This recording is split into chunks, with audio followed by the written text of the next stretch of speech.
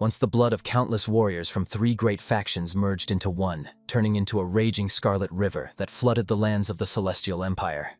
The whole matter is that in those cursed times the great demonic war broke out. A prolonged nightmare, leaving behind only ashes permeated with flame and despair. Fortunately, this madness finally came to an end, but only thanks to the unification of the rulers of each of the warring sides. 19 years have passed since that fateful moment. The unsuspecting common folk call the current era the time of great peace. However, in reality, hidden from all eyes, at this very moment the greatest war in the entire history of the Celestial Empire was unfolding. A certain warrior, slowly wandering down a dusty street, carefully studied a report on systematic embezzlement of funds from the divine cult and leakage of secret documents of the Murim Alliance. Moreover, unauthorized surveillance was conducted on certain members of the cult. Whoever dared to allow such a thing was definitely a degenerate, unworthy of the right to live. Such scum should be exterminated to the 3rd generation. The traitors continued to penetrate deeper and deeper into the structure of the cult, and finally dared to poke their nose in to spy on the sacred lands of Mount Tianshan. Surely all this was done with the silent blessing of the cult's very leader. Finally, the traveler approached the majestic gates, where the guards instantly became alert and tried to drive the stranger away. The guards believed that the newcomer had no idea who exactly lived in these quarters. However, the wanderer knew perfectly well. This was the estate of a 5th-rank demon, the deputy commander of the military corps. After that, the traveler ordered the guards to stop wasting words and immediately fling open the damn gates before him, for he had a multitude of urgent matters. Of course, the guards were stunned by the audacity of the stranger, who fancied himself someone important, daring to command them to open the doors. The guards were about to explain that the vice commander's residence was by no means for such simpletons. However, the head of one guard was suddenly grabbed by his own comrade, ordering the man to obey the command. Immediately after that, he snapped his neck with a crunch, and the lifeless body collapsed to the ground. At that very moment, the second guard screamed desperately, finally realizing that traitors had infiltrated among their own people. But it was too late. The one who had secretly served the warrior all this time had already brought down his blade, severing the unfortunate man's head from his shoulders.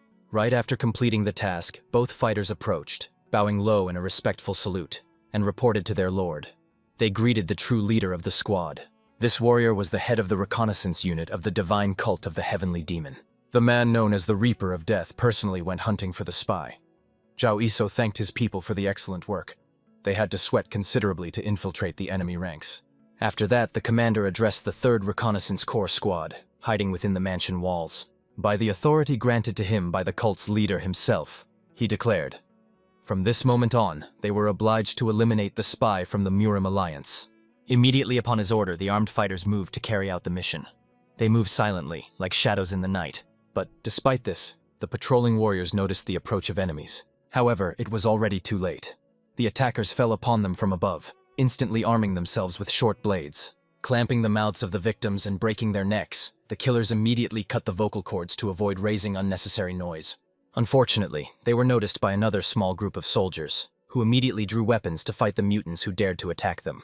However, the enemies proved to be ruthless and deadly. The defenders were defeated in a matter of moments. Realizing the loss of control over the situation, one of the surviving warriors rushed to the vice commander to report the emerging threat.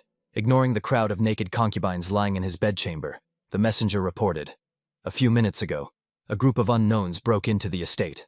They began attacking their people and were doing so quite successfully. Of course, the 5th-rank demon and Corps Vice Commander Yenwu was extremely irritated by the news he heard. The old man could not even believe that someone dared to attack his own home, and the warrior hastened to explain. The situation is rapidly escalating. They still do not fully understand what is happening, and barely manage to hold back the attackers. Obviously, Yenwu considered his subordinates simply useless idiots distracting him from important pleasures just as he was getting warmed up. The vice commander decided that some bunch of crazy bandits had come to him. However, in that case, his men would have easily dealt with them. The soldier begged the vice commander to hurry up. At this rate, there would be no trace left of their fighters. However, before setting off, Yenwu pressed the blade of his sword to the warrior's throat, demanding that he immediately say who he actually was. Of course, the unfortunate man fearfully begged the vice commander to come to his senses, not understanding why he was behaving so aggressively. However, Yenwu reminded him. He remembered perfectly everything that belonged to him. Money, treasures, women with whom he spent nights, and even the lowest servants under his command, every single one. But no matter how hard the old man strained his memory, he could not recall the face of this warrior. It seemed he had never seen him before. Therefore, the vice commander grimly repeated the question. Who was this man really? To be honest, the newcomer was disappointed that the 5th-ranked demon did not fall for his trick. If he had managed to lure the old man outside, everything would have been much easier. Peeling off the artificial skin from his face, the scout praised the vice commander. Although he was an old man, his attentiveness deserved credit. After all, not everyone in his place would have noticed the deception. Finally, Yenwu realized exactly who was standing before him. It was Zhao Iso himself, known as the Mad Dog of the Counterintelligence Corps. Reeling backward, the vice commander wanted to know, what was this youth doing here at all? The question seemed rather foolish to the young scout. He informed the old man. They had received a report stating that Yenwu was a spy. Of course, he was struck by the monstrous nonsense with which he was undeservedly accused. The 5th-rank demon considered it impossible to find a cultist more reliable than himself, and they dared to call him a spy. However, ignoring the old man's outraged cries, the Reaper explained the essence of the matter. About a week ago, near the Hubei province, Enwu attacked a trade caravan. The vice commander not only killed all the merchants but also raped the women. Of course, Enwu saw no problem in this. Zhao Iso himself should know perfectly well. In their cult, this is just one of the traditional ways to have fun, nothing more. Therefore, the old man found it surprising that the Mad Dog of the Counterintelligence Corps thought to play the saint. But he coldly explained, they also received intelligence mentioning that these merchants were secretly connected with the Murim alliance. So the so-called way of entertainment was just a cover so that Enwu could meet with his handlers. It was obvious. The demon deliberately attacked this caravan to contact his liaison.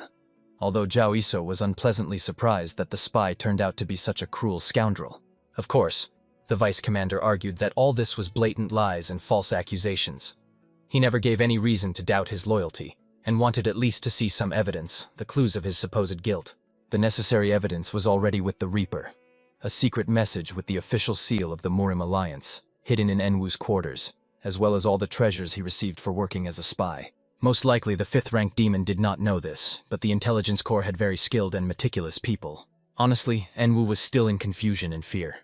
He had no idea how the secret message and treasures could have ended up in his house. Something was clearly wrong.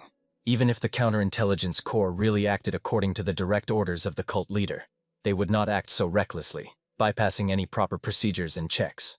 Now Enwu had the feeling that this entire spectacle was originally constructed just to take him into custody. However, the vice commander was curious. Who could have set him up in such a way? After all, no one would go so far as to get rid of him. But it was enough to look at the Reaper's face for everything to become clear. It was Zhao Iso who was behind all this treachery. Therefore, the enraged Enwu immediately rushed at him with his blade, so as not to allow the bastard to pull off such tricks anymore. However, the young scout easily knocked the weapon out of the 5th-ranked demon's hands with his bare hands. Immediately after that, he intercepted the blade and, as if the old man weighed nothing, slammed his head into the ground. After that, Zhao Iso broke the enemy's leg with a crunch as a warning. Of course, the 5th-ranked demon was extremely angry that some spy dared to accuse him of betrayal. But saying these words, now Enwu behaved exactly like those traditional degenerates. Honestly, the hero could not even imagine daring to say something like that in the presence of the squad leader of the Counterintelligence Corps, who obeyed only the direct orders of the cult leader. The Reaper ordered the man to kneel and accept his fate, for he was about to announce the leader's decree. It stated that Enwu, a 5th-ranked demon, had committed a crime, the truth of which had reached the leader himself through informants. For the vice commander, this was terrible news. Therefore, according to the doctrine of their cult, he faced the corresponding punishment. However, Enwu still fought with all his might. Grabbing the blade, he tore the cult leader's decree. After that, the old man started running. The disappointed Reaper sighed heavily because this man dared to desecrate the order of their leader. Therefore, he proclaimed, as the leader of the 3rd detachment of the Counterintelligence Corps according to their doctrine, he is obliged to eliminate the spy Enva. By the time the official part of the announcement was finished, the 5th-ranked demon himself had managed to escape from his dwelling.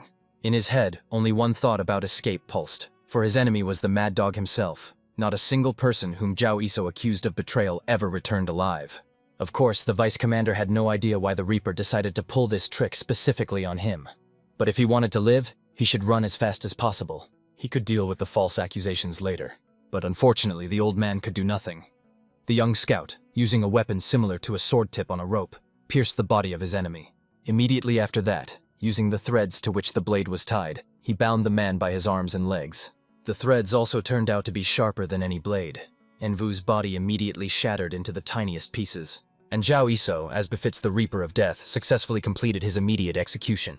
Only at the last moment did the dying man decide to find out who had ordered him. After all, such accusations could not have arisen from nothing. However, the hero, despite this question, maintained absolute composure. In his soul, he smirked, understanding that the old man was mistaken in asking the wrong question. He should have found out why the choice fell on him specifically, and not on someone else. As is known, in their cult it is common to be falsely accused, commit a crime, and then die in vain. In this damn cult, such things happen all the time. Everyone working here must be prepared for this. The events moved to the outskirts of the 10,000 mountains of the heavenly demon cult. The hero finally dragged a huge cart to a small house on the edge of the mountain.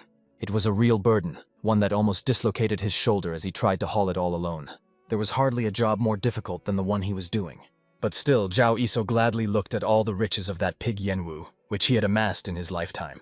It was obvious that the old man had so much gold precisely because he immensely loved a life of leisure. The young scout could only be grateful to the vice commander. He was an excellent member of the heavenly demon cult. Although it was for this very reason that he was eliminated. Zhao Iso wanted Yenwu not to worry in the afterlife, because he would definitely take care of all his riches. After that, the hero decided to take care of the other matters that awaited him. Finally, he flung open the doors of his house, carefully looking around. The hair he left in the doorway was still there. The arrangement of the tables, the folds on the carpets, even the cobwebs on the windows, everything was in its place. Only now, after checking everything, was he able to calm down and finally let his hair down. And the reason Zhao Iso cared so much about his safety was that he was a spy. More precisely, he was a member of the secret organization of the Murim Alliance called the Hidden Pavilion. After signing the peace treaty 19 years ago, the leader of the Murim Alliance completely distrusted the sinister factions. That is why, in order to prepare for the future, he founded the secret organization. It consisted entirely of people who had undergone the harshest training and completed countless secret missions. Several of its members were sent to the lands of evil and demons with a single task: to await further instructions. And one of these sent people was precisely our hero. The reason for his being here was quite strange.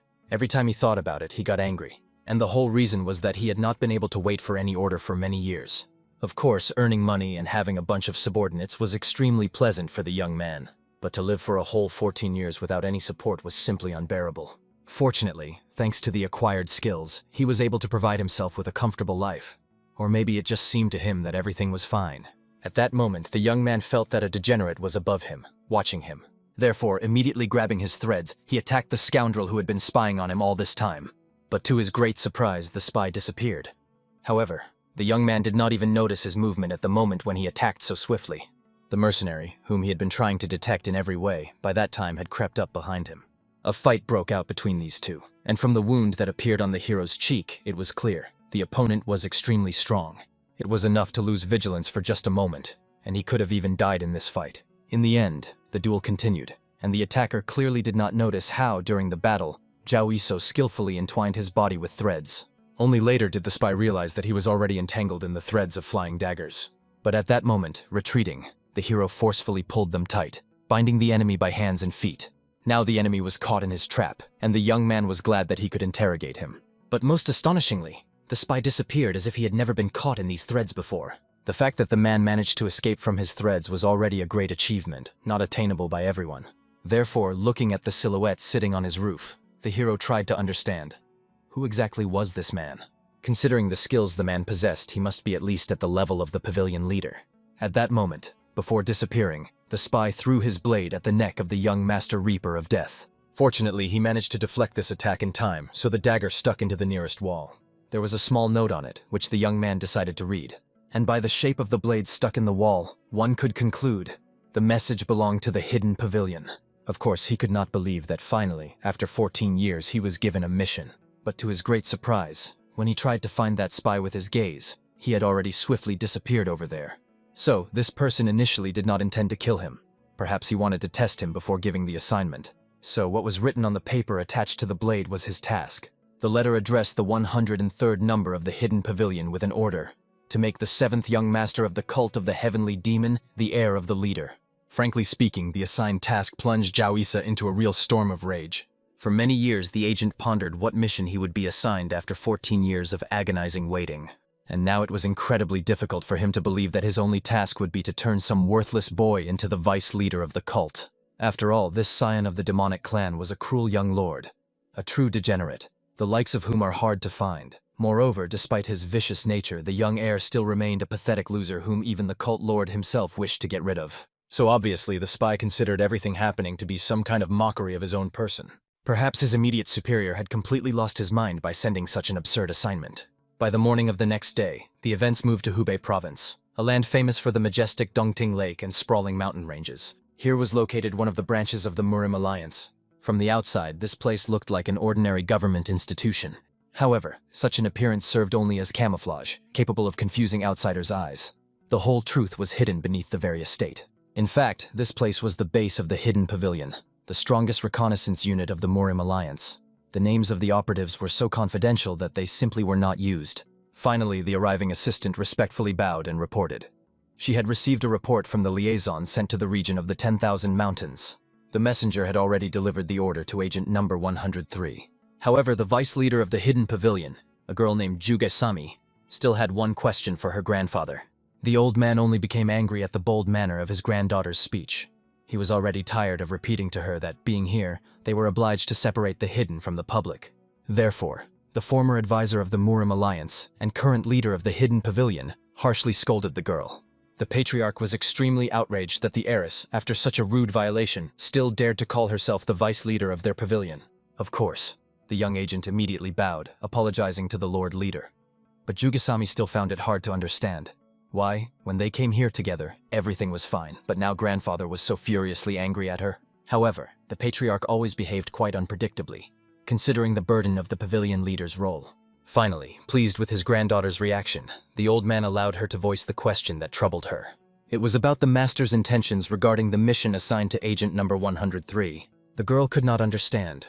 Why did he assign a spy, who had not been active for a whole 14 years, to turn some scum into the vice leader of the cult?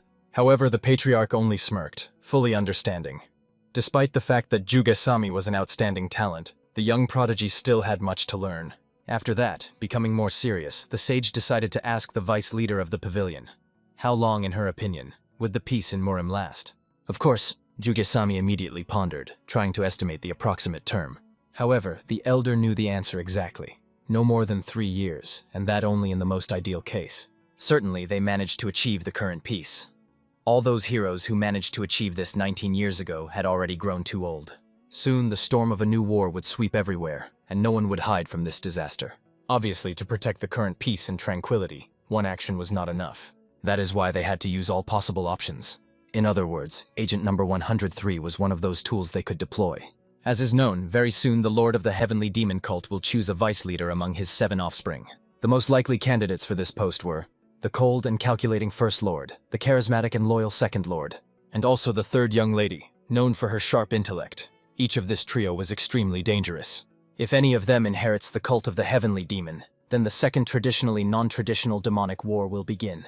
This also meant that finally, after 19 years of waiting, the seeds sown by the Hidden Pavilion would finally bear fruit. Each of these seeds, each planted fighter, was nurtured for a single purpose: universal peace. Hearing such wise words, Jugesami respectfully bowed, thanking the pavilion leader for satisfying her curiosity. After that, it was time for the young agent to go meet with other members of the pavilion. The old man said goodbye to his granddaughter, promising that they would meet again during the general report. Left alone, Juk Sanlong remembered the spy who had been inactive for a whole 14 years. The patriarch clearly remembered the first meeting, which had taken place a very, very long time ago. At that time, this boy, being a child, was already filled with hatred for the whole world. However, out of love for his only close relative, the young agent chose to live in the shadows. In exchange, his younger brother was accepted into a worthy family. However, what Jugesami did not suspect was this: no operative was left inactive for so long just like that. After all, Zhao Iso was the best disciple in the entire history of the Hidden Pavilion. At the age of 14, the boy had already mastered elder-level techniques. The Alliance leader himself recognized him as a heavenly genius. The young warrior was called the most lethal blade that had been hidden until that very moment. Therefore, Juge-san could not wait to meet agent number 103. The master was curious to see how much this young man had grown and matured. While the patriarch pondered this, the protagonist had just reached the settlement of the craftsmen of the Heavenly Demon Cult. The agent walked among many people who had no idea what role Zhao Iso would play in their future lives. The operative himself was thinking about the damn elders from the Murim Alliance. The more the spy thought about it, the more irritated he became. The youth was annoyed that first he was thrown into this remote mountain valley, and now he was given such strange orders. They even sent an extremely experienced martial arts master to him. Such are rarely found even in the Hidden Pavilion itself. Perhaps the elders sent the mentor to make sure the agent was still as strong as before. Zhao Izo also remembered the very day he became a member of the Hidden Pavilion, on the condition that his younger brother would be accepted into a worthy family. On the same day, poisonous centipedes were sealed in the heart of the young man. From that moment, he became a puppet allowed only to go in the direction pointed by their blade. Well, now the operative definitely had no choice. He needed to complete the new given mission, and the spy decided to start his journey from the Jagal Training Pavilion. As is known, every self-respecting agent must have a network of useful connections. The key among them were a group engaged in cleaning crime scenes after missions, the White Raven Pavilion, a group secretly spreading the latest news from the Central Plains, disguised as an ordinary tavern near the 10,000 Mountains, the River Willow Guest House. And there was also a place that looked like an ordinary training pavilion from the outside. But in reality, only the chosen knew its secret. In this place, all the secrets of the cult of the Heavenly Demon were sold. This was the very Jagal Training Pavilion the main character thought he could not have imagined. These people would so brazenly conduct their affairs, hiding behind the name of the prestigious traditional Jagal clan as a signboard. The audacity of these dealers never ceased to amaze the operative. But considering that they earned a living with such a dubious business among the most dangerous members of the cult of the Heavenly Demon, no less courage was to be expected from them. Finally, the spy went inside and, to his surprise, found a girl walking between the shelves. Of course, the young man could not help but be amazed that someone had arrived here before him. However, the spy immediately recalled one of the most important skills of an agent: the ability to assess other people with minimal information. At first glance, the stranger had flawless silky hair. She also had an elegant neckline that attracted attention, so the average person would be captivated by this beauty.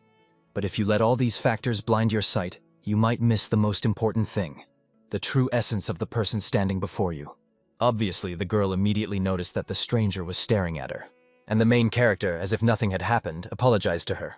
The young man honestly admitted that he was staring at the beauty, since in these places it was rare to meet such an exquisite disguise. Be that as it may, the operative was very glad to meet this young lady, after which he decided to find out what book she had come for to this study pavilion. The agent suspected that perhaps the stranger was interested in some secret guides on how to enchant her beloved. If this was really true and he guessed correctly, he could even give her some recommendations. After that, carefully watching the reaction, the spy went to the bookshelves where the needed book was supposed to be. The girl, however, was outraged by the vulgarity of this young man. She could not even imagine that even in such a place some strange guys would start harassing her. And of course, the beauty hoped that the young man was ready for the consequences of his actions. However, Zhao Iso, as if nothing had happened, warned, the girl needs to be more careful if she wants to tie her life to some scoundrel, using the secret guide. Although the agent also perfectly understood that this probably should not concern him, the young lady herself must realize the consequences of her actions at such an age. The angry lady could no longer hold herself back, directly calling the main character a degenerate. After that, scorching the operative with her gaze, the stranger ordered the guy to watch his rotten mouth better. Otherwise, his long tongue might soon become the cause of the impudent man's premature demise. However, Zhao Iso was not the least bit intimidated by her attempts to scare him. Therefore, the lady just passed by him, forcefully hitting the young man with her shoulder. The agent laughed a little, admitting that he liked such girls. Tough ones. The spy even suggested to the beauty to meet again. To lure her into his nets, the operative was ready to give recommendations about books in the study pavilion. However, the stranger left, slamming the door and leaving the young man in awkward silence. The agent was pleased. He managed to pull it off on the first try. At that moment, another man appeared behind the young man, wandering in the Jagal Pavilion. All his questions about what kind of madman could have caused all this commotion in broad daylight immediately disappeared when he saw the main character. This man was Jagal Guirin, the daring owner of a shop located in the 10,000 Mountains, the heart of the cult of the Heavenly Demon. He was also a man who called himself a descendant of the Juge clan. Now the owner was scolding the spy for behaving so disrespectfully with his dear guests, and demanded that the guy say what he needed and quickly get out of there. Struck by the anger of this stern old man, the young man immediately began rummaging through his clothes.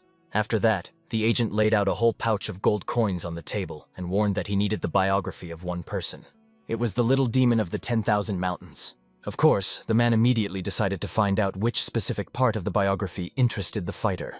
But the answer was obvious. The operative needed to know everything thoroughly about this person. From these words, Juga Guirin immediately understood. The guy was clearly up to something bad. But the main character did not report on his actions for an obvious reason.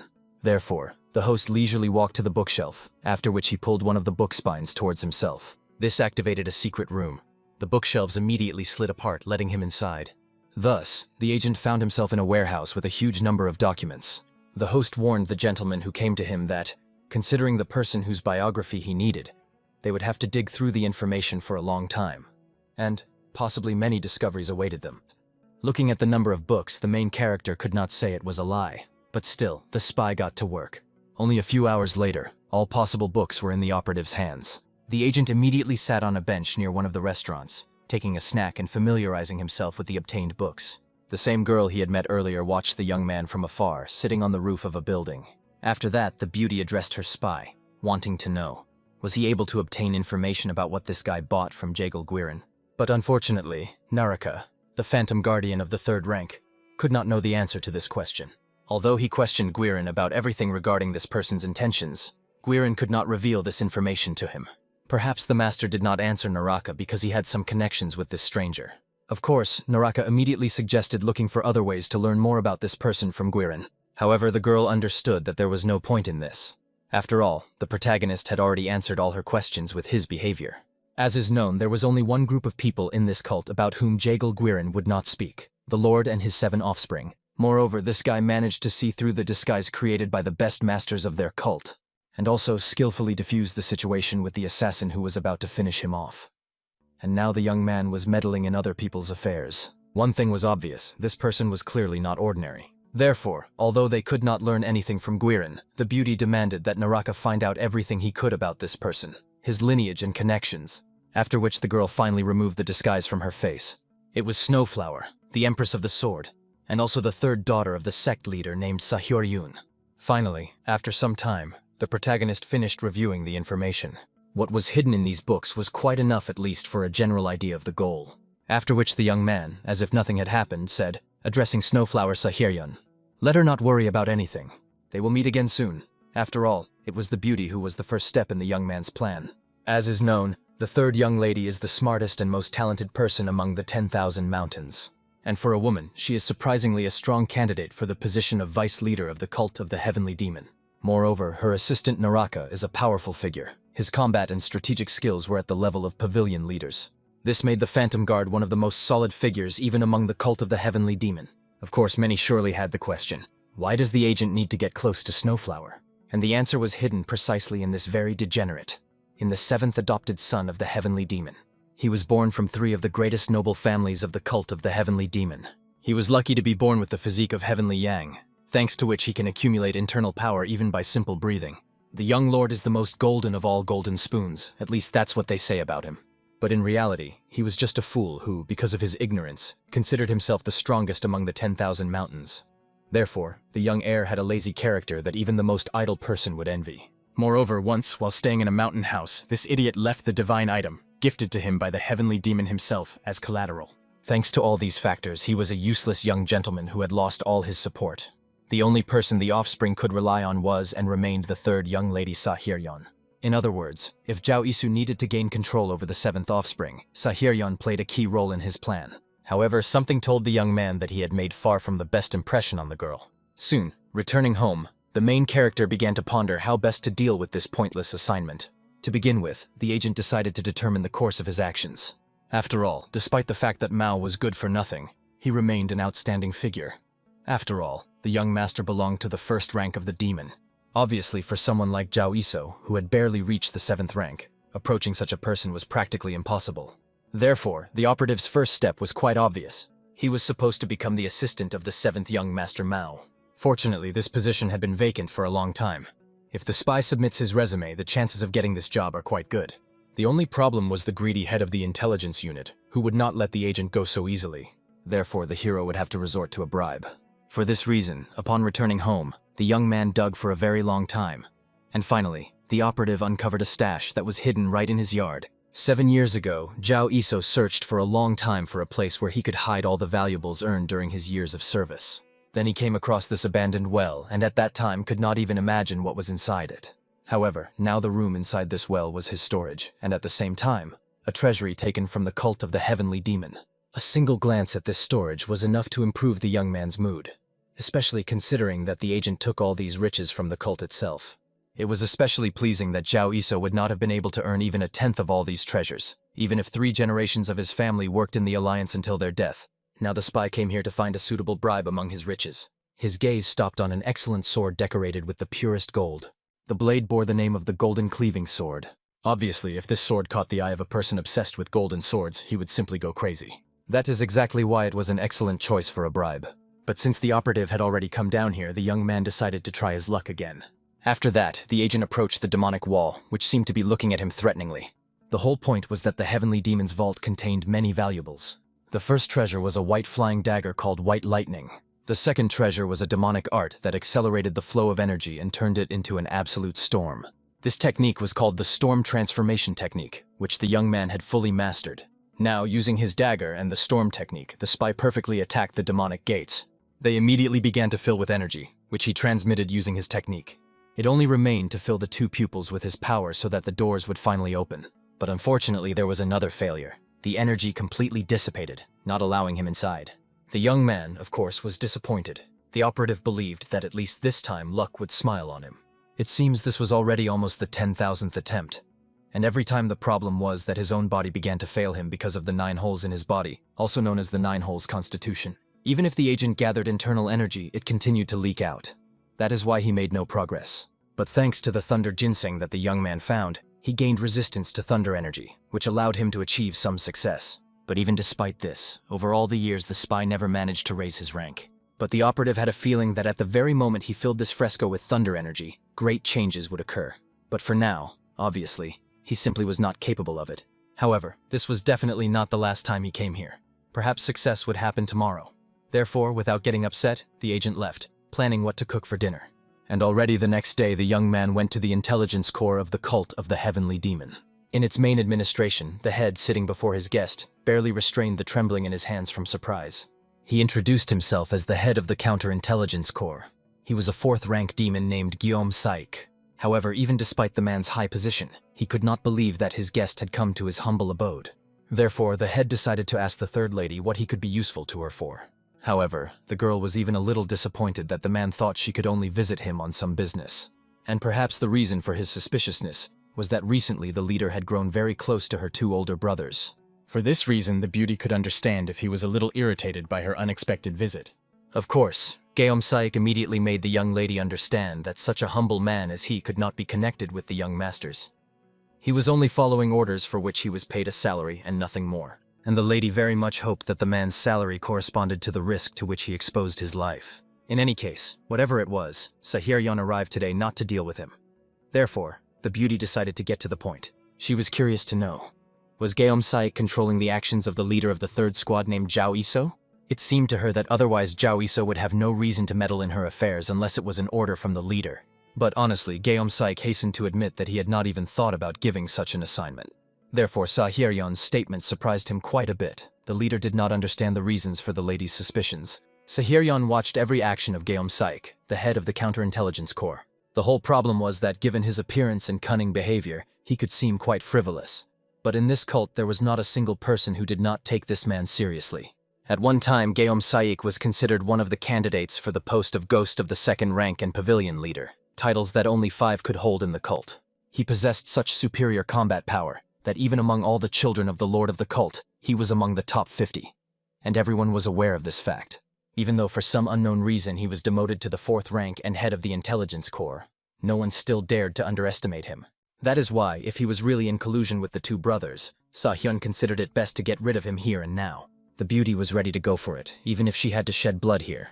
Guillaume Saik himself carefully watched the behavior of the lady who came to him.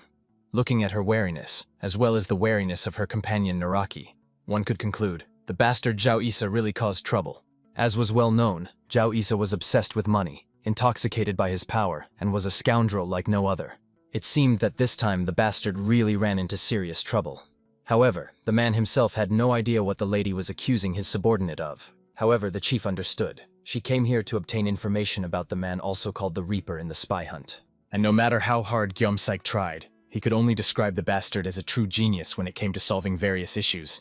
After that, a long silence hung in the room, which no one dared to break. Having heard everything, Sahyun realized it seemed Guillaume Saik had already said all the information he had about this man. However, the beauty warned. If the chief did not tell her something specific, her patience would run out. And Guillaume Saik himself perfectly understood. The lady might be displeased with how he dared to treat her. However, before getting upset, the man decided to find out. Did Sahyun happen to extort money from the young man? Is it possible that she insulted him somehow right to his face or resorted to violence? Naraka, of course, was outraged that Saik dared to say such things about the young lady. However, he hastened to explain. If they did not cross Zhao Iso's path in any way, that was a huge relief. But if it turned out that they somehow annoyed him, the guests could be in big trouble. The girl herself was struck by the fact that the head of the counterintelligence corps reacted so strangely in such a situation. It seemed that perhaps Zhao Iso really had no connection with the chief. If the guy acted on his own, the beauty was very interested to know what his goal was. Saik himself, after thinking a little, asked the lady not to worry about the problems related to the hero. However, when Hyeryeon did not understand his words, Saik realized the girl seemed to be unaware of all the circumstances. Therefore, the man hastened to warn that all local cult members knew firsthand about the Reaper and the spy hunt. From 4th-rank demons to 5th-rank demons, no matter what power people possessed, they perished by his hand. Strangely enough, all the people who were on bad terms with him were soon exposed as spies with irrefutable evidence. In principle, Saik did not need to explain how the lives of those caught spying usually ended, since Hyeryeon herself should have understood this. And for this reason, Saik considered the main hero a true professional in his work. That is why they gave him an appropriate nickname. If something goes wrong, then, no matter who the young man's opponent is, the agent will sink his fangs into him until he dies. Therefore, among people, he was nicknamed the Mad Dog. However, Saik perfectly understood that the hero would never direct those fangs against the young lady. But she still shouldn't have gotten involved with the young man, although the chief was well aware that his former student would not take the foolish mentor's advice seriously. Therefore, he would not be offended if she ignored his words. Hyeryeon, having learned all she could from this conversation, decided to leave quietly. But in parting, Saik promised to reprimand the young man. However, the lady warned that she would conduct her own investigation. If, based on its results, Zhao Iso turned out to be innocent, then they would never meet again. The beauty would simply forget about this misunderstanding. That was the best option. It was thanks to this scheme that Saik had managed to survive all this time in his role as head of the intelligence corps. After which the girl, having said goodbye, went to the door. Until suddenly the man heard a familiar voice. It was Zhao Iso who came with a smile to greet the chief. And honestly, Saik was quite shocked that Zhao Iso had so unexpectedly decided to show up at work. It was a real nightmare. Therefore, immediately flying up, the chief ordered his guest to hide behind the screen at once. Of course, Naraka was outraged by such rudeness from the corps chief, who spoke to the lady in such a tone. However, he did not listen. Pushing them behind the screen, Saik thought that it would be a great opportunity for them to look at the guy from the outside, the one they were going to reprimand. So, while the guests hide behind the screen, the man will find out what the boy was planning. The most important thing was that they had to behave as quietly as possible. Finally, Zhao Iso entered the room, surprised that no matter how loudly he called the chief, he did not respond to his greeting. Moreover, it was surprising that when the agent entered, there was some strange demonstrative silence in the room. Usually, only spies caught red-handed reacted like that to his arrival. And Saik was amazed that Zhao Iso's professional deformation had gone so far. After that, the chief decided to find out why the young man had come here. Besides, who allowed him to burst into the office without permission? However, Zhao Iso did not remember Saik ever asking for that permission. The agent even thought that he behaved so strangely because maybe he was hiding some beloved girl somewhere here. Hearing this, Naraka was barely restraining his rage, asking the lady to give him an order, and then he would make Zhao Iso pay for his rudeness. However, Hyeryeon herself wanted to observe this young man a little, to find out, was the head of counterintelligence really unaware of the young man's actions? Maybe the young man was connected to someone else. It was a great chance to find out the truth. At that moment, Zhao Iso himself was amazed at his leader's irritability. After that, he placed an order for approval on the table before leaving.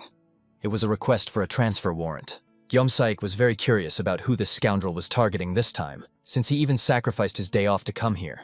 However, the main character was not going to explain himself, only asking the man to put his stamp so he could return to his business. The chief sighed heavily, realizing that it was useless to seek the truth from the young man who did not even want to listen to him. Well, to begin with, he decided to familiarize himself with the order. However, to be honest, after reading it, Saik did not even know how to perceive it. He was insanely angry when he found out that the cursed boy had sent him a request for translation. The agent tried to joke it off, implying that Saik had misunderstood him. Perhaps he had read something wrong, but he needed to hurry and just put his stamp. However, the enraged head of the counterintelligence corps instantly threw the young man's own translation request back at him, aiming it straight between his eyes. After that, he went mad at this disobedient bastard, who this time had crossed the line. After everything that connected them, this little devil decided to involve even the children of the lord of their cult in his schemes. Of course, the protagonist had no idea what the chief was talking about. He had done nothing yet, and the chief behaved as if the agent had committed some mortal sin. The head of the corps continued to attack the young man as if he was about to kill him. In the end, the frightened Zhao Iso had to ask the man to stop and just talk, since he clearly misunderstood him. However, Guillaume Saik did not want to listen to the snake he had warmed on his chest. Everything was clearly described in the letter. It was unlikely that Zhao Iso would decide to serve that person if it was not some hidden plan. The boss did not want to figure out what this guy had planned, as he was already tired of cleaning up after his messes. Therefore, he simply decided to send the agent to the other world before he caused even more trouble. And to be honest, Zhao Iso was struck by the anger of the head of the counterintelligence corps. He continued to accuse him of everything, and did not even want to listen to Zhao Isa, who denied his guilt. In the end, when the man attacked once again, the young man had already drawn his blade, defending himself from the incoming strike. As a result, the tip of the sword's blade was broken off and slammed into the hard wooden floor at speed. He looked stunned at his severed sword when Zhao Yiso explained that it had broken under the power of the golden cleaving sword, and of course, the leader was curious about where the hero had obtained such a treasure.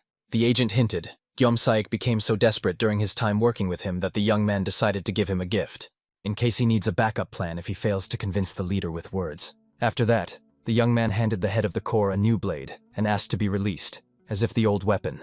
The time had come to part ways.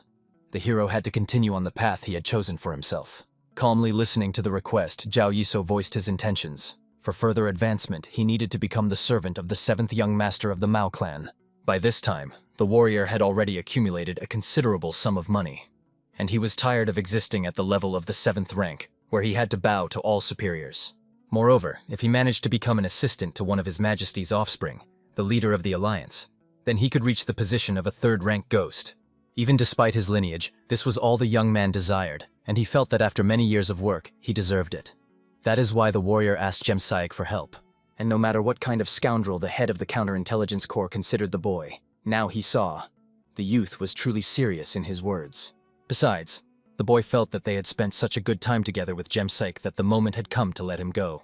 Honestly, the hero's position did not sound as if he had hidden motives. Perhaps he simply craved honors. But even if their conversation confirmed the petitioner's innocence, he was already on the list of the 3rd young lady, so supporting him was not easy.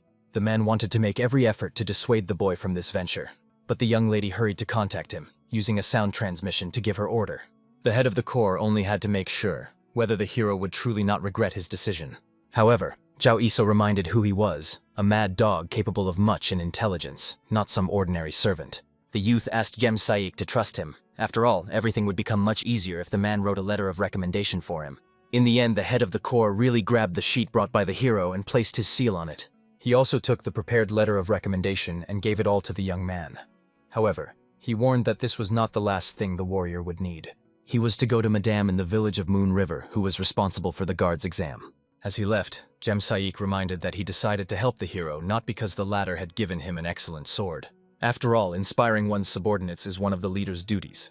Therefore, he hoped that since the young man had taken on this task, he would not mess up or disgrace them.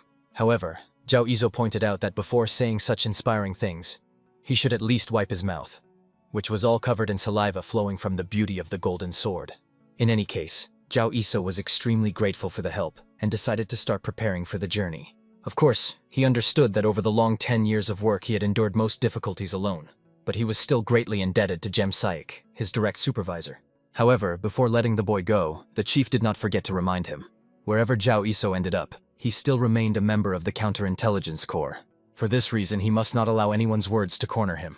Naturally, Gem Saik knew that the boy was not one to be easily broken, but still considered it necessary to give him this instruction. At first stunned, the young man smiled, thanking the captain for these words, after which he bowed in a farewell bow and hurriedly left, slamming the door behind him.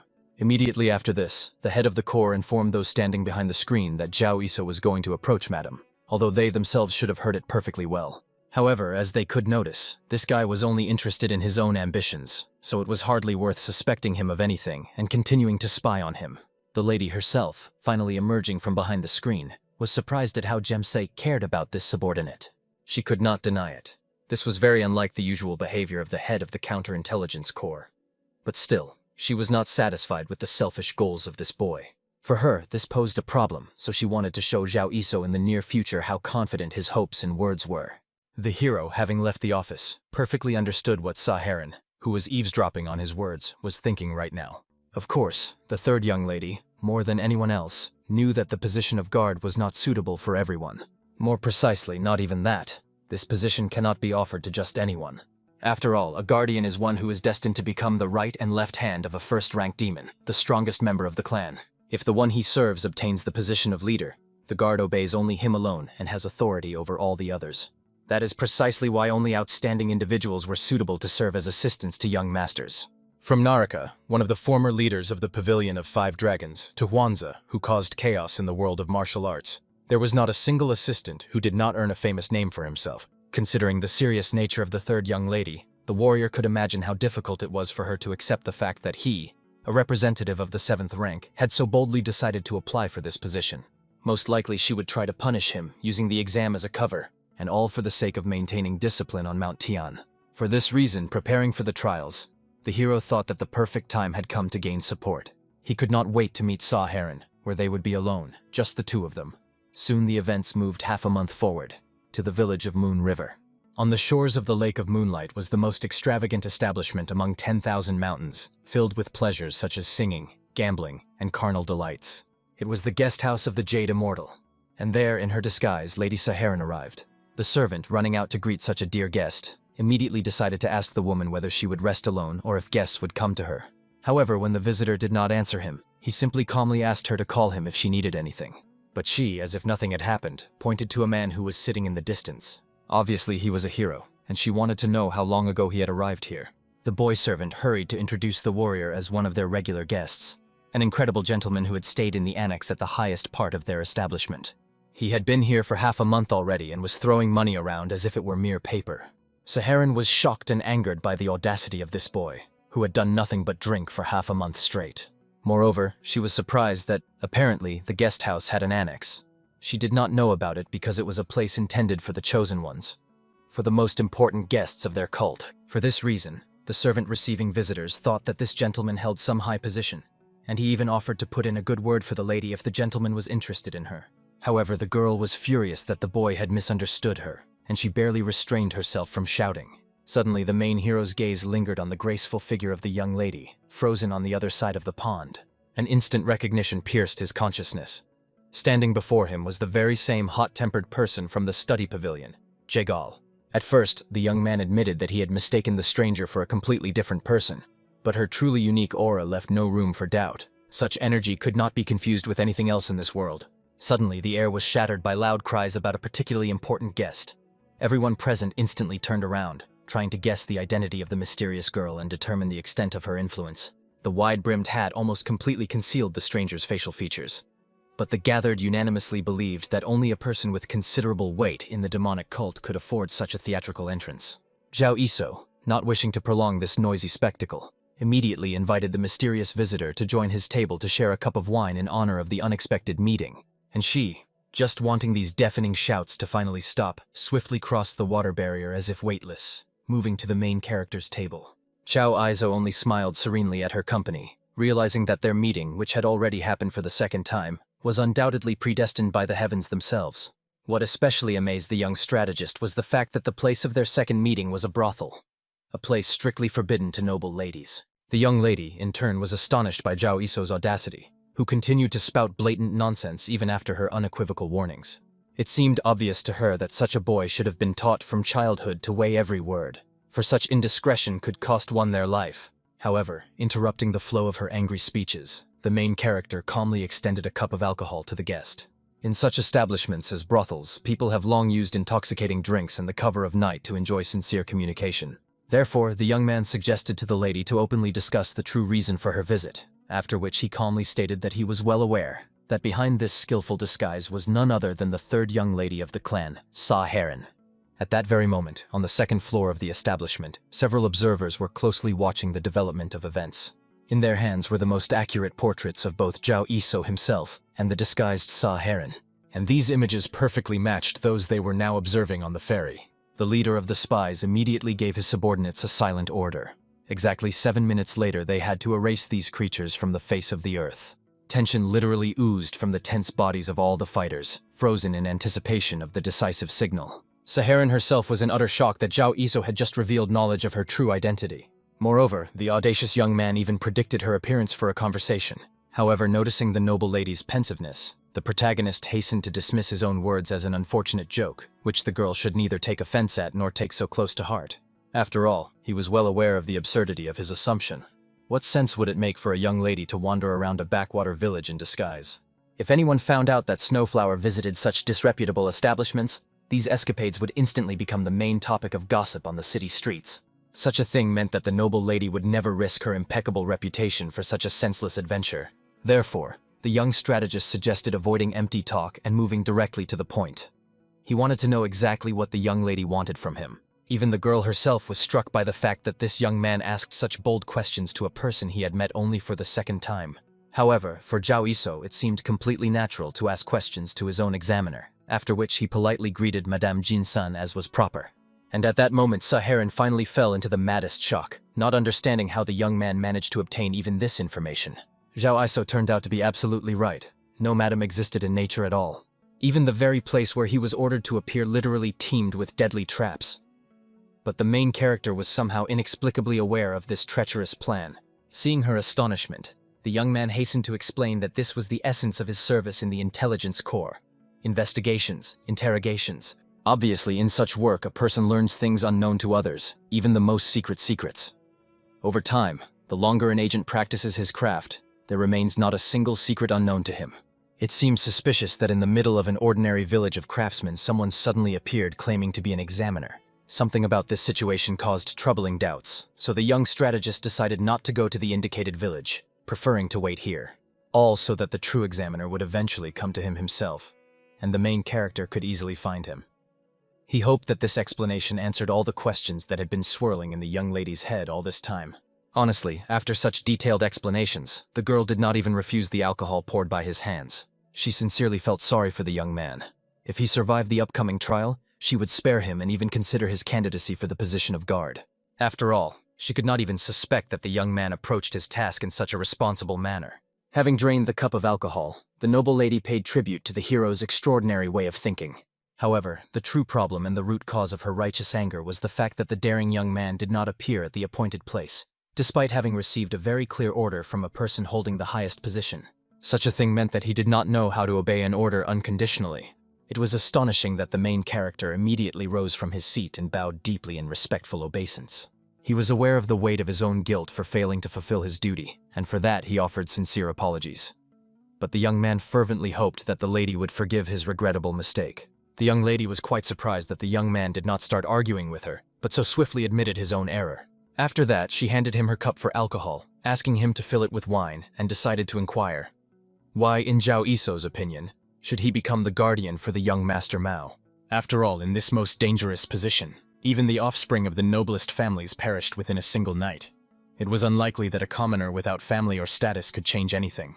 However, the main character explained, perhaps protecting the master was indeed beyond his strength, but he could make Mao so powerful that he would enter the top 3 young masters among 7 heirs in just 1 year.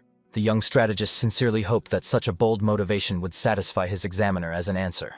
But honestly, in her eyes, this was an excessively absurd statement. This literally meant that the audacious youth wanted, by controlling Romeo, to overthrow either her herself or one of her 2 brothers. Of course, she had heard that Zhao Iso was somewhat unbalanced, and it seemed the rumors about his madness were not false. But still, the noble lady could not blindly believe loud words. Anyone could talk beautifully. Another question was whether the main character had enough true skills to fulfill this audacious promise.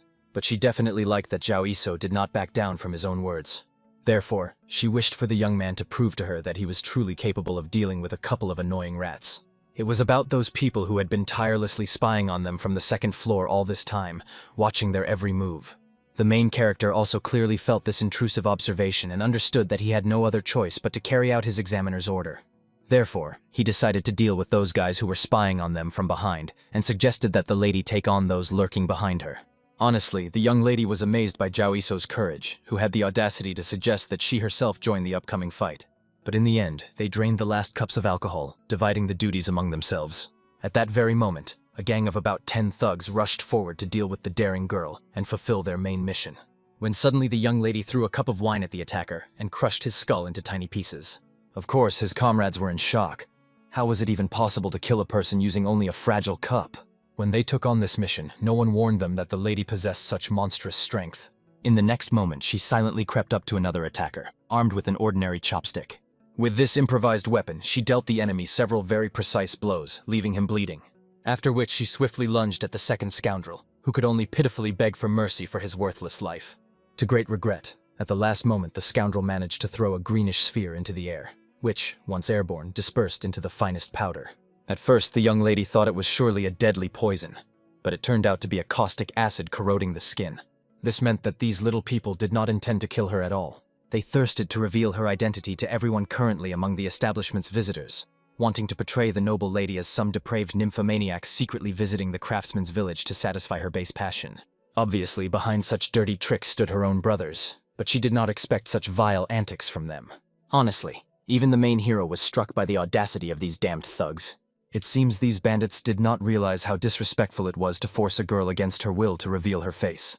The young man smiled and looked at the examiner anew, simultaneously helping to wipe away all the remaining caustic acid corroding the skin.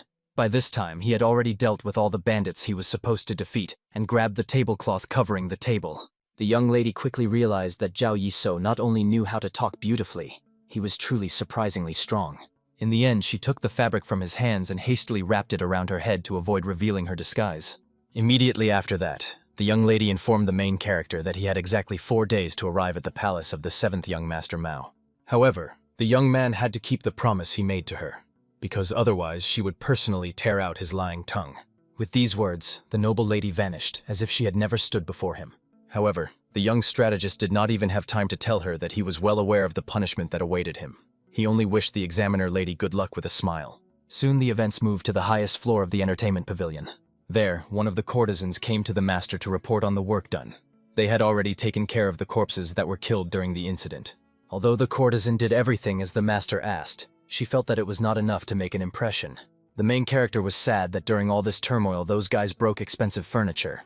But despite this, they played their role flawlessly. Therefore, the young man thanked the girl who helped bring his plan to life.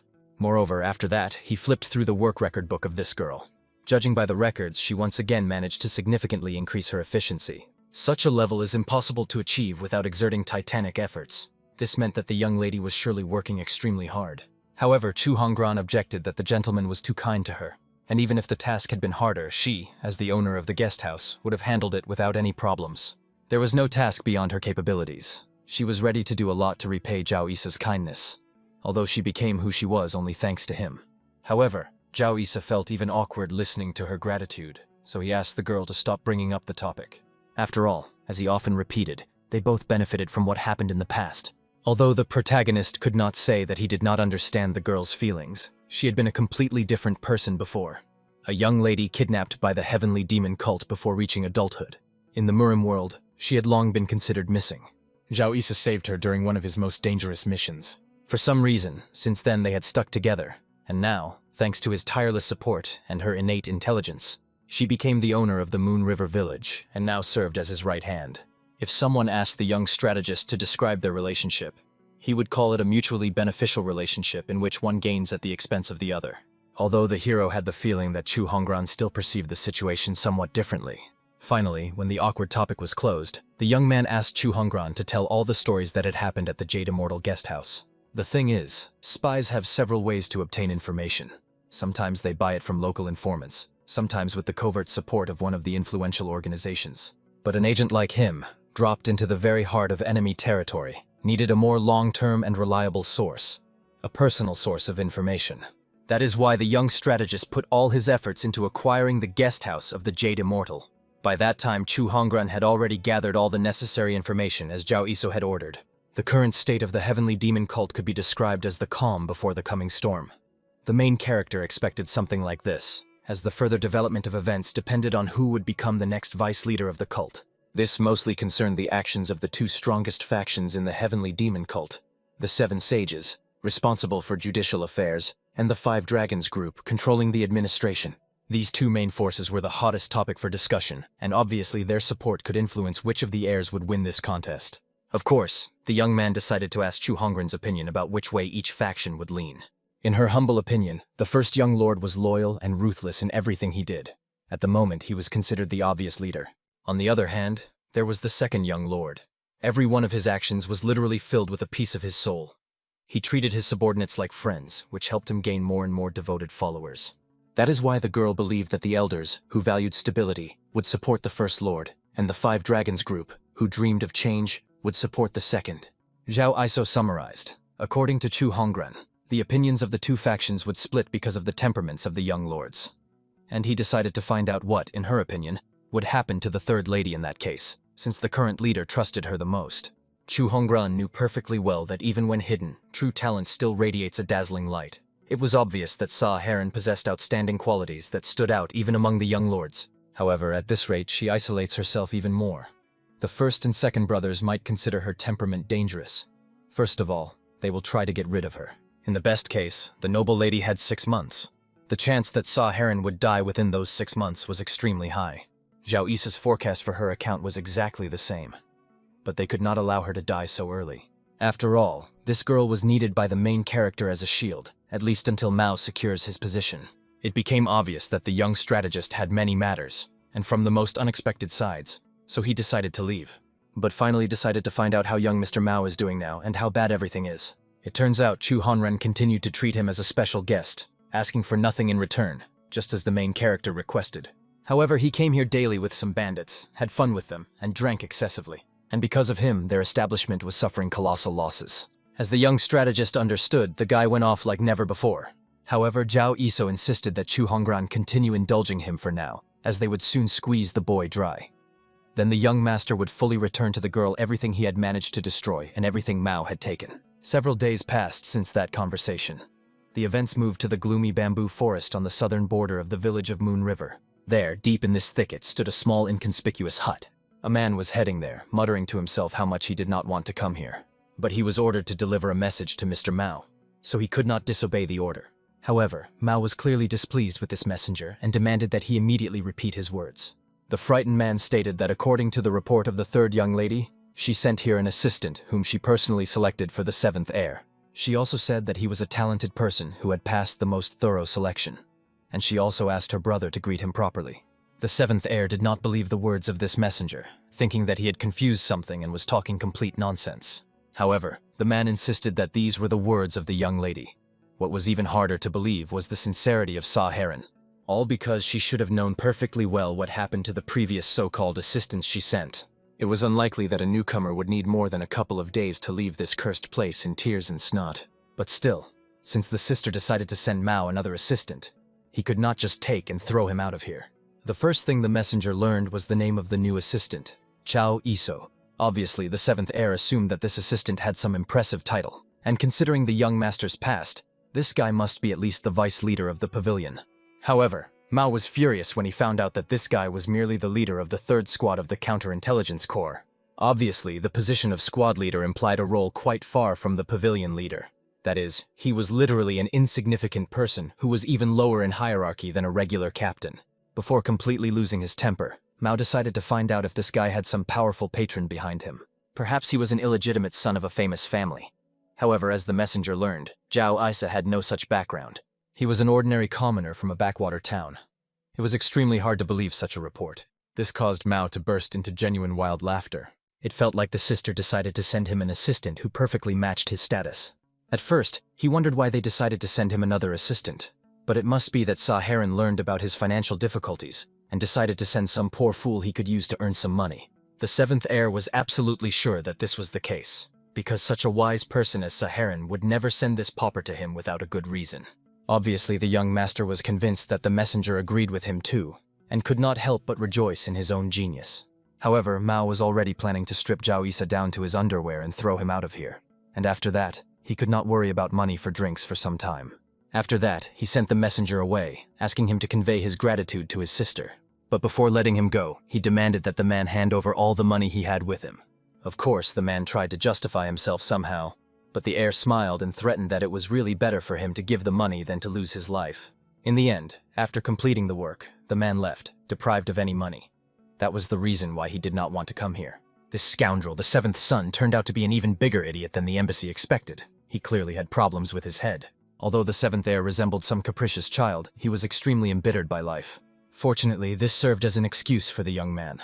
After all, If he had been a complete scoundrel in his right mind, Zhao Isa would have had to kill him. After that, the main character finally removed his disguise. It was pleasing that he would manage to avoid the failure of his mission, but still, he could not help but be furious that this impudent fellow dared to take all his money. After a couple of days, the young strategist came to the house as if nothing had happened, and very soon Mao was lying there on his knees, continuing to cough. The seventh heir clearly did not understand what had happened to him. He only looked fearfully at Zhao Isa, who stood over him, not taking his eyes off him. And all because, despite the idiocy of the seventh heir, the main character could not close his eyes to his misdeed and decided to teach him the first lesson. At that moment, events returned to the Murim Alliance, to the main office of the Hubei province branch. There sat Jegal Sami, carefully studying another report. Fortunately, the operation to infiltrate each of the regions was going completely according to plan. At this pace, soon they would be able to create a much stronger intelligence network in the territory of the unorthodox faction of the Heavenly Demon Cult. However, Jegal Sami still could not understand why her grandfather insisted so much that she wear a mask. Although she was the only one allowed in this archive, she was not even permitted to turn on the light, which made her eyes bulge. Starting from documents with ciphers and ending with special codes, there was not a single letter in this office that was easy to read. But apparently her grandfather was confident that his granddaughter's eyes could endure this trial. Lately, Jegal Sami often thought about requesting a translator, as she was beginning to tire of the eternal stay in this creepy place. And she was always covered in dust. She could try to find herself a job in some sunnier place. But suddenly the young lady came across a report from number 103, who, it seemed, had finally started working. However, the message stated that he had finally managed to arrive at the palace. If he had arrived at the palace, it meant that he had already reached the palace of the seventh young master. Although not much time had passed since the assignment was given, to be honest, the girl could not believe that the young man would really manage to make this psychopath the leader of the cult. Shortly before the main character visited Mao, he inspected the estate where he lived. However, everything here was extremely obvious. Ever since the young strategist arrived here in the guise of an ambassador, from the overgrown grass in the yard to the scattered trash everywhere, it was clear that this place was a real wreck. Be that as it may, the main character was extremely interested in what was on the mind of the seventh heir. No matter how deserted his estate was, he should have had at least a couple of servants. But surprisingly, it was too quiet here. It felt as if there was not a single living soul in the estate. So, wandering through the corridors of the estate, the young strategist thought that perhaps Mao was still resting in the middle of the day. When he approached the door, he heard loud snoring, which fully justified his suspicions. So, sighing heavily, Zhao Iso finally introduced himself as the new assistant and decided to find out if the seventh master was inside. He also asked the young heir to spare him a little of his precious time. The most surprising thing was that the man immediately woke up, allowing the young man to enter. The young man did not expect such a quick reaction, so he thanked him for the permission and apologized in advance for the intrusion. But it turned out that all this was just bait for Mao to attack the alien standing behind the doors, breaking the doors with his hand and aiming straight at the face. He greeted the pathetic squad leader in his palace, after which he demanded that he lay out all his money and get out of here. Otherwise, the seventh heir warned that the guest would get even more punches from him and would eventually run away anyway. However, what was astonishing was that the guy dodged his attack lightning fast and even grabbed the attacker's hand. In the next moment, Zhao Iso pulled the seventh heir after him, dragged him outside the doors, and threw him to the ground. After which he aimed his knee directly at the opponent's solar plexus and delivered a crushing blow. As a result, the young man, who fell to his knees and was breathing heavily, tried to recover from the sudden pain. The main character was finally convinced that Mao was an average scoundrel, which was exactly what one should have expected from him. But Zhao Iso could not let such a person get away with it so easily. As is known, in the cult of the Heavenly Demon there were 3 families occupying leading positions. Besides the duties of elders, they also served directly under the cult leader. For example, the prudent demonic sage, who was the intermediary from Mount Chung, the second elder Chong O-san.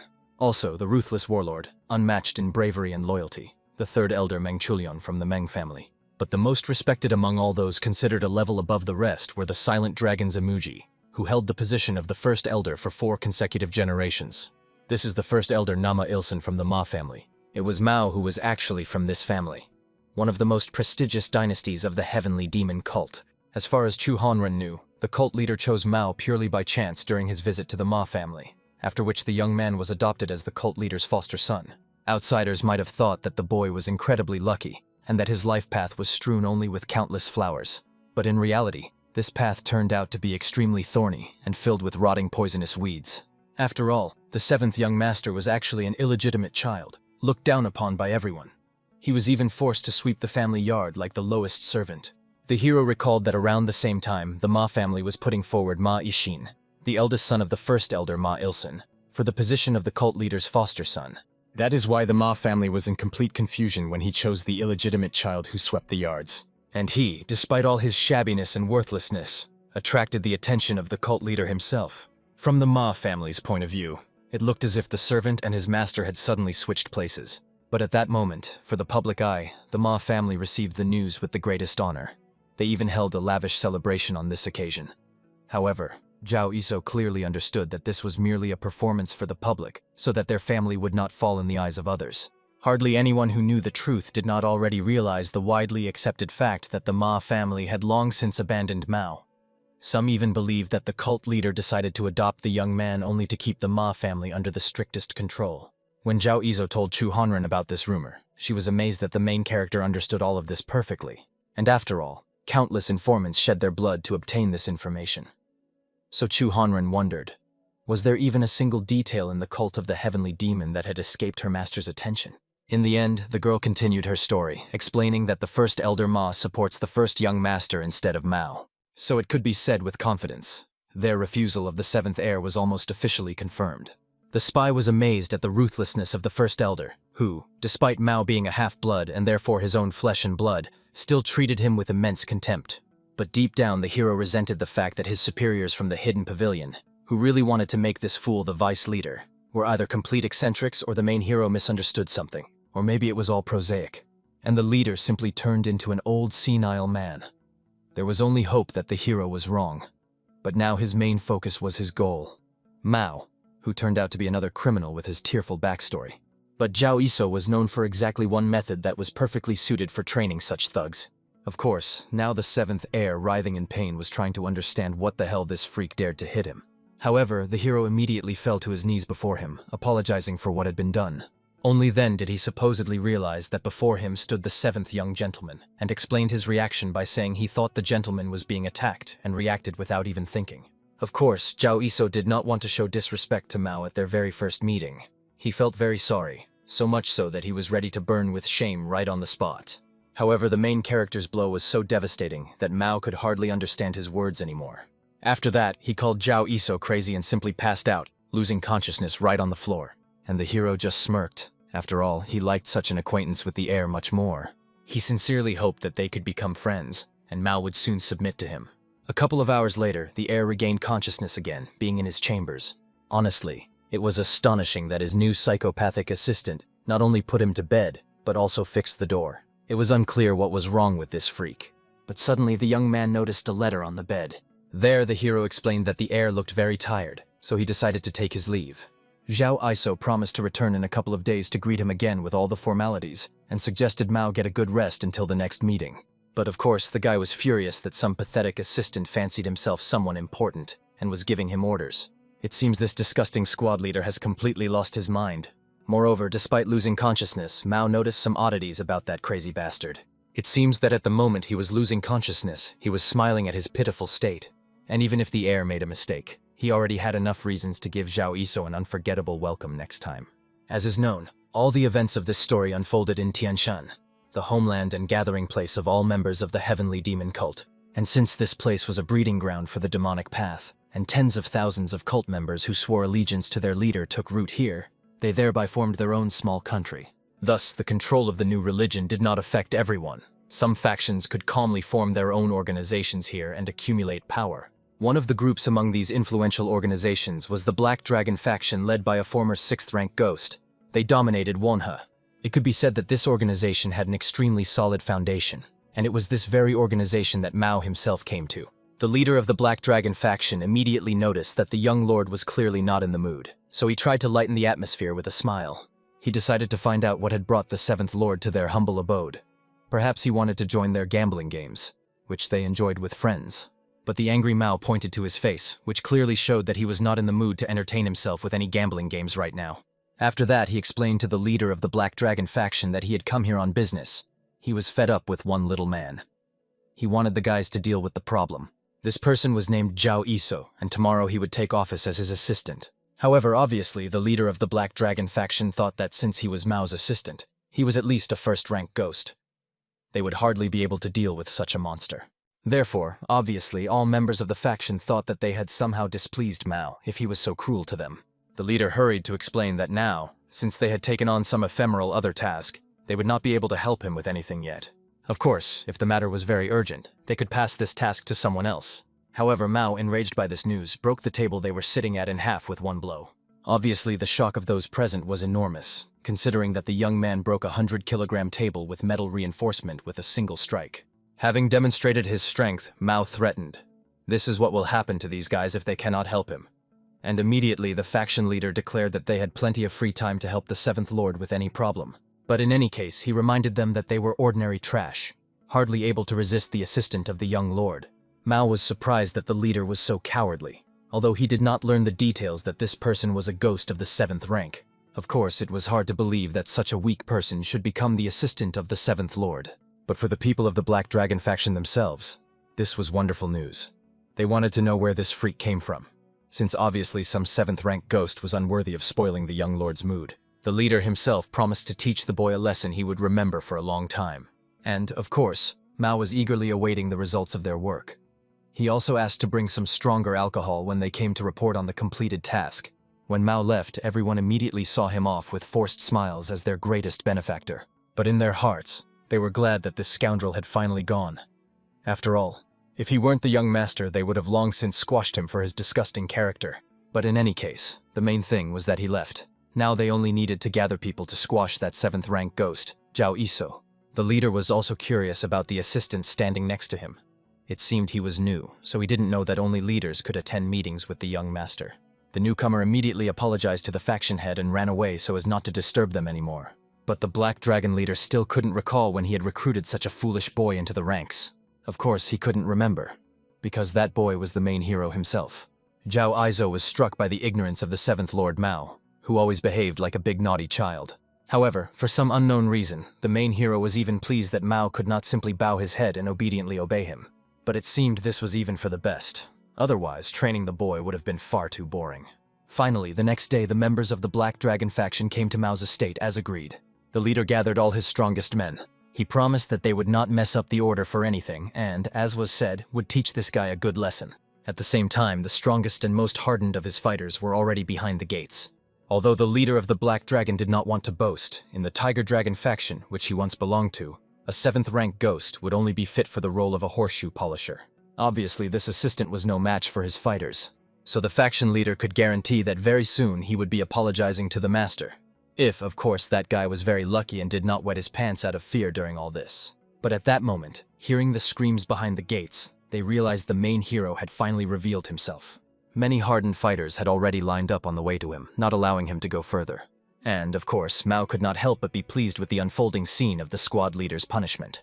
At that moment, the vice leader of the Tiger Dragon faction, nicknamed Som, approached the young man closely. He had heard that this kid dared to bother the 7th young master and had to pay for it.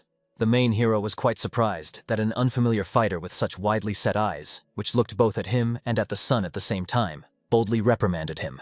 And upon learning that his name was Som, the young man realized this name suited him perfectly. However, the hero sarcastically remarked that a fish like a catfish had no place in the Black Dragon faction. He would understand if the man were an electric eel, but definitely not a catfish. And Som himself was extremely enraged that this bastard dared to compare him to some little fish, so, unable to restrain himself, he attacked. The leader of the Black Dragon faction, hearing the noise behind the gates, suggested to the Lord to come out and watch the scuffle. Although he told his men to wait for Mao himself to arrive, it seemed they could not hold back for long. Of course, the leader apologized for his men periodically acting as they pleased. Probably they had broken loose because they were too loyal to the 7th Lord. However, to the shock of those present, Zhao Iso, having dealt with Som, was rummaging through his pockets. Moreover, he was quite surprised. For a bandit, that one had too few coins. There was hardly anything to take, only a small bundle of golden shimmering coins. Of course, Mao wanted to know how the hero managed to defeat this fighter. The guy then feigned the most plausible surprise at the arrival of the 7th young lord. Bowing, he properly greeted the lord as his new assistant, reporting the start of the first day of service. Although a little earlier, the 7th Lord had caught him off guard, causing the protagonist to show disrespect to him. From this day, he intended to make amends. But Mao, obviously, did not believe a single word of his. Therefore, the 7th heir thought that this bastard was only joking, asking about his condition after that scuffle. However, Zhao Iso, showing no sign, as if nothing had happened, decided to ask his lord, who were those people waiting for him near the gates. He even thought that perhaps the lord was so kind as to gather these people for his welcoming ceremony, and was even glad that there were so many people. However, Mao warned that these people had come to congratulate him on his last day of life, and advised the guy to better refuse the position of assistant himself. But the young man reminded that, despite his modest origin, he had grand dreams. He hoped to advance up the career ladder as the assistant to the 7th young master, trying to cling to him like a lifebuoy. However, naturally, Mao understood that this idiot had come to the wrong place, since the reputation, like the 7th heir himself, had long since fallen to the very bottom. But the main character understood that the master was smarter than he seemed. Zhao Yisou knew him better than anyone else. All the heir needed to do was follow the instructions of his loyal assistant, and then he would lead him to the very top. But honestly, even an idiot like the heir found it very hard to believe such nonsense. It seemed that the boy was a real madman, but he himself did not notice it. And Mao even began to ponder his words, so he had to forcibly remind himself that before him was an ordinary scum, a pathetic ghost of the 7th rank. After that, he growled at the Black Dragon fighters, not understanding how long they would stand idle. And immediately, recalling the main task, to teach this boy a lesson, everyone grabbed their blades and began the fight. Rushing at the unarmed hero, they wanted to give him the warmest welcome possible. However, Zhao Yisou was in no hurry to defend himself. Recalling Mao's own words that the more, the better, he realized. In this regard, they thought alike. So the main character was ready for such a warm welcome. At that moment, everyone felt the approach of unknown people from above. The fighters in blood-red clothes surrounded their captain, not allowing anyone to come close to him. Of course, all members of the Black Dragon faction knew perfectly well what this blood-red attire meant. It was the Counterintelligence Corps, which had arrived here incredibly quickly at the first call of their leader, Mad Dog. Now, with their arrival, the hero believed they could rightfully begin the real welcoming ceremony. But soon the dissatisfied Gem Saik appeared, who could not understand the behavior of his former subordinate. He seemed not even to intend to wait for him for this welcoming ceremony. Of course, everyone immediately gaped in surprise when they personally saw the head of the Counterintelligence Corps. He was also the mentor of the 3rd young lady Sa Heron, one of the few chosen who had access to personal audiences with the cult leader, one of the strongest representatives of the new generation. Naturally, they wanted to know what a person of such caliber was doing here. After all, they were sure that Zhao Yisou was just an ordinary leader of some squad, and at that moment he was talking to Gem Saik as if he were an old friend. In the next moment, Gem Saik, along with the rest of his men, bowed, greeting the 7th young master and introducing themselves to him. Following him, all the spies under the Death Reaper's command also greeted him. Seeing the young heir's confusion, Gem Saik hastened to explain. Despite Zhao Yisou having left his home, he still remained a member of their family. That is why they had come here, to put in a good word for him and also to check his future place of residence. As far as Gem Saik understood, all this did not involve significant expenses, and this option suited him perfectly. At that moment, the leader of the Black Dragon faction had already mentally buried himself. He could not have imagined that by getting involved with a pathetic 7th rank ghost he would incur the wrath of the fierce counterintelligence members. Moreover, if the head of counterintelligence himself was so worried about this person, then for Gem Saik, Zhao Yisou was one of the key figures. The main character immediately turned to the scum who had no idea of their place in society and ordered them to get lost, since respected people had started to converse here. But of course, he could have taught them a lesson so that they would understand when not to interfere in other people's affairs. Therefore, the deathly frightened leader of the Black Dragon faction apologized to the young master for apparently having nothing to do here. After that, they thanked the master for everything and quickly scattered to their homes. Of course, Mao was shocked that these bandits had just abandoned him in such a difficult situation. And Zhao Yisou perfectly understood that for Mao, this had to be a good lesson in reality. When the 7th heir was nearby, these people behaved as if they were completely loyal to him. However, it was only a game, supported by the title of the 7th young master, an ordinary sandcastle that could be destroyed by the slightest touch. After all, in the end, the boy was just an arrogant and pathetic descendant who had not a single loyal subordinate, despite how much time they had spent together. And the very first step in the training of the main character was for Mao to finally understand and realize this fact. At that moment, having finished the greetings, Gem Saik finally realized what Zhao Yisou meant by his debut. Usually, the young man dedicated the head of the Counterintelligence Corps to his affairs, so the man thought the boy had some problems. But it turned out that he simply decided to break the will of the young heir on the very first day. This approach was quite in his style. The main character thanked the head of the Corps for his help, but asked him to leave. After all, although the 7th heir was his lord only in words, Zhao Yisou did not want to make a big scandal out of it, and the man himself understood this perfectly. However, Before leaving, he warned that if this job turned out to be too much for the main character, they were always ready to take him back. In the end, all the spies left as if they had never been there. Meanwhile, Mao, left puzzled, wondered who Zhao Yisou really was. It was quite obvious that he was a rather influential figure, but this only gave Mao more questions about his new position. Moreover, it became interesting to understand what Zhao Yisou's words meant about leading him to the top. However, the question seemed too obvious to the hero himself. Therefore, he reminded who was above everyone within the demonic cult. The vice leader of the demonic cult. The person who sooner or later would take the place of the cult leader and rule the entire martial arts world. The main character wanted to make the seventh heir precisely this vice leader of the cult. But of course, the boy thought that Zhao Yisou had problems with his head, and he often heard similar suspicions about his madness. However, these were only unfounded accusations. Therefore, Mao considered the main character a simple talker. After all, he could not possibly make him the vice leader, especially being a 7th-rank ghost. It was obviously impossible. But Zhao Yisou noticed progress. Although Mao called his ideas absurd, he still continued to consider various methods of achieving the goal. This meant that the boy was interested in the main character's proposal.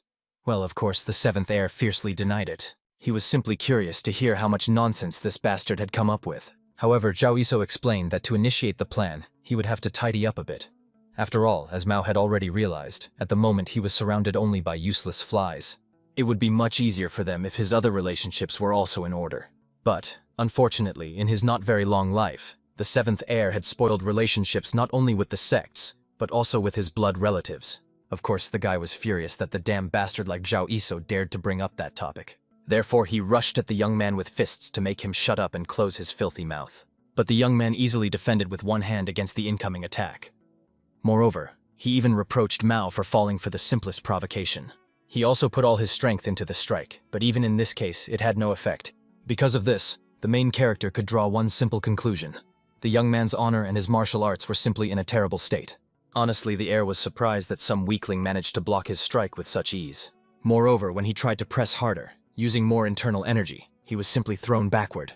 And Zhao Yisou hoped that from such a vivid demonstration of Mao's strength, he would finally realize how insignificant his power was as the honorable 7th master. However, even in this case, he had nothing to worry about. After all, Mao now had reliable support in the form of the mad dog himself, Zhao Yisou. Of course, first they needed to teach Mao manners. After that, Zhao Yisou would help him gain self-esteem and also improve his martial arts. He would be able to help do everything so that the 7th heir would finally be recognized. And these words instantly transported the boy back to his childhood, where he was more worthless than everyone else.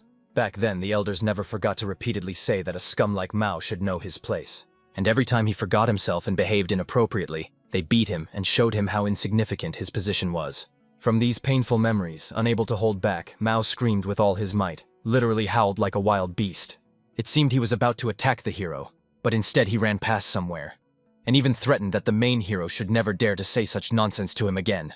Zhao Yisou did not expect such an escape at all. After all, obviously, anyone who wants to survive in such a treacherous demonic cult must have at least a little dignity. But this time the young man decided to let him go. Moreover, thanks to their small quarrel, the main hero was convinced that the rumors that Mao had the best energy center in the entire demonic cult were not far from the truth. After all, he made a quite decent strike. For a normal strike filled only with internal energy, it was surprising that the young man had such potential, which you wouldn't even find on Mount Tian. But the demonic cult continued to strongly ignore this young man. Even if he was a child from a mistress, he was still chosen by the cult leader himself. However, the main character could find out all the details during their next meeting. For now, he decided to leave the Wild Lord alone, at least for some time. This meant that now the young man could put all his efforts into tidying up the surroundings of the young lord. At that moment, Mao himself went to the city, and despite being among people, he still continued to curse the hero with all sorts of filth in his mind.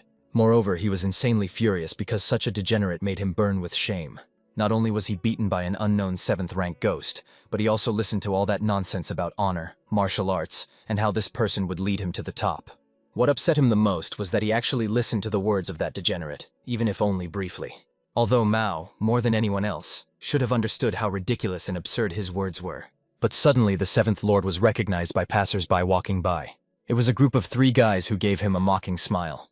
Moreover, it seemed that this trio was very glad to have met Mao in such an unexpected place.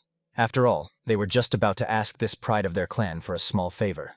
The central one among these three people was one of the trio of brothers who constantly tormented him in the Ma family. The young man was a fourth-rank ghost, a distant relative of the Ma family, and also Mao's cousin named Ma Jun. Of course, Mao had no idea why the first elder Ma Yixin's servant was even in this place. And looking at the two behind his back, one could easily conclude they were from the Elders' Council, as they literally wouldn't leave Ma Jun alone.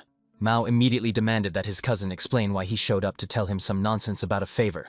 However, Ma Jun had heard that the seventh heir had a new assistant. He was curious where his servant had gone. He even thought that Mao had gotten rid of him on the very first day, after which he turned to his friends, with whom he made a bet that their seventh young master wouldn't last a day with an assistant, and he won that bet. Honestly, the rest of his friends thought that this time Mao would last at least a couple of days. However, Ma Jun was convinced. The fragile young master simply was not capable of it. Moreover, he perfectly understood. If anyone found out that he had accepted not just an assistant but an ordinary servant, his family's reaction would be immediate. However, faced with the stern, displeased look of the seventh master himself, Ma Jun tried to pass off his words as a joke. After that, he asked the boy to relax and instead go with them to the Jade Immortality guest house. After all, they had long planned to go there and could even treat Mao. However, the young man was in no mood for a drinking party, so he suggested to his cousin to just shut up and go away. And their behavior only made his headache worse, so he had no intention of putting up with them. And Ma Jun decided to use the fact that the guy was in a bad mood. He thought he had a suitable candidate who could lift the mood. And as soon as he named Brother Ishin, Mao jammed, so he seemed to freeze in one place. From his single reaction, one could say that the young man really did not like this idea. And Ma Jun knew this very well, so as if nothing had happened, he ordered Mao to come to dinner. After all, he did not want that bastard to make him look like a fool in front of his friends. Apparently, before this, Mao mistakenly decided that he could disregard Ma Jun since he became the seventh young master. However, the cousin was ready to quickly remind the underdeveloped one of their brotherly memories. In the end, the guy had no choice left. He agreed to go with them. It would be a sin to refuse a drink. But he reminded that the alcohol was paid for by Ma Jun, so he pretended that it was a great honor for him to treat his cousin. Considering that everyone knew well about Mao's character, they understood. They would get a particularly interesting show for free drinks. By this time, the events moved to the Black Dragon headquarters. Finally, the guys ran up to their house. They guessed about the seventh gentleman, who was supposed to warn in advance that their opponent would be a former member of the Counterintelligence Corps. They were lucky that they at least fled from there in full force. Only because of this did they survive. Some quickly realized that there was something wrong with that guy. He found it amazing that Zhao Iso immediately understood where his blind spot was and aimed only there. Honestly, Som was meeting an opponent with such sharp eyesight for the first time. This was to be expected from a member of the Reconnaissance Corps. Moreover, the thug remembered that he knew those guys they ran into when they were fleeing down the street. They were in fashionable clothes and still looked a bit like white crows. Among them, Som, despite his obvious strabismus, recognized a man named Ma Jun. Of course, the head of the Black Dragons got scared and jumped to Som to find out. Was he really not mistaken? Was the discussion about the very degenerate from the Ma family branch? However, Som had no idea what shocked the leader so much. He thought that Ma Jun had come there to help the seventh young master, so he decided to mention his name. Obviously, Som had no idea how the clan had treated the seventh master up to that point, which was not surprising. Even the leader of the Black Dragon faction found it difficult to learn this information due to its extreme secrecy. The Ma clan killed absolutely everyone, from assistants to servants, anyone somehow connected to the palace of the seventh child. They sent assassins there who slaughtered everyone except him alone. Obviously, the young master continued to live alone, not because he liked it. He was simply tired of watching everyone around him die. Initially, the leader of the Black Dragon faction was glad that everything had settled down and thought that the Ma clan had lost interest in the heir. But then Ma Jun suddenly showed up, and at that moment, after these words, an explosion sounded behind the Black Dragon leader's back, causing everyone to tense up. Appearing as if nothing had happened, Zhao Iso apologized for the intrusion. After all, passing by, he overheard their extremely interesting conversation. Therefore, the young man suggested to the guys not to resist and to fill him in on such interesting details. At that moment, Mao, together with his cousin, continued to relax in the guest house. However, even regarding how Mao ate, everyone continued to mock, believing that he clearly hadn't finished eating. Throughout their stay in the guest house, the seventh heir, without stopping, kept stuffing his mouth with dishes. Of course, the seventh heir reminded that Ma Jun had promised to cover the entire bill, and he just laughed, allowing Mao to keep stuffing his mouth. After all, they had all eaten their fill, watching his endless appetite. After that, Ma Jun decided to find out whether the seventh young master had ever met the owner of this establishment. After all, according to rumors that reached him, she was devilishly beautiful. Perhaps for this reason, It was extremely difficult to see her. Even money didn't help here, and even this girl's connections ran very deep. Therefore, Ma Jun wanted to turn to his brother for help, so that he could pull some strings for them. They had to think about their family's reputation, so they couldn't go around asking about the identity and possibility of meeting Chu Honggran. But no matter what mess the seventh young master made, no one would say anything to him. So they wanted Mao to use at least a drop of his influence for them. Since the night air was already quite cold, they dreamed of spending this night alone in the company of the local owner. Of course, Mao did not understand such demands. If Ma Jun thought it was late, then he should go home and go to sleep. He was not going to discuss this matter any further. It is unlikely that the owner of the establishment would agree to sing a lullaby to Ma Jun because he was tormented by insomnia. So the cousin should have just finished his liqueur and stopped behaving like a real yard dog during the rut. And of course, Ma Jun was furious at the behavior of the pathetic seventh heir. So he instantly flipped the table. He reminded the low-born son of the concubine that all this time he had indulged him only because he was the seventh young master. It was foolish that the runt actually believed he was worth something. Moreover, he learned to snap back like that. Of course, the enraged heir immediately jumped up from his chair to finally punish this little bastard. However, the brother instantly reminded the young man what happens when the seventh master goes wild. He could easily report this to the elder brother, and obviously Mao would be in trouble then. Because, as usual, when the elder brother got involved, everyone Mao interacted with suddenly turned into corpses floating in the Moon River. Of course, Mao could not risk that, so he immediately sat back down in his chair, gritting his teeth. And Ma Jun was extremely pleased with his behavior, believing that the heir should have behaved like that from the very beginning.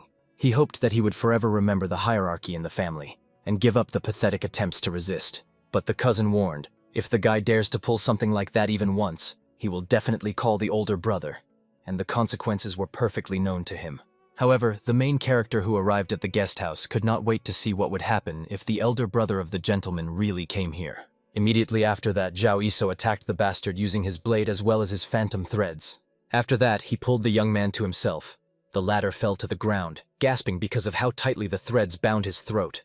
And the main character was not even allowed to get up, and he even stepped on his face with his boot. The young man himself was glad to have met the young gentleman, understanding that he had arrived just in time. After that, he publicly declared that his new assistant was ready to fulfill his duty.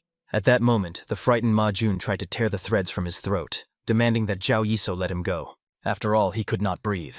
He was literally dying, already choking on his own saliva. However, that was the very meaning of the punishment of this serf who dared to insult his master. Looking at everything happening, even Mao himself thought that his servant had gone mad. He did not understand what was happening here and demanded that the main character immediately release Ma Jun. However, thinking about the fact that this idiot might die, to be honest, Mao secretly felt somewhat glad. Therefore, without even realizing it himself, he asked Zhao Yisou to strangle him a little more. But very soon he already asked the guy to forget his words and immediately release Ma Jun. Of course, the protagonist could not disobey the decision of the seventh young master. Therefore, since he was obliged to obey, he untied the ropes, allowing Ma Jun to take a deep breath of air. Obviously, he was shocked that this bastard dared to attack him and act in such a way. He was already intending to attack Zhao Yisou with his blade when the protagonist hit him again with his shoe right in the face. Immediately after that, as if nothing had happened, he approached the young master. He needed to make sure that he was okay and not injured anywhere. Of course, Mao noticed that in the situation they found themselves in, Ma Jun looked much more wounded than he himself did. And the protagonist was surprised that even in such a situation, the seventh heir was more worried about others than about himself.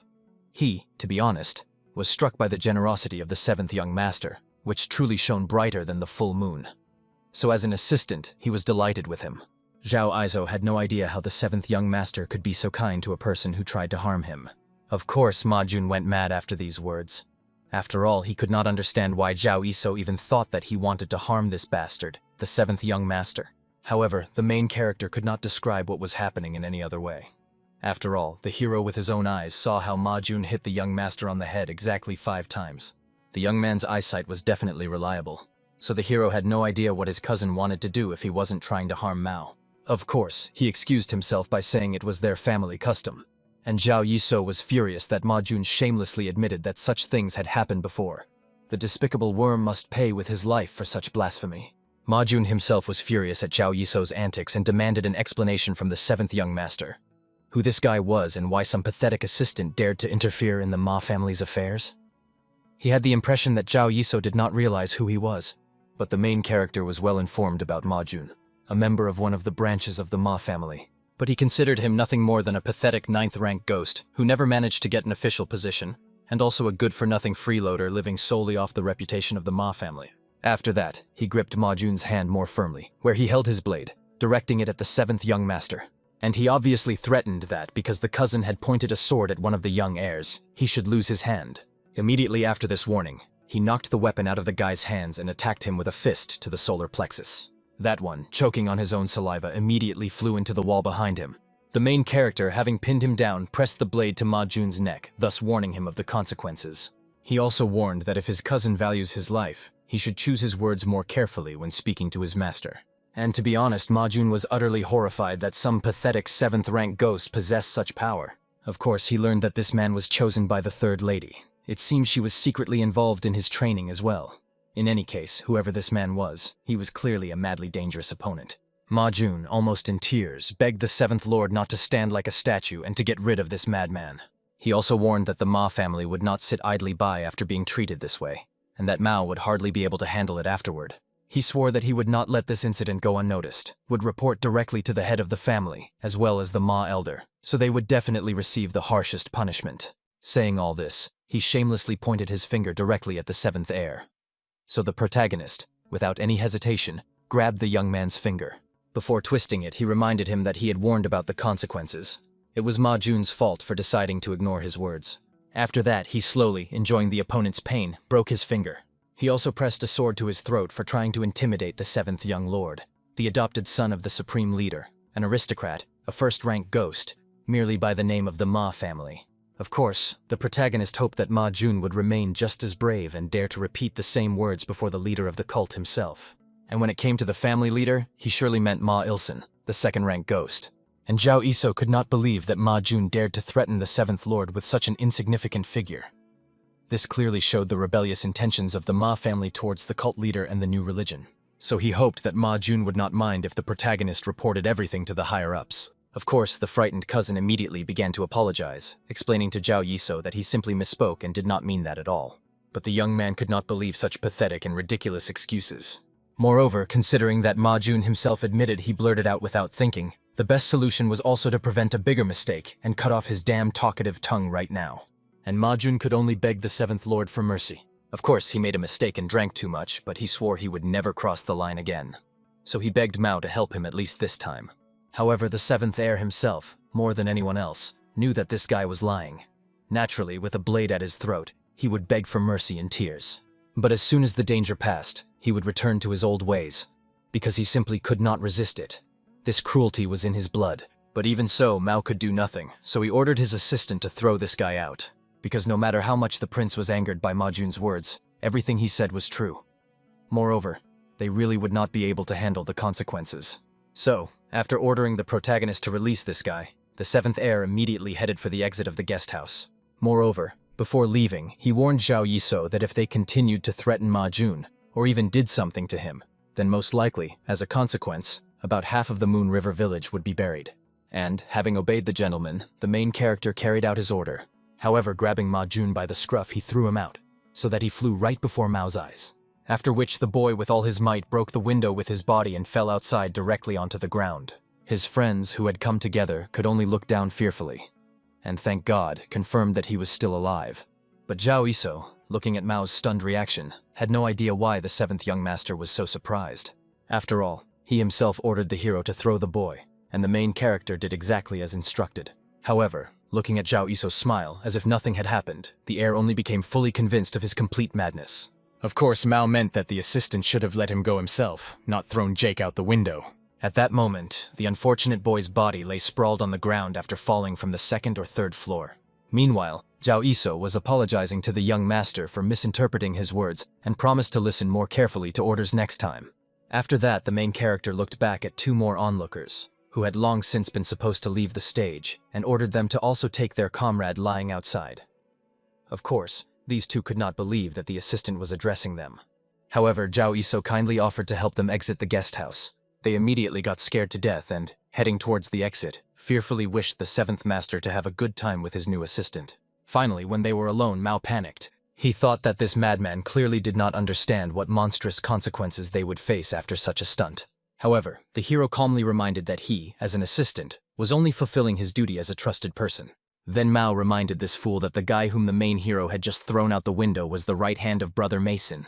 This meant that Zhao Yisou had just offended the heir of the greatest Ma clan, the pillar of the demonic sect. And as was widely known, this guy never forgave those who dared to challenge him. The hero had to understand what this meant.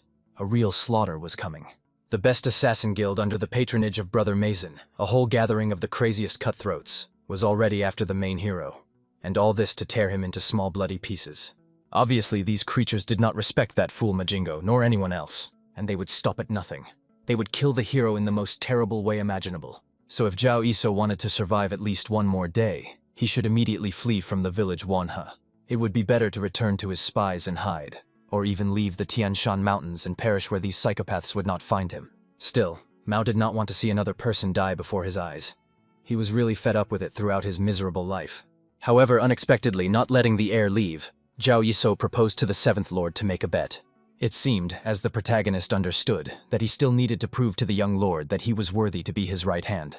He decided to bet whether he would survive escaping the slaughter here in Manhwa, or if he would already go to the afterlife. If Zhao Yisou still won this bet, then the seventh heir would recognize him as his trusted person. The hero saw no reason for the young prince to refuse this fair deal. Mao was finally convinced that Zhao Yisou was a true complete psycho. He decided to agree to this crazy deal. After all, if the assistant was so desperately eager to die, even the heir would not be able to stop him. The Seventh Lord only asked that the hero would not cry later that no one warned him about anything. After that he left, slamming the door behind him with a bang, while the protagonist pondered the impending massacre. Somewhere at the same time, in the dense forest, a man was sitting, resting on a huge stone. Suddenly, a hawk appeared to him, which brought a sealed note on its paw. It was an order from the boss, who had not contacted the leader for a long time. At that moment, the elder brother was approached from behind by his younger colleague. Seeing the hawk, he quickly understood. It seems they already have new prey for today. To great regret, although today they searched through everything and everyone, inspected the carts and rummaged through the corpses to the last thread, these bandits found nothing valuable. The so-called merchants were carrying only a bunch of worthless junk, and they themselves turned out to be as naked as hawks. They didn't even have a penny on them. Therefore, the younger one decided at least to take these people with him as slaves. At least there was a woman with a child, for whom they could get a good price if sold as merchandise. And the man, hearing these monstrous words, fell to his knees, not understanding what this scoundrel was talking about. After all, the bandits promised that if the merchants gave them the carts, the robbers would spare their lives. The unfortunate man could not believe that they had committed some sin, since they decided to settle accounts with them in this way.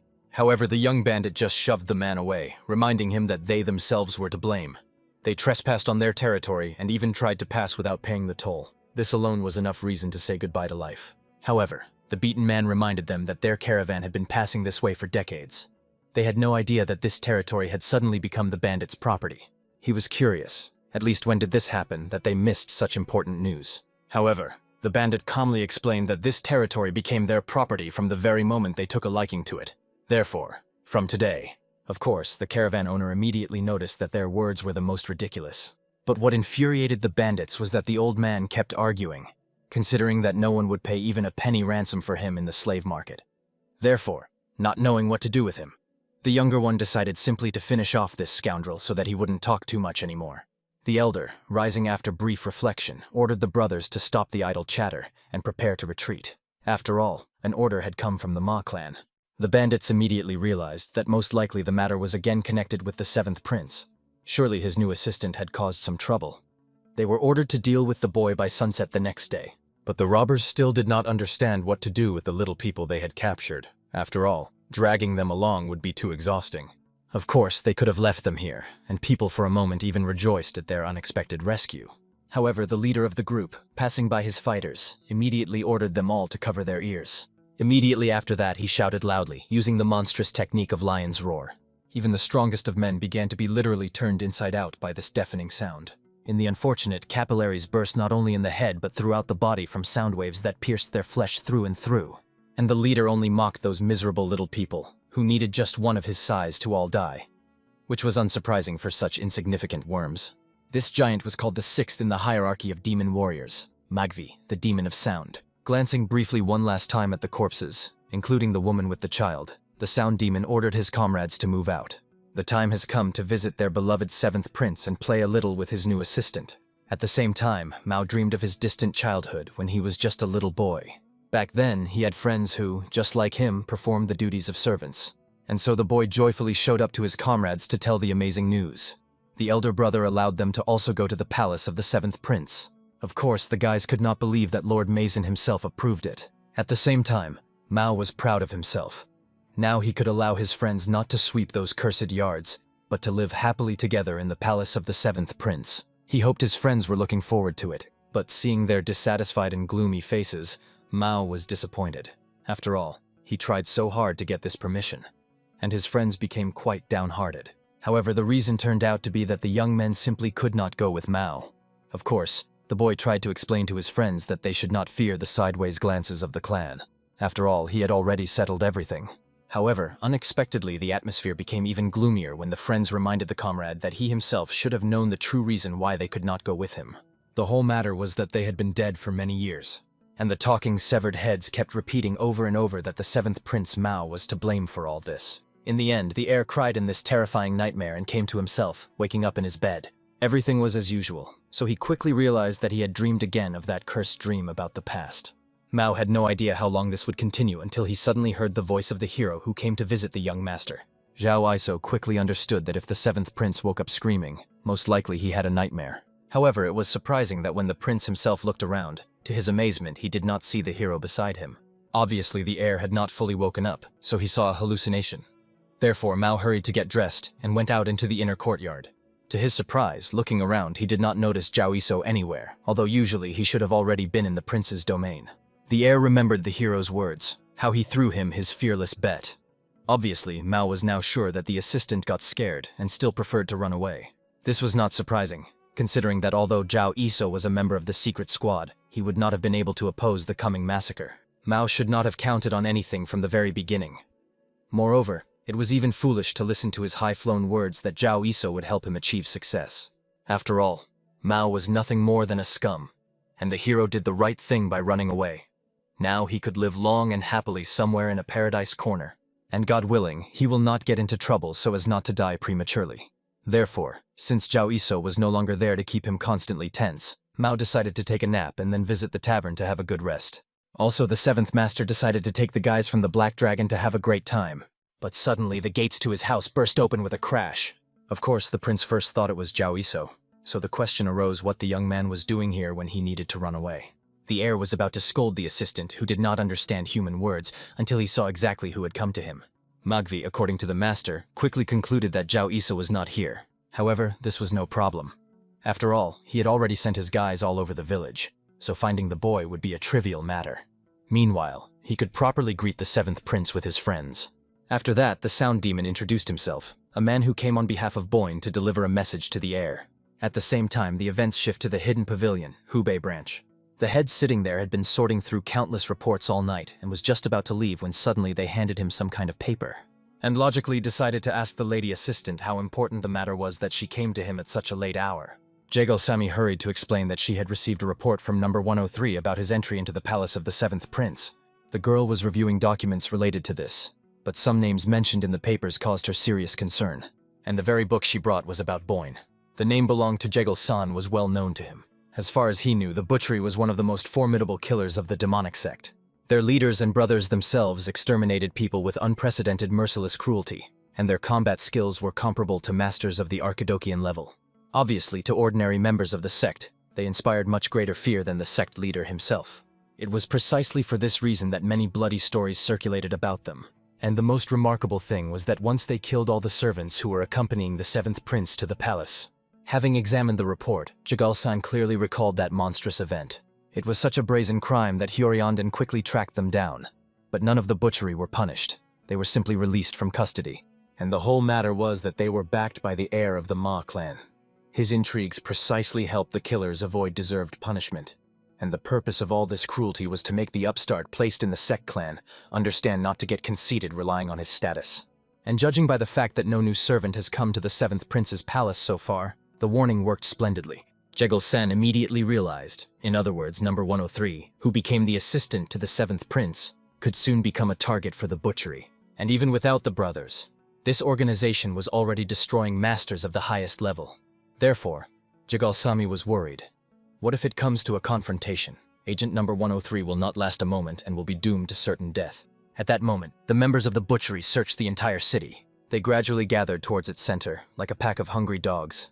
However, each reported that the hero could not be found, as if he had vanished without a trace. Of course, there were suspicions that this brat had dared to flee the city. However, the killers still did not see this as a problem, considering how many people were in the city. Surely someone had at least caught a glimpse of this boy recently. After that, one of the bandits showed the prisoners a portrait of this rat, and ordered the people to tell everything they knew about this man to help in the search. Just in case, the killers warned, do not even try to escape, because the village was already in the iron claws of the butchery. And if even one of them twitched, the whole village would be drenched in blood so much that songs would be sung about it. So the unfortunate ones should not do anything foolish and should think carefully. Those who give sensible answers will remain safe and unharmed. But if the residents dare to waste their precious time foolishly, the killers will start executing the most useless weaklings one by one, sending them to the afterlife. For example, one of the butchery had already noticed a little girl with whom he could start his bloody crime. This girl irritated him unbearably, because while the adults were talking, this ill-mannered one just cried, and her pathetic, tearful little face caused such repulsion in him that he became furious right before their eyes. Therefore, the scoundrel decided to finish off the girl in order to begin interrogating the others. But the old man stood up for the child, not understanding how these warriors, being masters of martial arts, could threaten a small defenseless child with a sword. He begged to show mercy to the girl.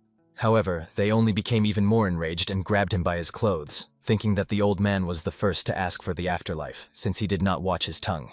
They warned that they might start the killing with him, and did not even try to listen to his sane words. Considering that the man was literally asking for trouble, the killers decided to hasten the death of the elderly man. After all, since he did not like them touching the girl, the old man should die first. He did not have long to live anyway. And the other members of Boinya were not surprised by how their comrade had gone off, although before that Magvi, the elder, had already ordered not to kill without orders. Well, in the case of Boinya, accidental killing was an unsurprising and usual matter. Therefore, the comrades decided simply to take a walk and check the town once more for the last time, and the old man watched the departing robbers attentively. He was exactly waiting for this. The bandit, whose expression had changed, clearly noticed nothing, already preparing to finish off the old man as an example. However, the man easily took the blade from the killer's hands, after which he pierced his own neck with the very same blade. Only at the last moment did the warrior notice that the old man had a knife in his hands, and the knife was already at his throat. All the other residents were stunned when they realized that the old man had killed this ruthless bandit with his bare hands. However, it turned out that this was once again a disguised spy, Zhao Iso. He gestured to the residents not to make a single sound so as not to ruin his legendary plan. At that very moment, Jegal-san finally understood what his assistant Jegal-sami had been talking about. However, the fate of number 103 did not bother him at all. So the old man decided to go rest properly after 2 sleepless nights in a row. He was very exhausted. Of course, Jegal-san was sad that he had aged so quickly. After all, in his youth he could stay awake for 11 whole nights without the slightest fatigue. At the same time, Jegal-sami could not believe that the head of the hidden pavilion would so easily avoid the topic. She asked the master to send reinforcements to number 103, or at least to pass him the data about the massacre. Although number 103 was just one of the agents, she could not be so indifferent to his inevitable death. Even the elder was struck by her sentimentality, not understanding why the girl cared so much about number 103's affairs. He even suspected that she might be in love with the agent, despite the rules that strictly forbid it. When the girl hastily denied her love, the old man quickly calmed down, but explained that she had nothing to worry about, because what she feared most simply would not happen. Of course, Jigalsami had to remember Fenglin well. It was about the legendary guild of assassins that had kept the demonic sect in constant fear for many generations. As was widely known, that group was so strong that they could eliminate even the elder of an entire school. Their power resounded everywhere, but those were matters of long past days. Because 10 years ago, they were all completely destroyed by some unknown force. Moreover, this happened immediately after number 103 was assigned to operate in the demonic section. Obviously, having calculated the time, the girl realized. At that time, the hero was only 19 years old. However, what Jegal-san said was pure truth. Zhao Yiso was incredibly strong, so she had nothing to worry about. If number 103 encountered an enemy, it would not be him who got stuck in the quagmire, but his opponent. In the end, after killing another man, the hero, as if nothing had happened, drowned him in the river so that the corpse would no longer offend his eyes. And this sound was very quickly heard by his comrades. After that, the killers saw the little corpse floating down the river, and thought that their buddy had indeed finished someone off, although they had asked him to act more carefully. Only later did the bandits realize that this was not the corpse of the old man their comrade had threatened, and most surprisingly, this corpse looked very much like the body of their friend. Only then did they look behind their backs and see that the very old man their comrade had threatened was standing there. However, not a moment passed before the hero killed these two, smashing their skulls against each other with a crunch. He was incredibly outraged at the killers, who not only roamed in broad daylight, but also so easily let someone sneak up from behind and slit their throats. Obviously, if these fools did not even know the basics, it would take him about the time of an average meal to finish them all off. At that moment, complete silence reigned in the prince's domains. Magvi kept playing with the stones, constantly tossing them up and catching them back in his palm. Well, to be honest, Mao was already quite fed up with this, so he made the sound demon understand that it was time to simply give the order, no matter why he came, and get out of here. So, it was clear that they had come to deal with the order from the informant Ma Jun, who immediately ran and complained to the elder brother to reprimand Zhao Isa. But unfortunately for those who came from the slaughterhouse, the hero had already vanished without a trace. He was obviously smart and valued his skin, so he would no longer come here or show himself to them. So the heir simply asked Magvi to stop wasting his precious time, deliver the message, and leave. And Magvi perfectly understood that, judging by the lack of news from the servants, finding the hero was not easy, although he wanted to bring the boy here before reporting to the Seventh Lord. In short, the sound demon had two messages. The first was that the prince should keep himself under control. And the second, stemming from the first, was that he needed to temper his ardor. Honestly, the prince was even surprised that the sound demon expressed the order so grandly, since it all boiled down to Mao needing to keep a low profile and behave quietly. He promised to remember these words and drove the assassins out of his palace. However, this was not the last order from the lord. The sound demon needed to catch Zhao Isa and return with his head. However, if he did not find the hero today, then a big fire would accidentally break out in the village. They will not look, whether men, women, children, or old people.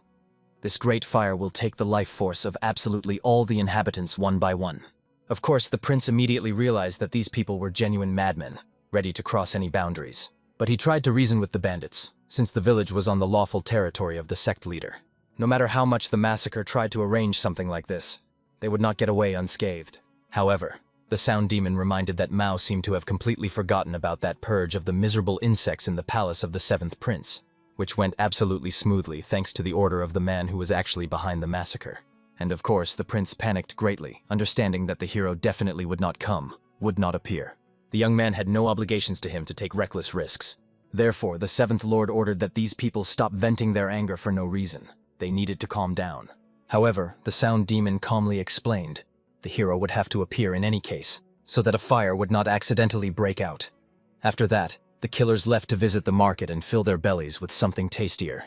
Mao panicked greatly, not knowing what to do so that innocent people would not die just like his friends did. And of course, the heir again believed that all this guilt, as before, lay only on him alone. Well, the guy could no longer endure this. He had to stop these people, even if he died himself. But unexpectedly, blocking the way for the little people from the butchery, the hero himself returned to the prince's estate. After which Zhao Isa, as if nothing had happened, asked his young master to temper his ardor a little. He sensed Mao's malice from a kilometer away. However, if the young master personally got involved in such trifles, it could harm his majesty. If something irritated the seventh prince, the right thing was simply to give the order to the hero. One single word from Mao about killing was enough.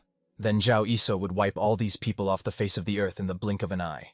Of course, Mao was in complete shock that the assistant had come to him. After all, the heir had clearly ordered him to run if he wanted to survive. However, the hero did not respond to these words, only calmly looked around at the scoundrels who dared to invade the courtyard of the seventh prince. Among them was a sturdy guy with a braid, so the main hero quickly understood who was behind the butchery and decided to play his trump card, because he knew perfectly well that this man was sixth in the hierarchy of the butchery Magvi. Sending him to the vanguard meant playing big. However, while the hero tried to recall the nickname of this odd fellow, he made Zhao Isa realize that the kid had already miscalculated twice. Magvi found it hard to believe that the assistant had come here on his own, let alone that he had come on foot, not beaten and in chains. After these words, Zhao Isa was convinced that Magvi was as stupid as he looked. In principle, the main hero did not expect more from him. After all, he had long figured out that the sound demon would come here. Mao himself could not believe that the assistant knew that Magvi would come here. After all, it was akin to something impossible. The fighter himself realized that for the seventh demon, Zhao Isa was clearly not without talent. However, Magvi warned that the village had long been under the control of his people, so he wanted to know. What trick did the hero pull to slip out of there alive and even uninjured? And Zhao Iso almost laughed at the nonsense that Magvi was spouting right in his face. After all, to come to his workplace he needed no tricks. All he did was simply walk past them, and they couldn't even put up a fight. Thus, the assistant ended up here. This task was as simple as could be. However, the hero could not help but notice that there was an awful lot of trash on the road today. But that still would not stop a real man from fulfilling his duty. After that, he turned to the biggest piece of trash of all those he had encountered on the way today. And because of Magvi's brazen words, he was convinced. The rumors that the hero came from the spy department were true, for his bold tongue was no ordinary one. At the very least, he could pay tribute to this young man and finish him off with full seriousness, and at the same time burn the entire village to the ground. All so that the guy who interested him would not be sad that in the afterlife he would be completely alone. After that, the man took a deep breath and shouted at the hero. His subordinates and even the young master himself hurried to cover their ears at this piercing scream. However, Zhao Iso continued to stand unflinchingly, even though Magvi was really on fire today and was yelling at the top of his lungs. Even his friends and subordinates, whom the sound did not directly affect, found it hard to bear his scream. So it felt like the hero's insides should have already been torn apart. The frightened Mao just kept screaming, demanding that Magvi stop. After all, this man was not his assistant. He also promised that he would not take anyone as an assistant, and declared aloud, they could pass this on to the elder brother. From now on, he would live quieter than a dead mouse, half alive and unnoticed. However, Zhao Iso, having contacted the young master using sound transmission, made it clear that he should shut up and not disgrace himself. Only then did the seventh prince raise his eyes to the hero, and realized that he was standing as if nothing had happened, as if the sound did not harm him at all. However, Zhao Iso calmly, with a smile, reminded the master that all that was needed was simply to give him one single order. And only at that moment did the seventh heir realize why Zhao Iso continued to stand and do nothing. But, infuriated by their behavior, he lost control and ordered his assistant to kill those scoundrels to the last one. And the hero smiled as he accepted this order and instantly drew his phantom threads, as well as his dagger. If he could, Magvi would have even laughed at his pathetic attempts, because he would not succeed in doing anything by drawing his sword at this stage. After all, his sound equipment was the pinnacle of skill, recognized by the sect leader himself. The seventh demon is unlikely to even attempt to oppose him. But how surprised the man was when the sword passed through his throat, and the hero caught his weapon already from the other side of his body. After that, as if nothing had happened, the main character easily pulled the strings to which his sword was tied. And in the end, in an instant, it tore Magvi's head apart, splitting it into two halves. Of course, all the other members of Boini were horrified when they saw how easily their elder brother was defeated. But they had not even managed to scream in fear when in an instant their bodies were also cut into the tiniest pieces. Zhao Iso, as if nothing had happened, approached his master. He needed to make sure that he was safe and unharmed. Well, and he did not forget to remind about the bet that was made. So from this moment he officially became the prince's assistant. After that, the hero offered his hand to the heir, helping the seventh lord to rise from the ground. He took that hand, amazed at the madness of his assistant, who voluntarily decided to become the right hand of a thug even the sect leader who adopted him had abandoned. But Mao decided to listen to this man. But in return, he had to keep his word and make others respect the seventh prince. And the hero understood this perfectly. He promised to fulfill his part of the deal. After that, he solemnly swore to the young master of the sect to make him the next leader. The events moved back 2 hours to the clash between Zhao Iso and the butcher. The frightened leader of the Black Dragon faction fled with his close associates, recalling the proverb, "If you get involved with the spy department, 3 subsequent generations will suffer," and this turned out to be pure truth. The leader of the Black Dragons could not have imagined that the butcher would break in at dawn and start spouting such staggering nonsense. It turns out the hero had recently come to the Black Dragon and explained that the butcher would come to the village this morning to intimidate the lord. From these words, one could conclude that the Ma clan was up to some game again. Well, Zhao Iso did not inform the leader of the Black Dragon of all the details. He simply asked these guys to run as fast as they could and report that the butcher was threatening the people from the village, and they needed to run to their former workplace called Hyoryandan. Hyoryandan was also called the Hall of the Tiger and Dragon, part of the sect's highest authority. Hyoryandan was an armed force responsible for order and governance in the Tianshan Mountains. If they appeared, even the butcher, backed by the Ma clan, would not dare to rampage. And obviously, the leader of the Black Dragon faction understood that they had to bring fighters quickly, according to the assistant's plan. But first, exhausted, they decided to rest for at least a couple of minutes. They had been running since dawn, during which time they had not taken a sip of water, so Somu felt like he might die prematurely. However, the leader understood, no whining. Because if the hero found out about this, none of them would be spared. Especially considering that the butcher was not some kind of barbecue vendors. If they come, it won't be just a couple or 3 wounded. At least dozens of villagers will die. However, while he was saying this, a man suddenly approached them and asked the travelers to tell more about the massacre. The head of the Black Dragon immediately noticed that this man had a belt with an embroidered tiger, a black-orange battle robe, and an aura that literally made legs buckle. Moreover, the man was angry that the leader of the Black Dragon faction had left Hurondan for the life of a bandit. Also, he had come here with such audacity. But for now, they had to answer his question. Was it true that the massacre, those inhuman creatures, dared to threaten the people of their sect? The one who asked this was the second demon and the head of the Hurondan organization. At the same time, Mao, having come to his senses, realized that his assistant had taken on a serious matter. Therefore, looking around the garden of corpses in his estate, he had no idea how to start clearing up this nightmare. However, suddenly, when the young man wanted to go down the stairs to inspect the mess, he was seized by intense pain in his leg. It seemed he had strained his leg badly, causing cramps as if he were burning in hell. Zhao Izo barely suppressed a smile that appeared at the master's behavior. After that, he knelt down beside him to start pressing the right point and relieve his pain. But obviously, the newly appeared head of Hurondan, not understanding what was happening, attacked the hero, rushing from behind. All because he wanted to punish the man who dared to touch the body of the 7th prince. But to the great surprise of the attacker, Zhao Isu managed to defend against this sudden attack. He quickly realized that the guys from the Black Dragon, whom he sent, had clearly overdone it. Although he ordered to call the members of Hurondan, he never thought that the head himself, Ji Daeho, would appear here. After that, the head calmly explained that on the way to the prince's estate he inspected the village. Initially, he received a message that the massacre threatened the innocent people of the sect, but everything turned out the opposite. Anyone would say that it was the massacre that was cut down by some one person. Worried, he came to the Lord's chambers, where corpses also lay as if on display. And obviously Jideho considered the hero responsible for this countless lawless massacre. And in principle, the guy could not say that the man was very wrong, although he warned that he had his own circumstances to act this way. Even Mao defended the assistant, explaining that a misunderstanding had occurred. However, when the heir tried to get on his feet to have a normal conversation with the chief, the pain once again gripped his entire body. After that, he began rolling on the ground, clutching his injured leg. And to be honest, Jideho was in complete shock. After all, the body of the 7th prince was stronger than steel. Seeing him writhing in pain was practically impossible, so the chief could not even imagine how badly the young lord had been wounded.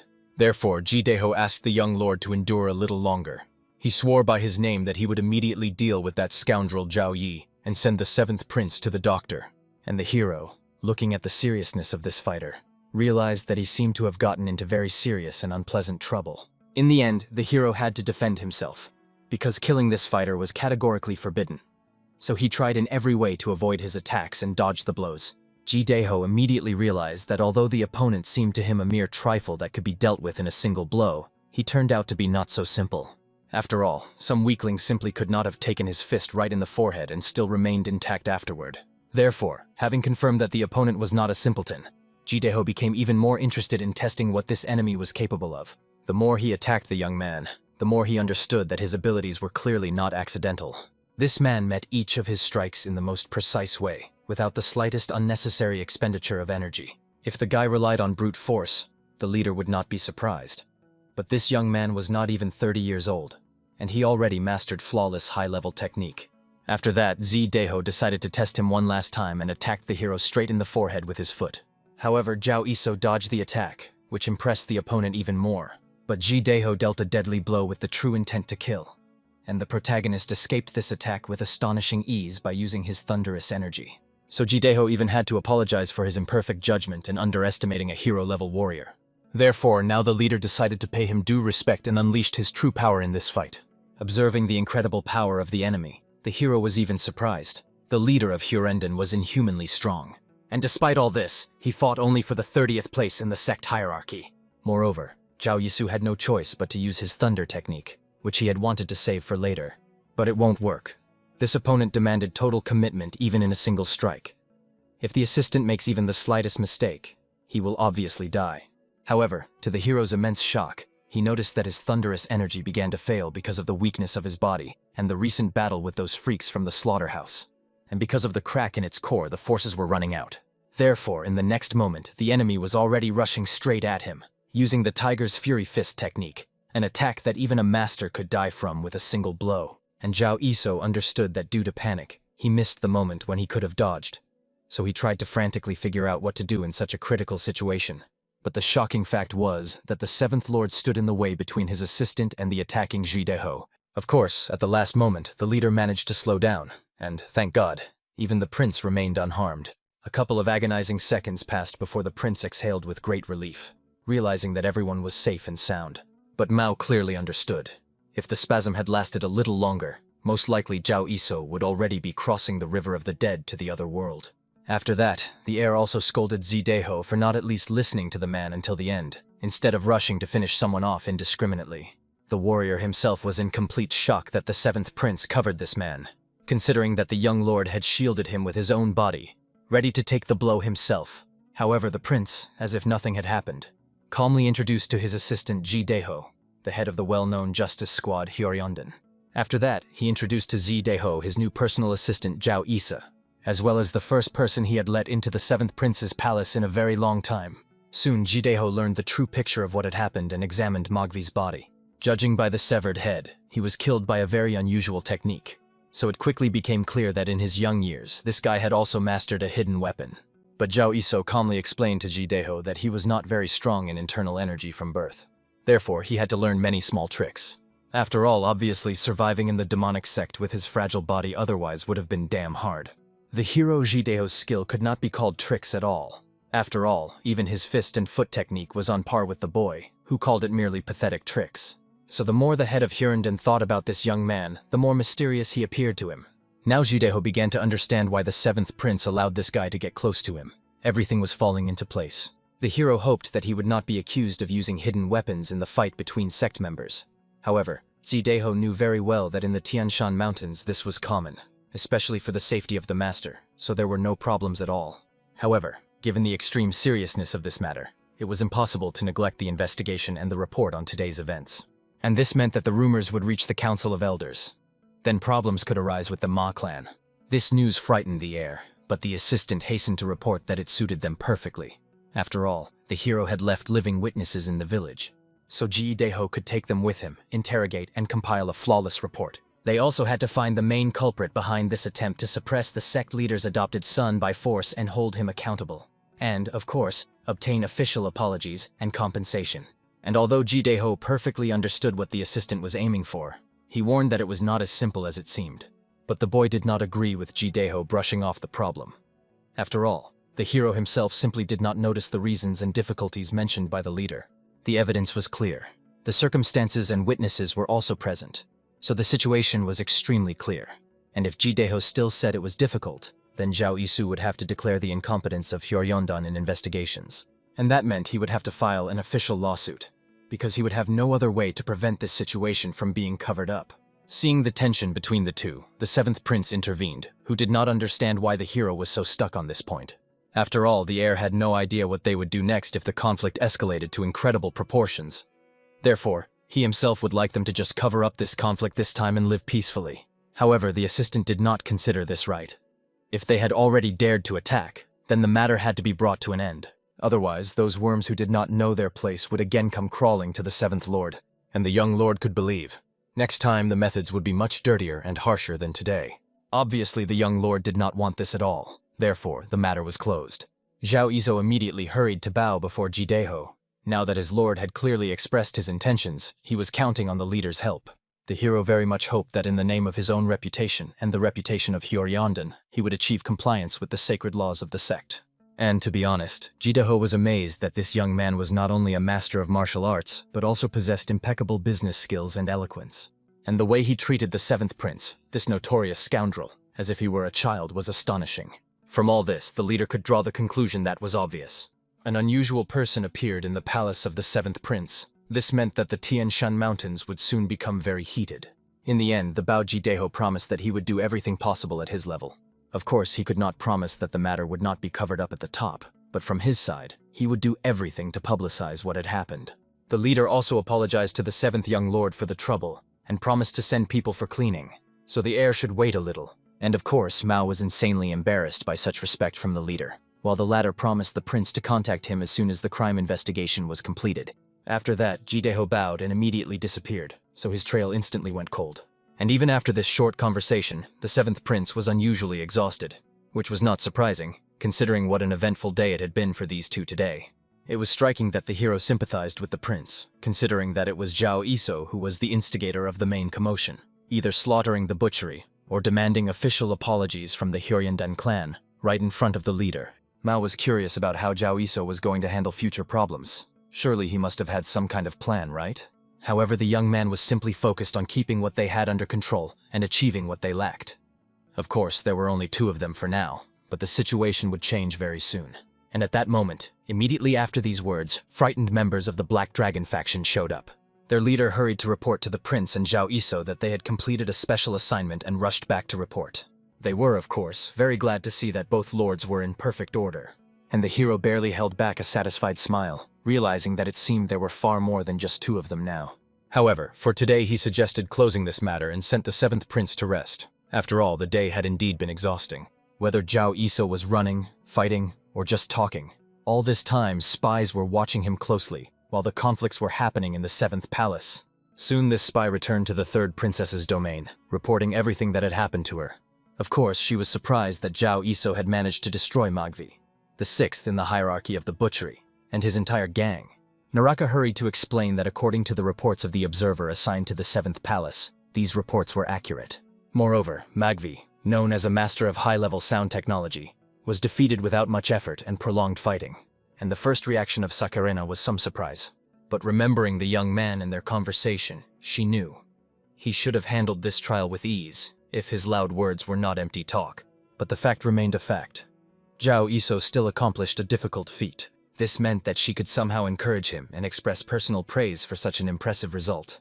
That same evening, the seventh heir found himself in the pavilion of the drunken immortal, and for the young man it remained the greatest mystery what exactly plans Zhao Iso was harboring. The assistant promised to elevate him to the post of minor sect leader. However, for some incomprehensible reason, the first step towards such a grand goal was visiting an ordinary inn, where commoners simply rested.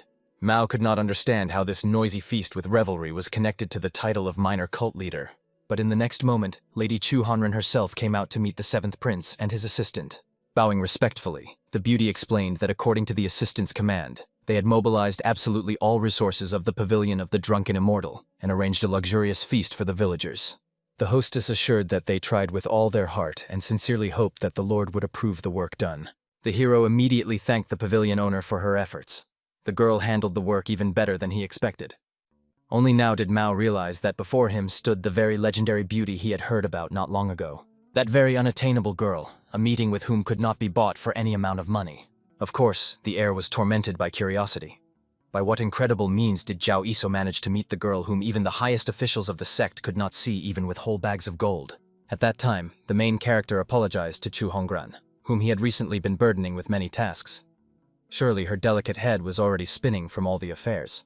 Fortunately, the beauty at least rejoiced that they had enough people thanks to the workers sent by the assistant himself, so they could breathe easily. The hostess also conveyed that people from the Black Dragon faction were waiting for the hero to finally appear. But at that very moment, they themselves ran up to greet Zhao Iso. The entire Black Dragon gang appeared at once, after which the whole gang bowed before the hero and the seventh prince in a respectful greeting. Mao already had a great many questions. After all, the young man could not understand since when his recent friends had started behaving so compliantly. The whole matter was that after Zhao Iso personally dealt with the slaughter and even killed Magvi himself, it became absolutely clear this assistant was clearly not an ordinary mortal. The faction leader literally instantly understood. If this mysterious guy did not take on a certain task, then there were good reasons for it. So for the leader of the Black Dragon faction, it was as if the heavens had thrown him a golden rope of luck in the person of Zhao Iso. But the most astonishing thing was that the leader called the hero his brother, despite the fact that he was significantly younger than him. However, the head of the Black Dragon immediately explained that in the world of martial arts, age was a mere trifle. Of course, he could call the hero whatever he liked, for example, older brother or even boss. However, the assistant magnanimously let the leader go away along with his whole gang, allowing them to enjoy alcohol and have a good walk. And their excessive joy amazed absolutely everyone around. But suddenly, the people looking around whispered when they noticed that the seventh prince himself had arrived. All the villagers immediately stopped eating and raised their cups high in the air. They proclaimed gratitude to the seventh prince, who saved their village from destruction and arranged such a luxurious feast for them. Of course, for Mao himself, such honors were completely incomprehensible, so the young man did not even know how to behave in such an unusual situation. Therefore, Zhao Iso hurried to explain that during the preparation of the feast, he had kind of accidentally spread a rumor among the villagers. It was said that this attack was a vile and nasty conspiracy of the slaughter to intimidate the Lord. But thanks to his lightning-fast decisions, the seventh prince was able to neutralize all the fighters, not without losses, of course. The heir perfectly understood that this was an outright lie. All honors should rightfully belong to the hero himself. However, Zhao Iso reminded that there was an ancient custom according to which the merits of a subordinate glorified their lord. Therefore, the assistant asked that Mao not worry about such trifles, but rather look at the result. Everyone praised him and was clearly grateful for the arranged feast and the saving of lives. Looking at the surprised face with which Mao watched the rejoicing people, Zhao Iso asked the gentleman to remember once and for all. Pacifying the hearts of the sect's people was also the greatest virtue of the small leader. Of course, this benevolent atmosphere among the residents was only temporary. The seventh prince had done many foolish things, becoming famous as a notorious scoundrel, so all the karma would not disappear at once like smoke. Therefore, from this moment on, Mao had to show the people not meaningless antics, but sincerity. A true desire to protect these people with all his strength, and then the hearts of the common residents would turn to him with genuine support. And in the future, this would become the most reliable foundation for him, which would help the heir on his thorny path. Honestly, from this spectacle and words, Mao was breathless. The young man could not understand how much time had passed since he had seen looks filled not with contempt or chilling fear, but with sincere expectation and hope. The hero, observing the prince's delight, was glad that he had still managed to more or less change the crowd's mood. Just in case, he mixed among the residents people from the pavilion of the drunken immortal to warm up the mood, and this was by no means in vain. However, unfortunately, because of this, the expenses for the feast and payment to the people doubled. Nevertheless, even this was not a particular problem for the hero, since he would definitely compensate his expenses at Mao's expense. When he promotes the heir to the post of small leader, he will squeeze every last drop of money the young man possessed. But until that moment was still far away. Therefore, the main character with a bright smile decided to ask Mao about his impressions, after which he suggested joining the feast and having a glass of strong alcohol. At the same time, the assistant could tell him something important that had not been possible to explain before. However, when Zhao Iso started this conversation, to be honest, Mao did not even know what to say. The young man was too embarrassed to answer the questions asked by the assistant. The spy, with curiosity, asked why the seventh heir had caught the sect leader's attention. He saw nothing objectionable in this question. After all, before making plans on how to make Mao the young leader, Zhao Iso, as an assistant, needed to understand how much the young man was aware of his current position. Therefore, the hero asked Mao not to complicate things too much and to tell everything as it was directly. To be honest, the guy had never seriously thought about it and considered that perhaps the reason lay in his cool appearance. Obviously, immediately after these words, both fell silent, not knowing what to say. The first to break the silence was the disappointed hero, who explained to Mao as carefully as possible that he did not look that cool at all, but still praised the heir for such an excellent sense of humor. Although, if you think about it, perhaps Mao did answer this question in part. The answer was just not deep enough to fully capture the essence of the problem.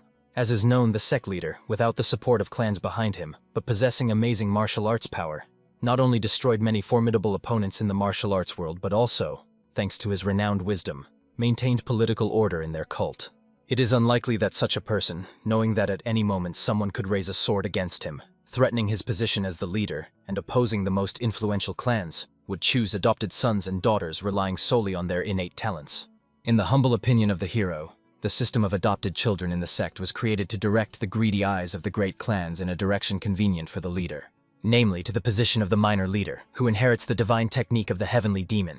This ignited rivalry between the clans, depriving them of the chance to unite and plot a rebellion, as well as cutting off the very possibility of betrayal. In this context, it became clear why the leader chose Mao, the seventh prince, rather than the legitimate heir of the Ma family. After all, the Ma clan was already considered the first among the three great clans. If they had taken the first of their sons as an adopted child, and he would have been the perfect heir in every respect, then the balance in the struggle for the position of minor leader would have been hopelessly disrupted. In that case, the rivalry between the clans itself would have lost any meaning. Therefore, they chose a gentleman with sufficient combat potential to look worthy, but with limited origin, because of which the Ma clan would not fully support him. Mao was perfectly suited for this role. Consequently, the seventh heir had the role of maintaining the balance of power in the sect in such a tense equilibrium as it is now. However, in Mao's own eyes, all these political complexities were completely unjustified. Therefore, Zhao Iso had to explain that in the world of backstage intrigues, hiding many calculations behind the scenes, under the guise of a simple choice, was the most ordinary thing. Also, due to the role that the heirs occupied in place of the young leader, the heavenly demon himself had no attachment to the candidates. They were merely pawns on his chessboard to protect his own position. And this was the ruthless truth of the leader. On the contrary, a simple assistant, who planned to use the youth when Mao becomes the young leader in the future, will become attached to him and rely not on the heavenly demon nor on the native clan, but on the person who placed him on this throne. And that person will be Zhao Iso. But unexpectedly, when the main character finished his reflections, he noticed that Mao was still silent. It seems the youth was truly deeply pondering the words that the assistant had just told him. Although it was not surprising. Formally, the sect leader was his adoptive father, and Mao had just learned that he and all his brothers and sisters were merely pawns in someone else's game. Surely such a truth shocked him, for it was indeed capable of overturning all those years he had spent as the seventh prince. Of course, Zhao Izo thought that a person who had lived his whole life carefree would not be without shocks. But it seemed that for a couple of days he would feel uneasy, because the heir needed time to carefully consider everything. Finally, at that moment, Mao realized everything the hero had told him. However, the youth was even glad that he was chosen as the representative of the Ma clan. The main character was sincerely happy that the boy took the news lightly. Therefore, he praised the seventh heir for clearly grasping his message. Well, in reality, of course, Mao did not understand all the subtleties, which was even for the better, because Zhao Iso did not have to spend precious time comforting him. This meant that from tomorrow he would be able to continue his preparation for Mao's promotion to the post of the minor head of the cult. But the girl who suddenly appeared in their chambers with a slight smile noted that the gentlemen were having a very noisy time. They should have informed her earlier that there was such a commotion here. Then she would not have thought to come here at such a late hour. However, Zhao Iso pretended as if he was even offended by these words. After all, as is known, the more guests at the feast, the better the festive atmosphere. After that, the assistant warmly greeted the master, explaining that they had been waiting for her arrival with the greatest impatience. Immediately, upon hearing the mention of the master, the seventh prince jumped up, not understanding how this man could be here. However, bowing in a respectful salute, the girl, as was proper, greeted the seventh prince, after which she expressed due respect and introduced herself as Jin Shan. At the very same moment, Saharan used sound technique to explain to her brother that many eyes were watching them now, so he should not make any noise. The beauty herself appeared to his assistant as she was passing by. Therefore she asked so that Mao would not fill his head with nonsense and would continue to enjoy the feast. Obviously, the heir himself was extremely curious about what connected his assistant and sister. If Zhao Iso were an ordinary servant, Saharan would surely have contacted him using the seventh prince himself. But apparently, the matter was even more important than Mao could realize. However, for some reason, the young man sincerely wanted to believe that Saharan had come here to warn that insolent Zhao Iso not to stick out too much, and to behave more decently with the young master. Therefore, the seventh prince smirked maliciously, looking at the assistant. The main character immediately noticed how the heir's eyes suddenly became cunning. At that moment, the master, as if unaware of the changed atmosphere, suggested to Zhao Iso to take a little walk together. Obviously, Sakharin did not suspect that despite her skillful disguise, Zhao Iso knew perfectly well who she really was. Already in a private conversation, the lady admitted that she was impressed by the achievements of Zhao Iso. The assistant not only stopped the slaughter attack, but also arranged a lavish feast for the sect members, which was a completely unexpected act. Moreover, he demanded an apology from the SA brothers, through the head of Korendan himself, and even at the moment when he had a serious quarrel with Bonya. However, Zhao Iso with a slight smile reminded of his promise, to make Mao part of the strongest top 4 heirs within a year. For this, he first needed to wash away the stigma of shame from the name of the seventh prince among the common people. After all, if even the people of the sect did not recognize the seventh young master as a worthy heir, then the head of the sect certainly will not recognize this thug. The demand for an apology was for this very reason. After all, the brazen bastards dared to challenge the authority of the prince and even offend the people of the sect under his protection. Such scoundrels needed to be dealt with without any ceremony to earn true recognition.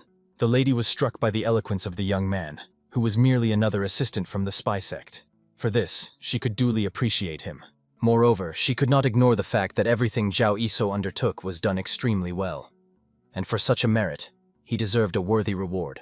Obviously, Zhao Iso decided to find out what he could request as a reward. Could he ask for the secret elixir of the sect or some ancient treasure? Fortunately, there was nothing Saharan could not obtain if the hero was confident that the reward was worth such greed. However, as is known, Zhao Iso was extremely greedy by nature and could not refuse such a tempting offer. But to his greatest regret, the time for the reward had not yet come. However, the assistant promised the master that he would definitely make a request for a reward when something truly worthy and necessary appeared.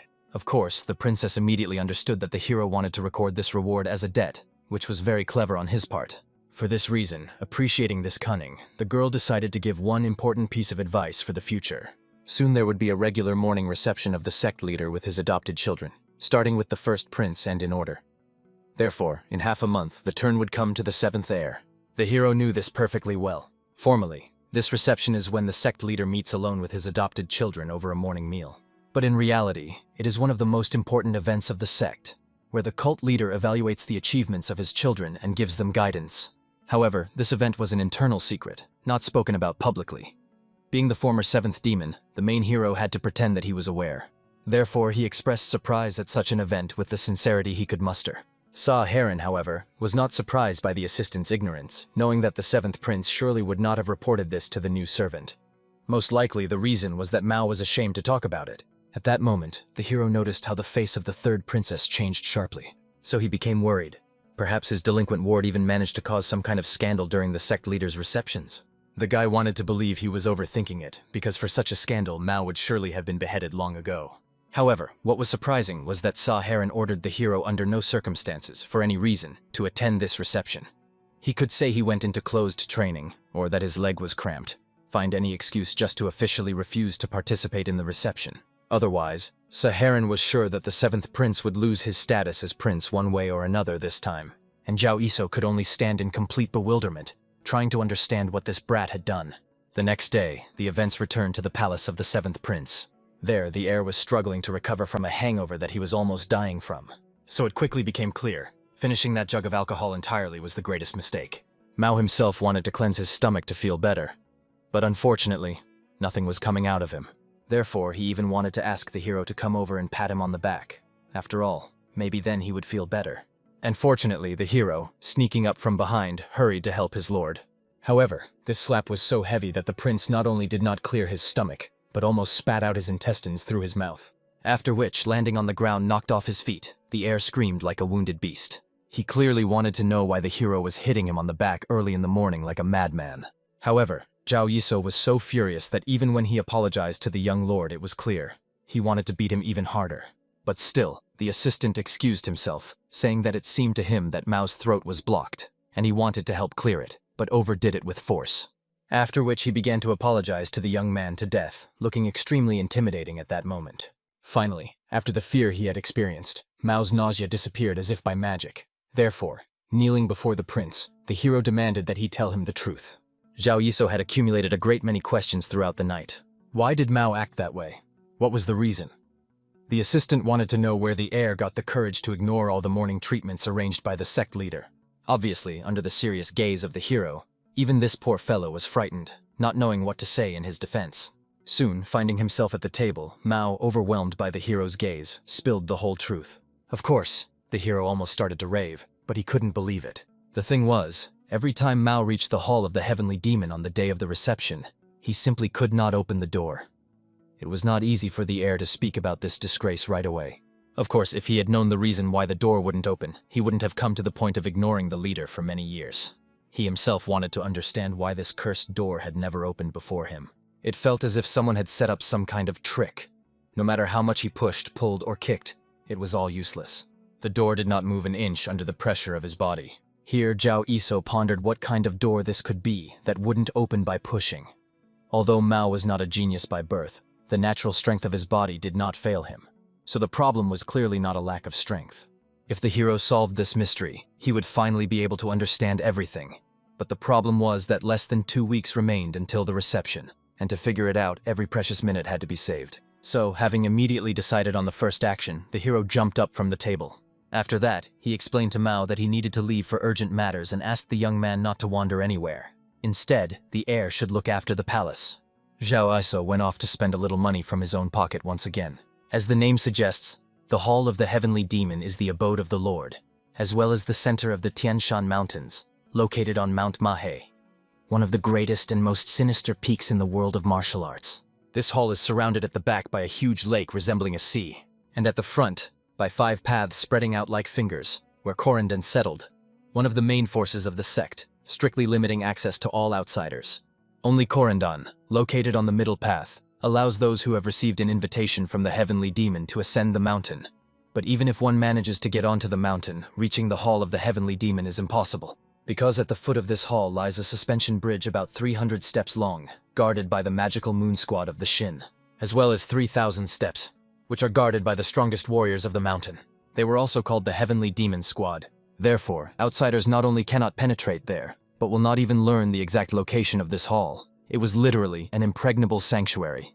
Obviously, Jegal Gvirin knew perfectly well that this story was surely well known to the hero. So the librarian wondered with curiosity what the hero had forgotten here. Moreover, the old man was amazed that Zhao Iso turned out to be such a greedy miser. Everyone had heard that he was literally a money demon, the likes of which the white world had never seen. But suddenly the assistant was offering him such a modest sum of coins for the necessary information. However, Zhao Iso calmly explained that he did not need to know superficial information about the Hall of the Heavenly Demon. What mattered to him was the essence itself. After all, as is known, every time the morning reception begins, their seventh prince returns from yet another failure. The problem lay in that very mysterious door. But the man believed it was foolish to think that a simple information trader would know anything about the top-secret Hall of the Heavenly Demon. Zhao Iso was amazed by the acting skills of this merchant. However, considering his line of work, he was obliged to behave that way. Outwardly, Jegal Gvirin appeared to everyone as an ordinary information dealer from the Jegal clan, connected to the righteous faction of the sages and living in the demonic sect. But in reality, this elder was one of the secret masters responsible for the main mechanisms and traps of the entire sect. And this was a secret that someone like Zhao Iso, of course, was not supposed to know. Therefore, so as not to reveal his true knowledge, the hero tried to somehow justify his sudden interest. He explained with a disarming smile that he thought Jegal Gvirin, being the reincarnation of the most legendary informant in the world of martial arts, would surely be aware of the secrets of these mysterious doors. Of course, Jegal Gvirin was struck by the hero's cunning, which could only be compared to the blackest earth. Surely Zhao Iso knew a lot about him, since he claimed such things with such a confident smile. But still, the elder reminded that he could not disclose such information left and right. After all, revealing this secret was a grave crime he did not even want to think about. However, as a regular and generous client, he decided to give the hero one wise piece of advice: to watch what the swarms of flies buzzing around his reputation were currently whispering about. Everyone around was whispering that some seventh demon had become an assistant, and had recently killed Magvi himself and the entire slaughter. Therefore, they managed to spread a great many different rumors. Of course, the interest of ordinary people in the hero was by no means mere curiosity, but rather caution towards someone who could become a most dangerous enemy in the future. Naturally, Zhao Iso hoped that the old trickster had managed to earn well from the information about him. However, in order to earn from the hero, Jegal Gvirin had to know at least something worthwhile about him. They only knew that the assistant had a reputation as a maniac obsessed with money. Moreover, Jegal Gvirin could give his regular clients sincere advice, not to get involved in unnecessary matters and to keep quiet for a while if he did not want to perish overnight. From these words, one could conclude that Jegal Gvirin knew much more about the clients than he said aloud. But since the old man gave him this advice so sincerely, the hero could not reject it. However, he explained with feigned sadness that the bag he had given Jegal Gvirin was only a deposit for the answer to his question. He wanted to give him a couple more such hefty purses if he liked the information. However, the young man could do nothing about it, so he decided to take his money back and leave. But unexpectedly, Jegal Gvirin grabbed his hand with an iron grip and did not let go.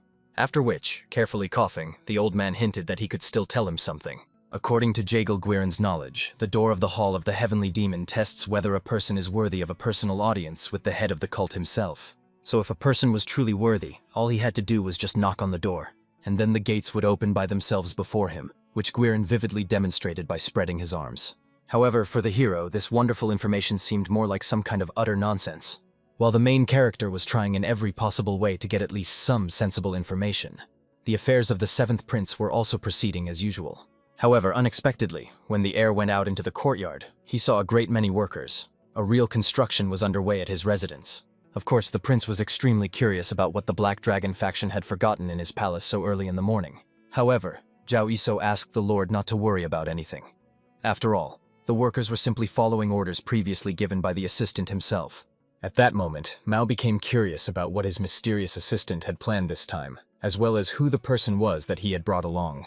The stranger immediately bowed before the young lord, introducing himself as the owner of a library who was passing by, and happened to meet the hero by chance. Only later did the elder honestly admit in a half-whisper that Zhao Iso had forcibly dragged him here. and it so happened that he became responsible for the repair of the seventh prince's palace. The spy asked the old acquaintance to stop slandering him with petty lies.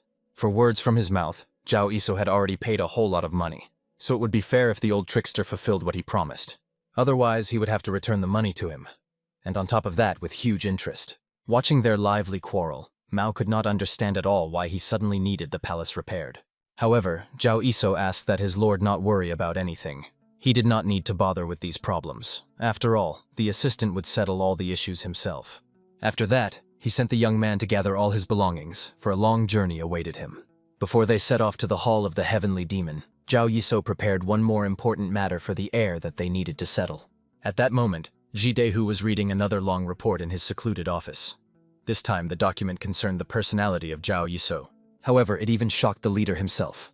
Although the man understood at first glance that the hero was far from ordinary, he could not have imagined that he hid such a dark past.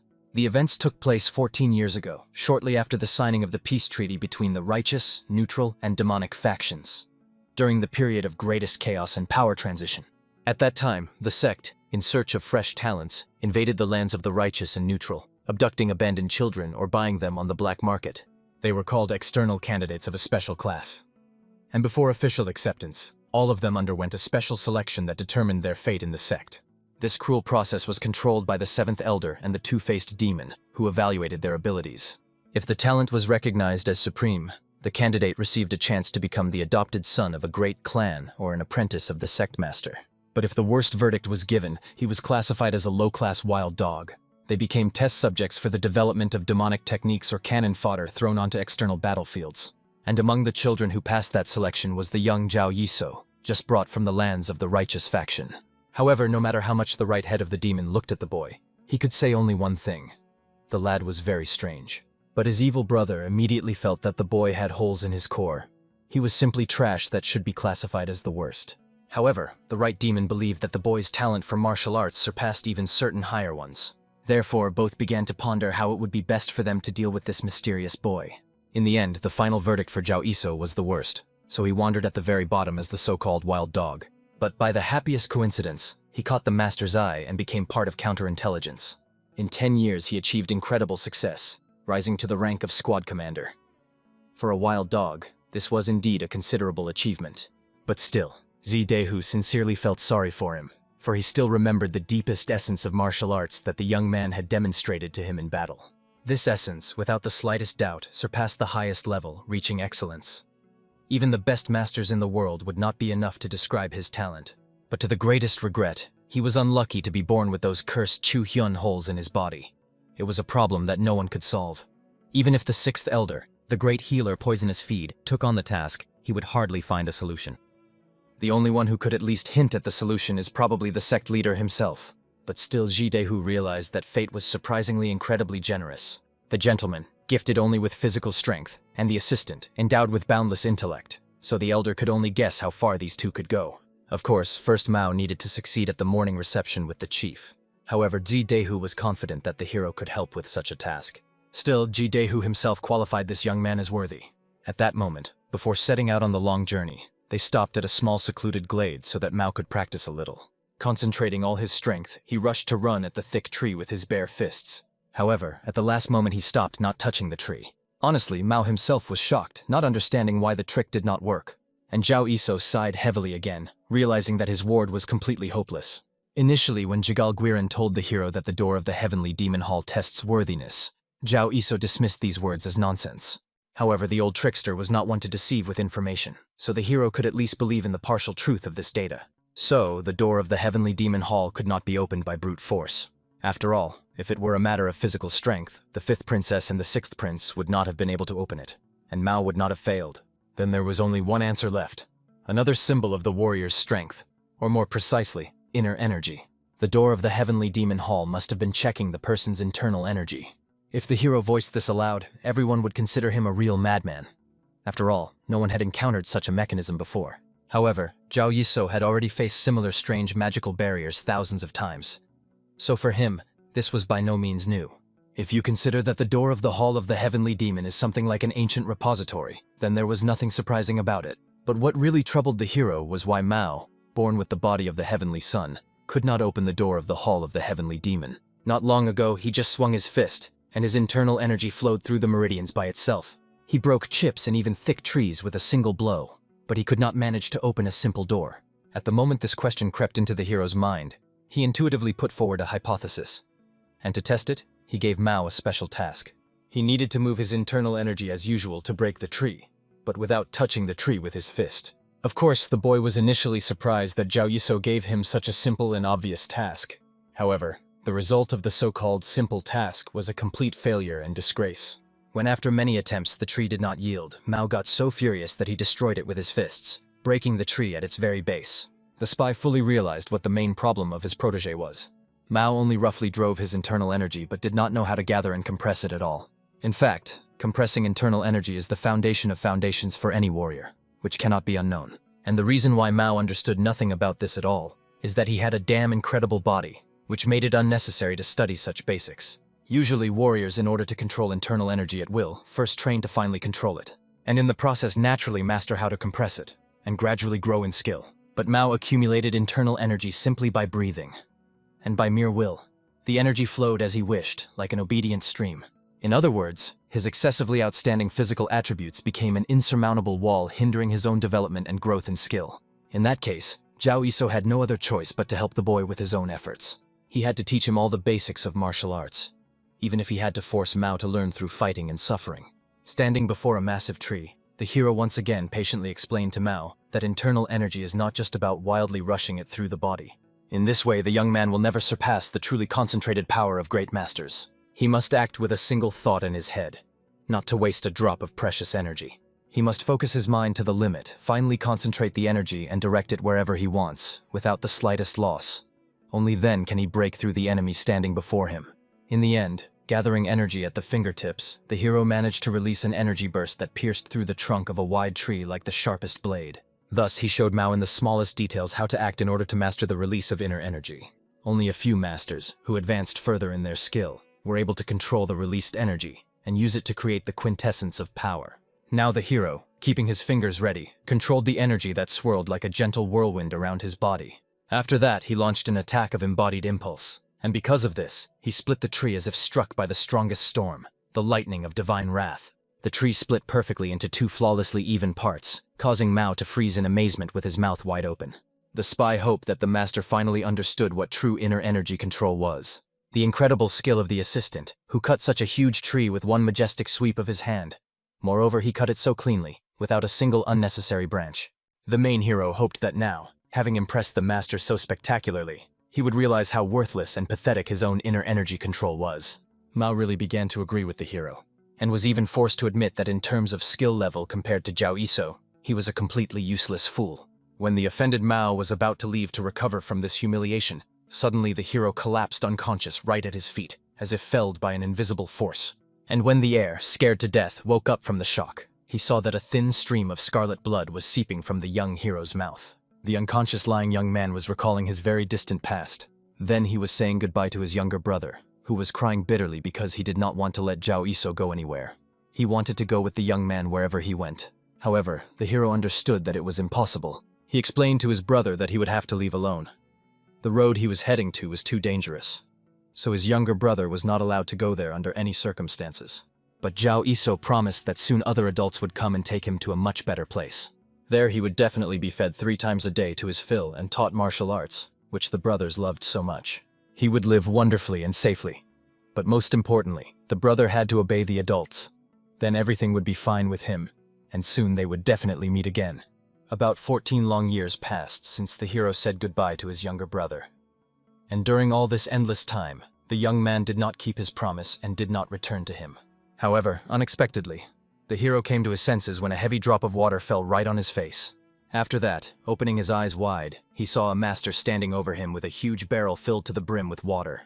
Mao was glad that Zhao Yisou finally came to his senses, because he was just about to pour a whole bucket of ice water on him. However, the bucket in Mao's understanding was so huge that Zhao Yisou would rather have drowned on the spot than wake up from such a flood. Also, Zhao Yisou, looking around, did not recognize the place where they were. However, it turned out to be his abandoned hut in the mountains, which Zhao Yisou had once mentioned in passing during a conversation with Mao. According to Zhao Yisou's original plans, they were supposed to live and train here until the very day of the reception with the cult leader. However, Zhao Iso was in the greatest shock that this useless, dull-witted heir managed to easily remember the way here, and even drag him without outside help. The prince was quite angry that his assistant considered him a complete idiot. Yet he was extremely curious to find out what had happened to the hero.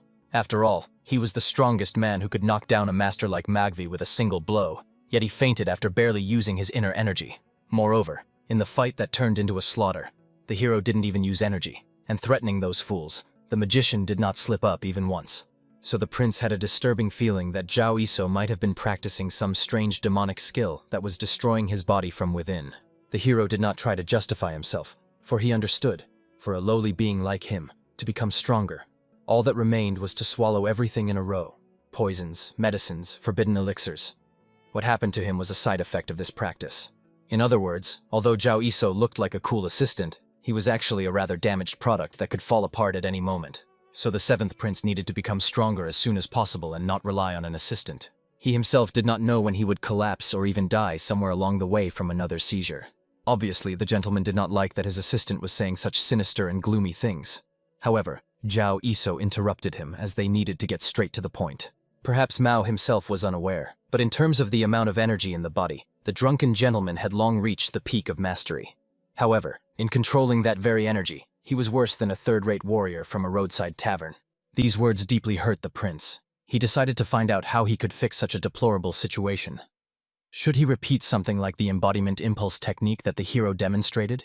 The spy knew perfectly well that this technique was a true achievement of the masters, and the seventh prince would definitely come to it in time.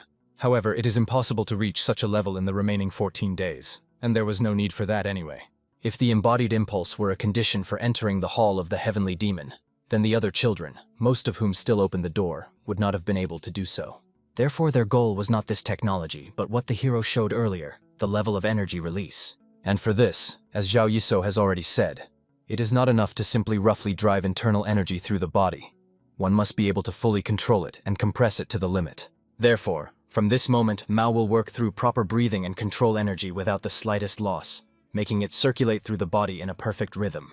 And if the guy can reach the great heavenly cycle, fully directing energy through all meridians without exception, only then can one speak of entering the hall of the heavenly demon. Only this will give him a chance to get there. But to the hero's surprise, Mao seemed not to take the upcoming trial seriously, as if seeing nothing particularly difficult in it. He assumed that all he needed was simply to circulate internal energy through the body, and that would be enough. Such blatant misunderstanding of basic things already hinted at how long and painful their training would be. Therefore, tired of explaining anything with words, the hero ordered the guy to sit in the lotus position. After that, the assistant placed his hands on the guy's shoulders, pondering that despite his appearance and behavior, Mao was actually the same age as his younger sister. So it was not surprising that from time to time Mao behaved like a spoiled child and even reminded him of his brother with his stubbornness. It was precisely for this reason that the hero mentally promised the young man that in the remaining 2 weeks, he would at least make him into a semblance of a normal person, possessing basic skills. With this mental promise, he began to transfer the energy of his body, directing it into the body of the prince himself, in order to show the right path. Somewhere at the very same moment, one of the senior slaughterhouse members continued his exhausting training. While he was training, a servant approached him and decided to find out from the assistant what had been discovered about that arrogant guy Zhao Iso. However, to the greatest regret, the assistants lost his trail as if he had dissolved into thin air. All they knew was that he had left the Moonlight Village and entered the territory of Horrendon. However, obviously, if the slaughterhouse people started turning everything upside down there, it would lead to a direct confrontation with Horrendan. They could not risk provoking a conflict. Therefore, they had to postpone the surveillance until better times. From this report, the man immediately understood that their target was a rather cunning bastard, since he had guessed to hide under the protection of Horrendon. So, it was not for nothing that Magvi lost to him and died by his hand. However, this complement of mid-level strength did not mean that the man intended to further delay revenge for his younger brother. So the fifth in the slaughterhouse hierarchy, the poisonous demon of lust, decided to deal with this arrogant fellow personally and with his own hands. After that, he fired from his powerful bow. His targets were live prisoners, whom he cold-bloodedly finished off one by one with his shots. After that, the man sternly promised that at any cost he would take the life of that dog assistant Zhao Iso, and, if necessary, even that seventh prince who was involved in the whole affair. From the moment Zhao Iso began lessons with the seventh prince, exactly 13 exhausting days had passed. Zhao Iso sat leaning against the wall in the room, patiently waiting for Mao to finish another training session. However, suddenly he became very cheerful, Mao's 471st attempt finally succeeded, so the hero was eager to find out how the Lord felt after reaching the great heavenly cycle. Honestly, only now did Mao begin to gradually understand what it truly means to control internal energy. Until now, when he swung his fist in the heat of battle, his energy would boil prematurely, outpacing his will and breaking forward, not giving him time to control the flow. Now the energy obeyed his will, flowing in the right direction with the right rhythm, fully supporting his strength without loss. It felt as if, for the first time in his life, the energy became one with his body, like an inseparable part of his being. This description fully confirmed the phrase that it is better to feel once than to hear explanations 100 times. The hero was pleased that Mao finally spoke like a true warrior, not like an unreasonable child. So now, logically, he should also learn to compress his energy to the limit. Checking the condition of his body, the prince was confident that he could do what the hero expected of him. Therefore, without much thought, Zhao Yiso immediately stood up to test the abilities and understand what the current young lord was capable of. At the very least, he had to give his all so that the next day he could enter the hall of the heavenly demon and pass the trial. Soon they found themselves near a huge stone boulder, which the prince had to break using the power of his internal energy without direct contact. As soon as he received the signal from the hero to start, he immediately took a fighting stance, concentrating all his energy into his fist. Gradually, he compressed the internal energy to the limit. Then he released it towards the huge stone boulder like a striking lightning bolt. As a result of this powerful energy explosion, a hurricane wind rose, and Zhao Yiso continued to watch cautiously the stone's reaction to this crushing blow. But honestly, seeing the result, Mao did not know how to comment on it. The boulder remained completely intact, without a single crack. So no matter how you look at it, it was a complete failure and disgrace. The young man, clearly panicking, tried to understand what he had done wrong. He felt that the energy in his body flowed normally. He carefully gathered it in his fist. But for some reason, nothing worked anyway. In the end, like a little spoiled child, he began rolling on the ground, no longer wanting to deal with this cursed energy. It was easier to give up becoming a prince and die alone. It was still better to live as he wanted than to torment his foolish head with these endless trainings. Meanwhile, while Mao panicked and thrashed in hysteria, Zhao Yiso tried to understand the true reason for the failure. It seems the release failed because Mao was so focused on compressing the energy that he missed the critical moment to release it. Therefore, when he struck, the energy scattered in all directions, unable to concentrate the force at a single point. Of course, for a novice like the prince, this was a forgivable mistake. But what impressed Zhao Yiso the most was the amount of energy the guy put into his fist. If he had simply directed that energy as he usually did, the huge boulder would have shattered into tiny splinters in a matter of moments. This truth was staggering. The energy of the seventh prince was like the fierce Tianshan hurricane. Even at his primitive level, Mao would have been able to handle even the elders of the martial arts union, and in this he was second to none. This dealt a significant blow to Zhao Yiso's pride, although he could never have imagined that he would envy this guy with monstrous talent. Moreover, the seventh prince, who was now simply crying while looking at the stone, kept insisting that it had unfairly resisted him. He demanded that the stone admit it felt pain after his strike, and hoped that at least inside the boulder everything had cracked and split. Zhao Yiso was surprised that such a naturally strong person's pride was hurt after the very first failed strike. Therefore, immediately pulling him away from the stone, the hero ordered Mao to stop whining, since he had almost succeeded. When he learned to gather energy, he needed to understand when to release it in time. There was no point in keeping energy locked up like a prisoner in a dungeon. Pulling the guy to a safe distance, the spy decided to demonstrate the true meaning of tactics. To compress energy and release it simultaneously, in a single flow. When he made the first small strike using a small amount of internal energy, a small crack appeared on the stone, as if from a lightning strike. Zhao Yiso hoped that even with a small amount of energy he would explain the principle, what is what and how it works. Mao was delighted. He understood everything. Only he resented the hero who, from the very beginning, did not explain everything to him in understandable words. Now the heir was confident that he would make another strike, and this time it would be successful and triumphant. Zhao Yiso was, honestly speaking, amazed by the simplicity of this young lord. However, Mao had already overcome the most difficult barrier, the control and compression of internal energy. This meant that he was very close to successful release. Of course, with the clumsiness of the prince, he would have to try several more times. However, the suddenly standing in a stance guy released a colossal, simply incredible, amount of internal energy. Moreover, it was solar internal energy, which caused absolutely everything around to stir, as if the earth trembled underfoot. However, the point was that Mao, considering himself a genius, understood, or rather, suddenly grasped, the very essence of martial arts. The essence was that the more internal energy a person used, the more powerful his strength became. Based on this insight, he created his own technique. He decided to call this technique Dadai Quan, the majestic fist of great power. In the end, he struck the stone with full force, and immediately the mineral shards scattered in all possible directions, like a hail of stones. The hero remained standing in his place, simply wide-mouthed in shock. He looked with amazement at how the Lord had made a perfectly straight tunnel in the huge stone block. The assistant had no idea how Mao managed to do such a thing in such a short time. But the prince himself was insanely proud of himself and his incredibly powerful, majestic strike. After that, he proudly told what name he gave to his great technique, which he had just created. He expected that Zhao Yisou would be endlessly impressed by his talent, and would surely want to learn this technique from such a brilliant master. Although the hero was little interested in such games, he could not deny Mao's power was truly terrifying and intimidating. Ordinary top masters would not even have thought to try to do what Mao had just done in a few seconds. Therefore, the hero asked the prince to repeat his greatest move. The thing was, Zhao Yisou had a hypothesis he wanted to test. Of course, the conceited prince was convinced. The hero just wanted to learn his technique, so he was starting to suck up to him in advance. However, Mao promised that he would tell everything to the hero if he asked directly. And since the guy was his only assistant, he would not even charge him for such valuable knowledge. However, Zhao Yisou only got angry and asked the prince to simply repeat the strike without unnecessary words.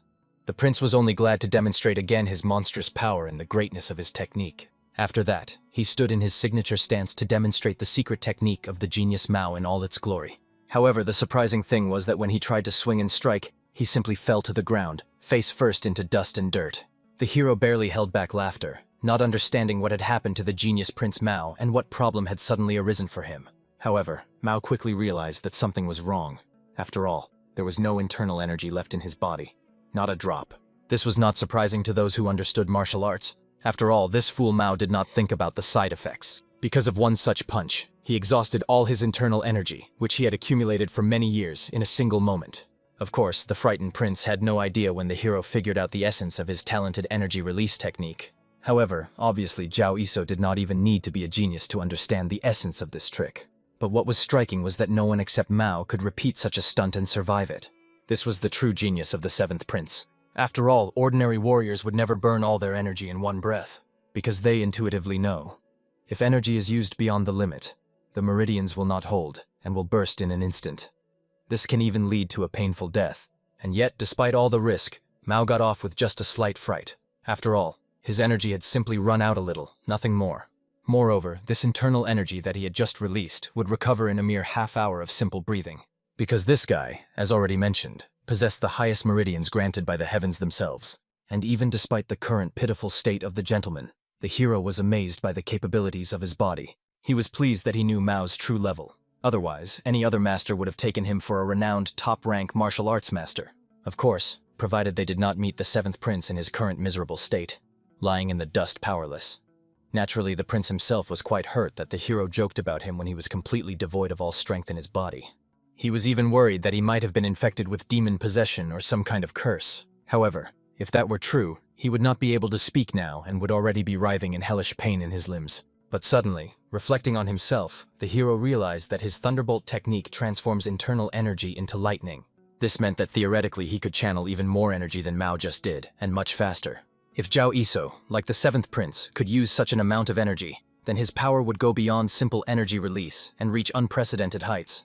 Of course, it was pleasant to ponder what could have been, but it made no sense. With his body riddled with 9 Chuhyun holes, even gathering the minimum energy was a problem. He shouldn't have even dreamed of anything good. It was a waste of time. Therefore, focusing on the current problems, he asked the prince to stop crying and sitting in the dust, to sit up straight and start breathing properly. With his body, he would easily recover to his previous state in just half an hour. In the end, as was said, sitting more comfortably, Mao simply began to breathe deeply and evenly. However, at that moment, Zhao Yisou literally caught an arrow with a poisonous tip, shining with an ominous green light, just a couple of centimeters from the Lord's face. Of course, the prince was quite frightened when he saw the arrowhead right by his face. He immediately realized that they had been ambushed. However, Zhao Yisou apologized to the Lord for not foreseeing such an outcome. No one in his place could have guessed that in the lands of Horindon there would be a scoundrel who would set an ambush for them. In the end, armed with his flying blade on a thread, Zhao Yisou began to fend off dozens of arrows flying towards him and the young lord like a deadly rain. Fortunately, he was lucky. By that moment he had managed to deflect all the arrows, and thank heavens, none of them hit anyone. But suddenly, an arrow tracking the victim flew past him, which, passing by the hero's body, headed straight towards the defenseless Mao. The hero, of course, panicked. He could not have expected that a master who had mastered the technique of curved shooting using internal energy was hunting them. Considering that the seventh prince was currently completely unable to take care of himself, all he could do was watch as the arrow rapidly flew towards him. However, Zhao Yiso did everything he could in this situation. He allowed the arrow to pierce his arm so as not to let it hit the body of the seventh prince. Very soon, due to the depth of the wound, his breathing became heavy and intermittent. And through his veins and capillaries, a sinister poison began to spread throughout his body, burning from within. Of course, immediately, slightly recovering from the shock, Mao jumped to the assistant to somehow help him. But instead, the hero forcefully struck the young man in the chest, pushing him deeper into the tunnel carved in the middle of the stone block. After that, he ordered him to hide as far away as possible and focus on circulating energy for recovery. He absolutely must not show himself until the fight was over. Mao was very worried because he saw the face of the young master, on which the effects of the strongest poison had already begun to show. The skin was paling, and the lips were turning blue. At that moment, the young man himself pulled the arrow out of his arm, gritting his teeth in pain. He was insanely angry that some bastard, like a cowardly rat, was hiding and shooting arrows from cover. If this were an honest fighting style, at least some deadly poison should have been used. But no, just a weak paralyzing one. Well, from such small details, Zhao Yiso could easily determine that his opponent had very perverse tastes and inclinations, just as he had expected from the very beginning. After that, calmly, although not seeing the enemy in person, he greeted the poisonous demon of lust, lurking deep in the forest like a predatory beast. The latter was pleasantly surprised that he was revealed so easily. Using sound transmission, the poisonous demon honestly admitted that at first he considered the hero's energy complete nonsense and underestimated his abilities. But he turned out to be much more agile and cunning than expected. Despite the poisonous demon completely hiding his presence using masterful techniques, the hero still managed to uncover his hiding place, although he did not fully dodge the attack. But what interested the demon even more was how Zhao Yiso managed to find out who he really was. What trick did the guy use for that? Realizing that the man used only sound transmission, the hero quickly understood that he was not foolish enough to reveal his location by voice left and right.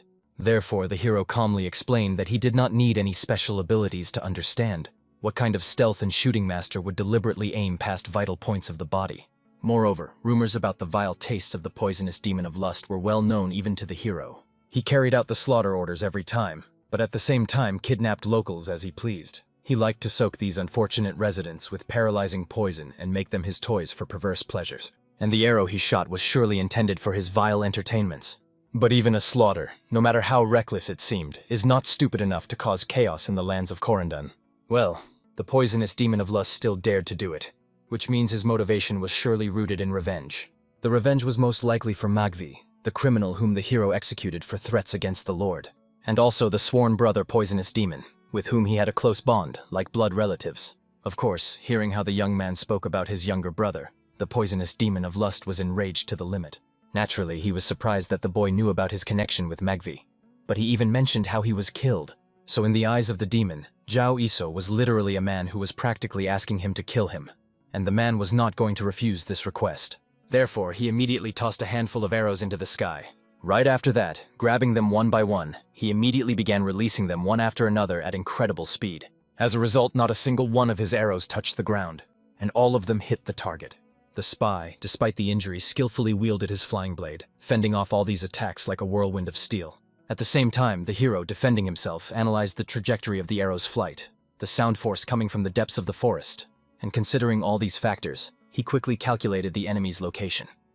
Unfortunately, the paralyzing poison spread through his body faster than the boy expected, so he had to finish off the enemy as soon as possible, before his senses dulled even more and his limbs failed. Fortunately, he did not sense the presence of other minor pawns of the slaughter, so the hero needed to finish the poisonous demon of lust one-on-one.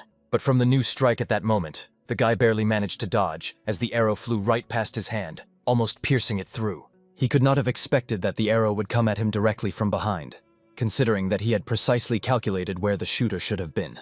Of course, even if the poisonous demon of lust was a master of curved shots, it was still impossible. This trajectory was too whimsical. Perhaps the man just managed to change position lightning fast? Therefore, the guy tried to calculate the new direction from which the arrow had come. But just a second of hesitation was enough for another arrow, aimed at his chest, to come from somewhere in front. So the hero had even more questions. Where was this cursed demon sitting if he could attack with arrows from all possible directions at once? Moreover, because the arrows had a curved flight trajectory, They continued to follow the hero like living creatures, which made his life a bit more complicated. Although the spy fended off all the flying attacks, unfortunately, he did not manage to tuck in, and he fell backward toward the ground without using any falling technique. The demon of lust rejoiced, glad that this bastard had finally fallen into his net like a foolish little fish. Immediately after that, at the place where the hero lay, he fired a couple more shots, aiming at vital points. The spy was still conscious, analyzing the flight of the arrows that were coming simultaneously from all sides. It felt as if the opponent was using a lightness technique or shooting on the move, moving at incredible speed. However, no person could move at such speed between extreme points and at the same time demonstrate such precise shooting. Unless this poisonous demon was a divine archer of the super elder level. However, as far as Zhao Iso knew about him, the demon had not reached such a level of mastery. Zhao Iso had only one assumption left, which means he also had a couple of ways to deal with these enemies. But the inability to use throwing knives was a very serious problem. Because the arrow had grazed the right hand, it was already completely numb, as if foreign. The only thing that still worked perfectly in his body were his 2 legs. However, even so, the spy was not one to give up easily. Therefore, he used his thunder power, understanding that he would have to sweat a lot in this fight. Of course, when a bright lightning explosion sounded, the poisonous demon was quite surprised. After all, on such a clear day, it had nowhere to come from. There was not a single cloud in the sky. Obviously, he simply had not heard of the thunder technique that Zhao Iso used. Therefore, when the old man noticed the scoundrel he thought was already dead right in front of his face, he was stunned with horror and shock. And Zhao Iso only smiled happily, pleased that he managed to catch this enemy off guard. Immediately after that, he attacked him, using the legs that had survived the poison, aiming roughly at the opponent's face. Looking at this skill, the poisonous demon immediately recalled the elder of the martial arts union, nicknamed the 7-limbed great monk, because he delivered 7 deadly hits with 1 kick. He was a true master of the righteous faction's leg technique. His most powerful strike, his entire essence. With this strike, the hero now attacked his demonic enemy. From just 1 attack, his body immediately began to crack at the seams and bleed, as if breaking apart from the inside. And the poisonous demon himself screamed with unbearable pain, tearing his body apart with his last strength. Finally, the hero fell to the ground. Following him collapsed the immobilized body of the demon of lust, like a felled tree. While the bloodied old man lay on the ground, the hero finally managed to exhale, not understanding why today was especially hard in every sense. But at that moment, another arrow attack came rushing at him from behind. Fortunately, the young man managed to notice it, and deflected at the last moment. Looking at the intensity of all these flying arrows, one could conclude the apprentice was very upset that one of his puppets had already been disposed of. It seems with his behavior, the enemy was literally desperately begging the hero to catch the rest of his accomplices, and the spy decided to fulfill the wish of this arrogant bastard. So he also rushed forward at the sound of gunfire. Finally, he saw the second shooter. The demon hiding in the bushes was clearly panicking that this little bastard had once again managed to reveal his location. In the end, the hero easily deflected the arrows flying towards him with his knees. Moreover, he deflected the arrow perfectly, redirecting its tip with his foot, changing its flight trajectory. And all this despite the fact that this arrow was charged using the internal energy of the lust demon himself. Among other things, the hero also carefully struck her, using the power of his legs and the thunder technique simultaneously. As a result, the arrow shot back at the enemy with double the force. Fortunately, at the last moment he managed to duck and avoid losing his head. But his bow was destroyed in an instant, shattering into fragments. So the man could only panic, as he never expected that when dealing with an assistant of the 7th ghost level, he would face a real death demon. Of course, he noticed that at the very beginning of the fight, the hero was not so powerful and fast. But as soon as he suddenly began to radiate lightning-fast energy, even the poison demon found it difficult to follow his movements. Of course, one of the Slaughter twins suspected that Zhao Iso did not defeat Mogvi for nothing, who had hidden trump cards. But now he was convinced firsthand that the hero was far beyond ordinary talent. He was a true monster. Looking at the poisoned enemy who surpassed him in all combat parameters, he could say only one thing: he would never win this battle. The hero admitted that he immediately noticed that the guest's shooting and the nature of the internal energy of the arrows differed. It seemed to him that the poisonous demon came here with someone like his older brother, but he never expected that the legendary poisonous lust demon would turn out to be just a twin. In the end, a rather amusing picture emerged. While one of the twins distracted the hero with conversation, the other hid in the bushes and shot with an unpredictable trajectory. The tactic was not bad. After all, they really managed to confuse the hero for some time. Of course, Zhao Iso was very attentive and immediately noticed that there were 2 shooters. Therefore, he changed his battle tactics. But it was hard for him to imagine that there was even one more person possessing the same level of skill and inner energy, like him. To understand the deception of that first shooter, Surely in such chaos, most warriors would have already gone to the other world, because their shooting strategy was based on the principle, strike in the west by attacking from the east, a classic military trick. Even so, Chao Izo was surprised that among the dull thugs from the slaughterhouse, there was someone who truly knew how to use his brain and build tactics. However, Chao Izo hastened to upset the man. His relative had already gone to the realm of the dead, so his tricks would no longer work and were useless. But still, the hero could not help but thank the man for such an epic spectacle he arranged for him. As a reward for this entertainment, Denny decided to spare the poisonous demon of lust and leave him alive, albeit crippled. Obviously, the enemy himself understood. Purely out of some mercy or reward, this guy definitely would not show him mercy. He thought the guy intended to drag him into some game or trap. However, Chao Izo simply gave him a chance. It was a kind of warning for the future. If the man dared to touch him or the seventh prince again, he had to be ready for harsh consequences. So in the future, it was better for this guy not to cause him problems, but to do as instructed. Apologize to the seventh prince for the shown magnanimity. If he decided to make a move and act on his own, the reckoning would not take long to come. It would catch him instantly. The hero realized that making a deal with someone like the poisonous demon of lust would be much more profitable than simply killing a minor shooter and gaining even more enemies in the slaughterhouse. Of course, the demon was quite outraged that Chao Izo regarded him as a small fry and a nobody. However, the main hero did not even intend to temper his opponent's ardor. Now he had to realize how shaky his position was. The determination of the poisonous demon had already cracked, and it was blatantly obvious that the villain felt genuine fear when faced with the enemy without his twin. Still, the demon continued to protest and foam at the mouth to prove his own righteousness, but he hardly had the courage to back up his words with actions. Burning his opponent with the most contemptuous look possible, Chao Izo openly challenged him to take the risk and try to defeat him right here and now. Obviously, just from the aura and the expression radiated by the young man, the confidence of the poisonous demon was melting before his eyes. Therefore, the villain immediately fled back into the forest thicket, as if tucking his tail. However, at the last moment, the scoundrel promised the main hero that sooner or later they would definitely meet again, and then the demon would surely take Chao Izo's life with his own hands. Watching the enemy with his gaze, the hero continued to hold back with all his might so as not to collapse to the ground right now. After all, during this entire display of power, he had expended every drop of energy to the last. Even at the moment when the young man deflected the enemy's arrow, he did so with the last scraps of his strength. His body was at its limit. And yet, by some miracle, the young man managed to destroy the enemy's bow, thanks to which he was able to pull off this clumsy spectacle of threats. But if the enemy guesses his true condition and returns, there simply will be no second chance. So the main hero had only to hold on until the villain went far enough away. However, the young man gradually began to lose his last strength, falling face down to the ground. At the last moment, he noticed the seventh prince, who was flying to him in fear. Honestly, the hero was indignant in his soul. After all, not much time had passed since he ordered Mao not to leave the shelter. But he couldn't stand it and already jumped up to him. However, the boy could not stay angry at the heir for long. After all, he was already losing consciousness, sprawled on the ground. It was clear that Mao fell into a real panic when he saw the pitiful state of his assistant. Understanding that a healer was urgently needed, the seventh prince began to appeal to him.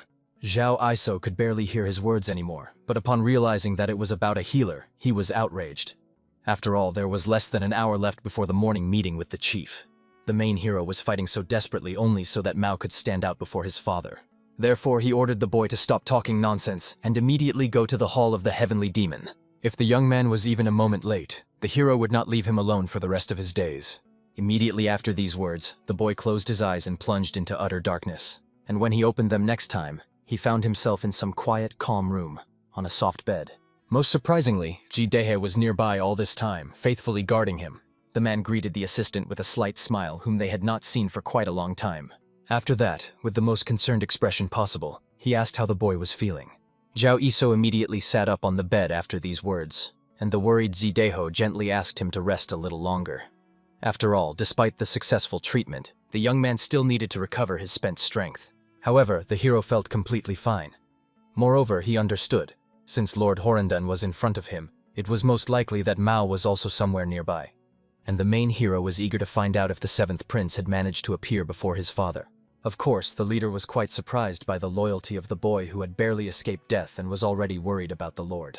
However, this was not surprising. After all, everything that happened to Mao directly affected the well-being of the assistant himself. It turned out that after Chao Izo was delivered to a safe place, Mao began his ascent of the 3,000 steps to the hall of the heavenly demon. So no matter how this trial ended, the news should arrive soon.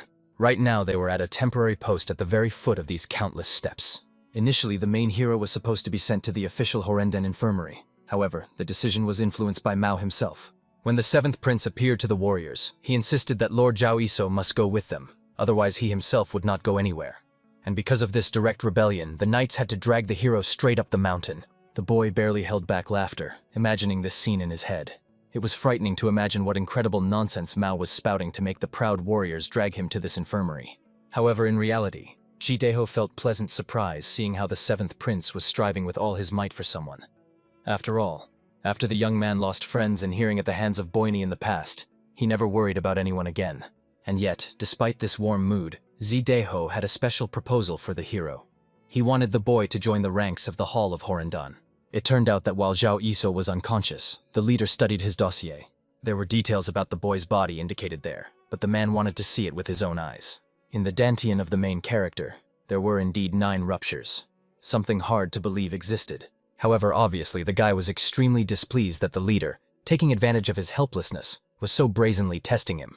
But still, he could not understand the connection between the state of his dantian and Zideho's offer to enter the hall. The hero felt that the man pitied him. And indeed, he felt pity for Zhao Iso. After all, the boy's entire potential in martial arts was locked in his unfortunate body. The leader thought there were better places where the boy could have spent his gift, since now he clung to a position where death could catch him at any moment. Even the stubbornness with which Zhao Iso lived caused the man regret. Judging by the wounds on the hero's body, he was attacked by a serious master. Zideho could confidently assume that it was a member of Boini, as last time, and such clashes would repeat again and again. Behind Boini stood the Ma clan, so as long as Zhao Iso remained a member of the palace family, there would be an endless vicious circle of dangers in his life. But if he became a person under the patronage of Zideho, everything would change. For just as the Ma clan stood behind Boini, so the entire Horiden would stand behind the main character. The man was even ready to swear by the name of the Great Horin that the hero's safety would be guaranteed. Honestly, the guy was amazed that for someone like him, Zideho was ready to swear by his own name. It seemed the man overestimated him too much, although he was well aware of the deplorable state of the boy's body. However, the leader believed that the hero could use his innate gift differently, to train disciples or create new martial arts. In any case, his work would be much more worthy than rotting in the palaces. Honestly, Zhao Iso was touched that Jideho valued his insignificant flesh so highly. But still, he was forced to refuse even such a tempting offer. Of course, the leader was curious to know the reason. After all, if the hero was worried that Lord Mao would be left alone, then the man could help him protect against the butchery. However, Zhao Iso hastened to explain that the butchery had absolutely no influence on his decision. Simply, the values the hero aspired to could only be achieved alongside the Lord. Moreover, he could say no more to Jideho. After all, it was his personal little secret. Therefore, the young man hurried to apologize to the man for disappointing him with his answer, and went to take care of his lord. But it turned out the leader was not surprised at all. After all, he expected such an answer from such an extraordinary youth.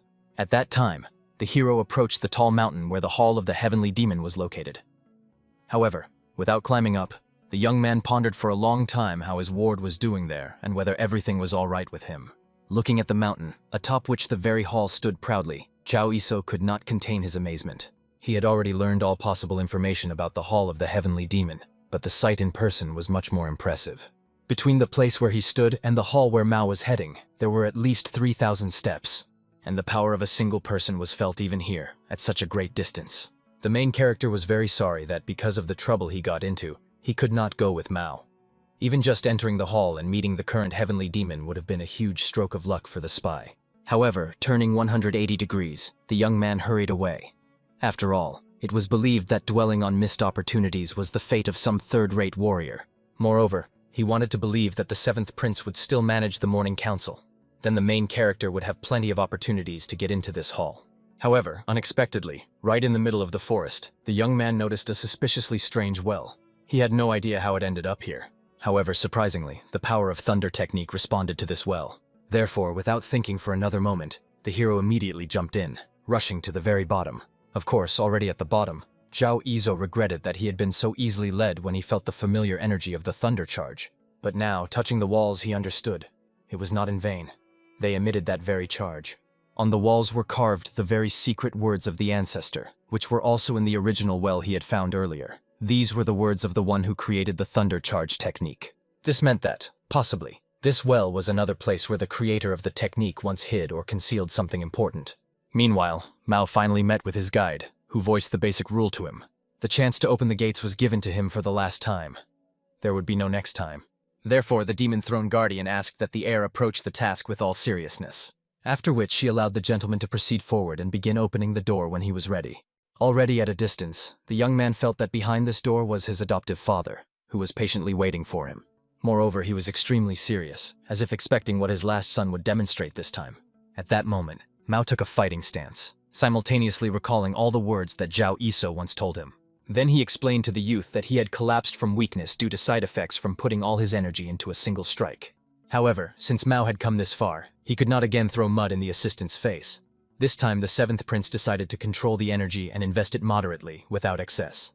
The Light Guardian carefully observed all his actions, not taking her eyes off the raging energy boiling around the air. Honestly, the woman was impressed, realizing how radically Mao had changed in just the last year. The young man himself could not believe his true happiness. After all, the gates finally yielded under the onslaught of his power. They began to slowly unfold, and the young man immediately started to rejoice happily, considering himself a true genius who had finally overcome this obstacle. Now he too could, like his other older brothers and sister, taste a proper breakfast together with his father. The Guardian of Light, observing the reaction of the seventh prince, understood. A new miracle had happened today. She expected that the heir would return empty-handed once again. However, he showed even more than she could have assumed from him in case of success. The power of Mao's inner energy was unsurprising, considering that he was the vessel of the Heavenly Sun's body, chosen by the cult leader himself. But the fact that the young man fully controlled this energy and released it steadily was a completely different achievement. This meant that the seventh prince, who had been ignored by everyone until now, had reached the level of a great limit master. Now the outcome of the battle for the title of junior leader, which seemed predetermined, was once again in question. With these thoughts, the Guardian of Light's expression changed, and when Mao noticed it, his heart almost jumped out of his chest. Of course, the woman hastily apologized for interrupting the young lord's joy. She stepped closer to explain. The gates of the Heavenly Demon Hall would soon close again after opening, so he literally had a couple of seconds to slip inside. Still, even though Mao was the vessel of the Heavenly Sun's body, repeating such a feat would be difficult for him. And considering that the council was about to begin, the young man needed to hurry. And with these words, the seventh prince dashed forward. After all, as a person who opened this door for the first time, no one told him that it closes so swiftly. The guy was very angry at the Guardian of Light, because due to her silence, all his titanic effort for this moment almost went to waste. The Guardian, looking at the departing figure of the heir, sincerely congratulated him on ascending to a new level. Bowing respectfully, she only wished the young man a pleasant breakfast with the leader of their cult as a parting word. As soon as the gates slammed shut, the guy was left in complete darkness, calling out fearfully for the Guardian of Light to help him, since he was in this place for the first time. Suddenly, torches lit up on the walls one after another, and the adoptive father noted that his youngest son was too noisy. Since he had already dared to come here, he simply had to enter and greet his father properly. Mao listened carefully to this voice, which seemed to come from every corner of the corridor. It was neither too loud nor too high, but heavy, like the mountain itself. This voice did not give direct orders, but sounded like a divine command, so there was not even a thought of resistance. Only now did the young man begin to truly feel the overwhelming, deep demonic energy. This energy overflowed beyond the mountain ridges long before he entered the cave. And finally, having passed through the gates, the youth at last stood before the lord of this energy, the white-haired man, the very leader of the heavenly demon cult. And now he calmly invited the seventh son to sit down. Thus, Mao found himself at the long table, at the opposite end of which sat the heavenly demon Jin Uguan. Despite this not being their first meeting, the seventh prince still could not believe what he saw. The thing was that Jin Uguan had a youthful appearance, but the heavenly demon himself was well over 80 years old, something that was hard to get used to. Breaking the prolonged silence, Jin Uguan honestly admitted to Mao that he experienced truly new sensations during breakfast with the youngest son. After all, he thought this would never happen. Obviously, after these words, the heir felt unprecedented guilt, so he hurried to apologize for having special circumstances that prevented him from coming here earlier. But the heavenly demon did not want to hear excuses. If Mao was late until today, it meant he had exhausted his fate. After that, the man offered the youth some food, for during his entire time at the table, he had not once tried the offered dishes. Of course, the boy immediately grabbed the chopsticks and began devouring the food with both cheeks. Jin Uguan, watching him, explained that he heard a noise behind the door which Mao had made. Honestly, the energy he unleashed at that moment was impressive, but the seventh prince could never have reached that level alone. Therefore, the father assumed that either the third elder brother helped his son achieve such mastery, or some benefactor did. And so the awkward Mao explained that the person who recently became his assistant grumbled at him a lot, forcing him to work non-stop. However, the seventh prince still understood that the young man was absolutely right, and his instructions were definitely worth following. But as soon as Jin Uguan heard these words, he immediately ordered the heir to kill this assistant. Mao pretended until the last moment that he did not understand what his adoptive father was talking about. However, Jin Uguan calmly explained, a benefactor who extends a helping hand in a difficult moment will forever reside in the son's heart as a kind person. However high Mao may rise in the future, it will not be easy to break free from the hands of this benefactor. The longer they spend time together, the more difficulties they overcome together, the deeper the benefactor's hand will penetrate into the depths of his soul, of which the seventh prince himself is unaware. Then this benefactor will become a being that will sovereignly control all his will and all his choices. Jin Uguan was sure. The usefulness of this assistant ended with the fact that he had already managed to raise Mao to the current level. Now, even if he continues to improve on his own, he should no longer encounter any difficulties. So the young man had to find a way to eliminate this assistant as soon as possible. At this point, the man decided to finish their breakfast. However, at the end, Jin Uguan recalled that he gave a gift and set a challenge to all the children who came here. He expected that now it was time to choose a gift for the seventh prince as well. The master poked the boy with his finger at the gift he wanted to give him, and he did not understand until the very end what was being talked about, until a sword fell from the ceiling, almost killing him. Glory to the heavens! Mao managed to move back at the last moment. Otherwise, he would have lost either his head or his manhood. Then, having calmed down, the young man carefully examined the blade made of purest gold, adorned with red jade, with an elegant depiction of dragon scales on the blade. Only then did the guy realize. It was the very dragon blade that he had foolishly pawned at the tavern. As is known, divine artifacts were called weapons endowed with miraculous power, as if forged from the very energy of a deity. Heavenly demon Jin Uguan bestowed a divine artifact upon each of his 7 adopted children. Their symbolic significance within the cult was so great that they were considered another mark of distinction, certifying the status of the demon's children. For example, the third princess, taking the hieroglyphs of her blades, ice ocean and burning sky, became known as the Ice Fire Blade Master. This shows to what extent the influence of these artifacts extended, even to the nicknames of their owners. Therefore, all adopted children usually guarded their divine artifacts as if they were their own lives, since they were their identification. All except one, the seventh Prince Mao. Now, looking at the sword, the young man could not even recall how many years had passed since he last held it.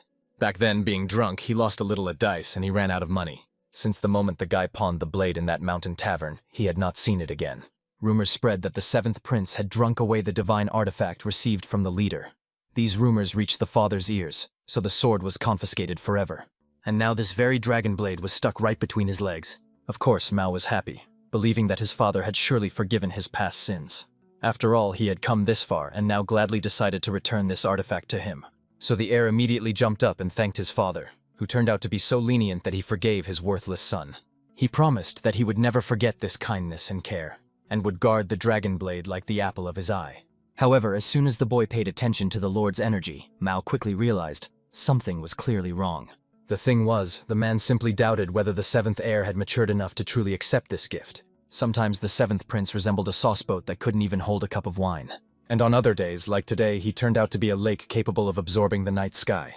So now, by attacking the boy, Jin Uguan wanted him to show who he really was and reveal to him the true depth of his vessel. Watching the attack fly at him, Mao felt under his skin that death was rushing towards him, from which there was no escape. And therefore, to survive, he needed to use all possible means and fight back.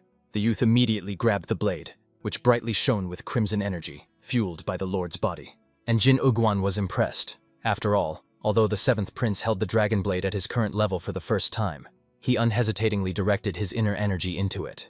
So one thing was clear, the benefactor his son had connected with was truly a skilled mentor. He honed this boy's instincts, which had been dulled and lowered for years, to flawless sharpness. And in the end, the boy managed to even repel the attack of the heavenly demon himself, his adoptive father. Immediately after that, the young man was thrown backward by the blast wave, where he tried to catch his breath in fear, still not understanding what sensation had overwhelmed his body. It seemed that before releasing the energy and directing it into the blade, he controlled everything himself. But what followed immediately after was clearly not something Mao was capable of alone. So it felt as if the dragon blade itself had revealed itself, protecting its master. Jin Uguan also realized his seventh son was not a fragile sauce dish at all, since the dragon blade, albeit belatedly, still recognized him as its owner. However, to be honest, the young man had never heard of the blade recognition procedure. Therefore, Jin Uguan hurried to explain in simple terms to his son that if his vessel was deep enough, the blade could accept him. And the head wanted to reward his son for this, so he poured the first cup of alcohol for him from his own hands. And, of course, the son accepted this wine with the greatest pride, then thanked for everything with a smile. After all, although he did not know whether it was because the wine was from his father's hands, or for some other reason, it tasted simply amazing. Jin Uguan, watching the boy, realized his son was much more skilled in handling internal energy than he had expected. So he quickly figured out that, most likely, this was also the merit of that very benefactor. However, Mao hurried to explain that he had learned not only about energy, but many things in general from his assistant. So the prince was convinced. In the future, the hero would be able to teach him much more. So the heir believed it was still too early to kill the assistant. Therefore, he asked his father to trust him and delay his order a little. However, Jin Uguan perfectly understood the true reason. His younger son had already become very attached to his benefactor. He did not enjoy watching this very much, but still the head decided to give the young man a chance. He wanted him to prove at the next council that Zhao Iso was indeed worth keeping close for longer. Of course, Mao was completely confused when he heard about the next trial. It consisted of deflecting exactly the same strike. However, next time to somehow survive without a blade, relying only on his own strength. Of course, next time the young man would not be attacked with a cup of wine, but by the desert wind of the heavenly demon. Thinking about this, Mao quickly realized that most likely the desert wind was a technique where the released internal energy is focused at one point and released. And the heavenly demon wanted him to block this already powerful attack, moreover created by the hands of his own father. Seeing this uncertainty, Jin Uguan hurried to calm Mao. After all, if Zhao Iso was really as valuable as the young man assumed, then the assistant would undoubtedly suggest a way to cope with this task. If not, then the assistant would have to pay for exhausting his usefulness. But before this happens, he, as a father, will also have to take care of the corpse of his own child. All that Mao could do was simply remain shockingly silent, not understanding why everything in this cult boiled down only to death and killings. At that time, the hero was climbing a 3-step ladder. As he had suspected, those secret signs he discovered in the well were not there for nothing. When he pressed the stones in the wall of the well in the specified order, a hidden passage opened. Undoubtedly, this was a place of the same kind as his Hall of the Heavenly Demon, a creation of the hands of a master of mechanical traps. However, the difference was that the hidden room in this well was much more grandiose than what he had found before. Finally, the hero discovered another set of locked doors. Something strange. No presence was felt beyond them. Of course, on this basis alone, safety could not be guaranteed, so the main hero became cautious. However, he still decided to enter. After all, it is hardly possible to call a spy someone who has secrets right under his nose and returns empty-handed. Pulling the doors towards himself, he simultaneously apologized to his predecessor for bursting into his abode without asking. However, what was inside truly amazed the imagination. In the large hall, there were not just one but many of the same sealed doors hidden. The hero called them demonic walls. However, these demonic walls were much smaller in size than those he had encountered before. Also, the pattern carved on the demonic walls of his hall was almost identical. In total, he counted 5 such walls in this long corridor. Their construction was exactly the same. They did not open with a simple application of force. So the way to open the wall was also the same. So the hero prepared, stepping back, to attack. However, to his surprise, the door finally began to open. He had enough strength to overcome it. Soon, by a single surge of his energy, he managed to open all 5 doors at once. But blood evidently flowed from the assistant's mouth. Still, due to the demon wall's inherent ability to absorb internal energy, his chi losses were much more significant. But the young man could come to terms with it. After all, he had not wasted his efforts. And considering how much was inside the rooms, he understood that the energy spent was worth it. At first glance, it was clear that the weapons and armor here were of unknown origin, but they emanated an extraordinary aura. This meant that each of these weapons was worthy of becoming a family heirloom of some clan, a true masterpiece. Also, in one of the rooms there was an innumerable quantity of elixirs and herbs, undoubtedly comparable to precious treasures. There was also a section with manuscripts of secret martial arts techniques, where each book was priceless. In other words, this place itself was a treasure trove of gigantic size. And obviously the hero, in love with everything associated with the jingle of coins, instantly recognized this place as his own little precious hall of the Heavenly Demon No. 2. Whoever the creator of this place was, the hero was insanely grateful to the predecessor. He intended to use this gift to live the rest of his life in warmth and plenty. However, suddenly the young man noticed that the door behind him had closed. Apparently, it was designed to close after some time. What worried the hero was that applying internal energy to open it again was quite difficult. But he still had no need to return now. After all, there was no way to immediately carry all these treasures with him. So he had no choice but to move forward to one of the open doors. But strangely, when he opened the doors and walked down a dark corridor, he came to yet another corridor. Fortunately, the atmosphere in this corridor was significantly different from those spaces where there was still no hint of human presence. It was unlikely that this corridor could be kept clean without daily human presence. It turned out he had ended up in a completely different place. Otherwise, the space through which he passed was a secret passage created to secretly penetrate this corridor, or for an escape route. However, the hero had many questions about what this place actually was. Suddenly, he felt such energy as if his body was chopped into countless tiny pieces in an instant. Of course, the guy immediately dashed back, trying to understand what he had just felt, a hallucination or a mirage. However, judging by the fear in his body, it was definitely not some kind of magic. It was merely the power of the warrior, the man before him. His will was so sharp that it itself turned into a blade ready to cut him at any moment. Only the presence of this man could cause immense pressure at the level of the greatest demon. Of those who reached this level, as far as the hero knew, there was only one person in all the heavenly mountains. It was the heavenly demon who, upon seeing the boy, immediately demanded that he confess what he had forgotten here. As was widely known, the heavenly demon sat atop tens of thousands of followers, being the sole and unique absolute ruler. Those who were honored to behold him were only the highest ranks. For most people, he was an object of worship. Even such lowly followers as the hero could only see the face of such a demon from afar at a single irregular event. Spies captured by the anti-spy squad were brought there. The heavenly demon personally took their lives, absorbing their energy and appropriating it for himself. This was called the purification ceremony. It was also a demonstration of the demon's power, intended to establish and strengthen discipline in the cult. The hero stood at the very end of the line. Every time he saw this spectacle, he looked at the demon from such a distance that he appeared as a tiny dot. Then he understood. This man was the one who 30 years ago invaded the Central Plains, became the main enemy of the martial arts world, and unleashed the war of the righteous against the demons. And for them, the younger brothers who lost their parents in that war, this man was a sworn enemy. And so Zhao Iso knew from the very beginning that one day he would have to overthrow this source of all evil. And now this man was standing right in front of the hero himself. And obviously, Zhao Iso was thinking about only one thing: how to act in order to destroy this enemy. Obviously, there were about 10 steps between him and the demon now. The chance that any of his tricks from such a distance would reach the heavenly demon was 0. No, not even 0.1%. At Zhao Iso's current level, he was incapable of anything against this man. At that moment, watching the boy, the heavenly demon realized that his mind was filled only with unrelated thoughts. Therefore he attacked, forcing the guy to confess who he was and how he dared to behave so boldly. The attack made by the man was well known to the hero. It was the desert wind of the demon. Well, what struck the opponent the most was that the hero was able to avoid even his attacks. He used thunderstorm energy with a very interesting skill that even surprised Jin Ugwan. However, the Lord still believed that the young man wielding such a curious power should have at least tried to resist him. But he only dodged the blow and immediately fell to his knees, begging for mercy. However, the hero perfectly understood that the Lord of the martial arts world had not a single weak point. So such a worthless creature like him could not even attempt to resist. Even if he found some breach in the heavenly demon's defense, in reality, it would be a direct path to the underworld that His Highness had graciously prepared for him.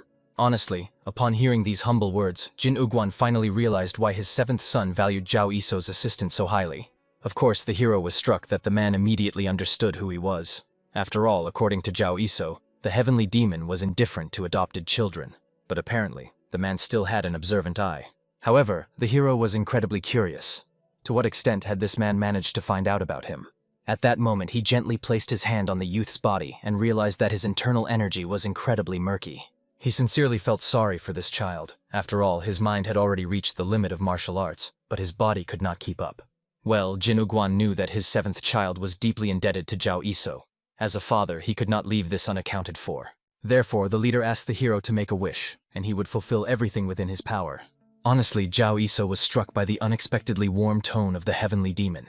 Perhaps he was partly kind to him because the hero was Mao's assistant. But even so, this attitude was too different from what the main hero knew.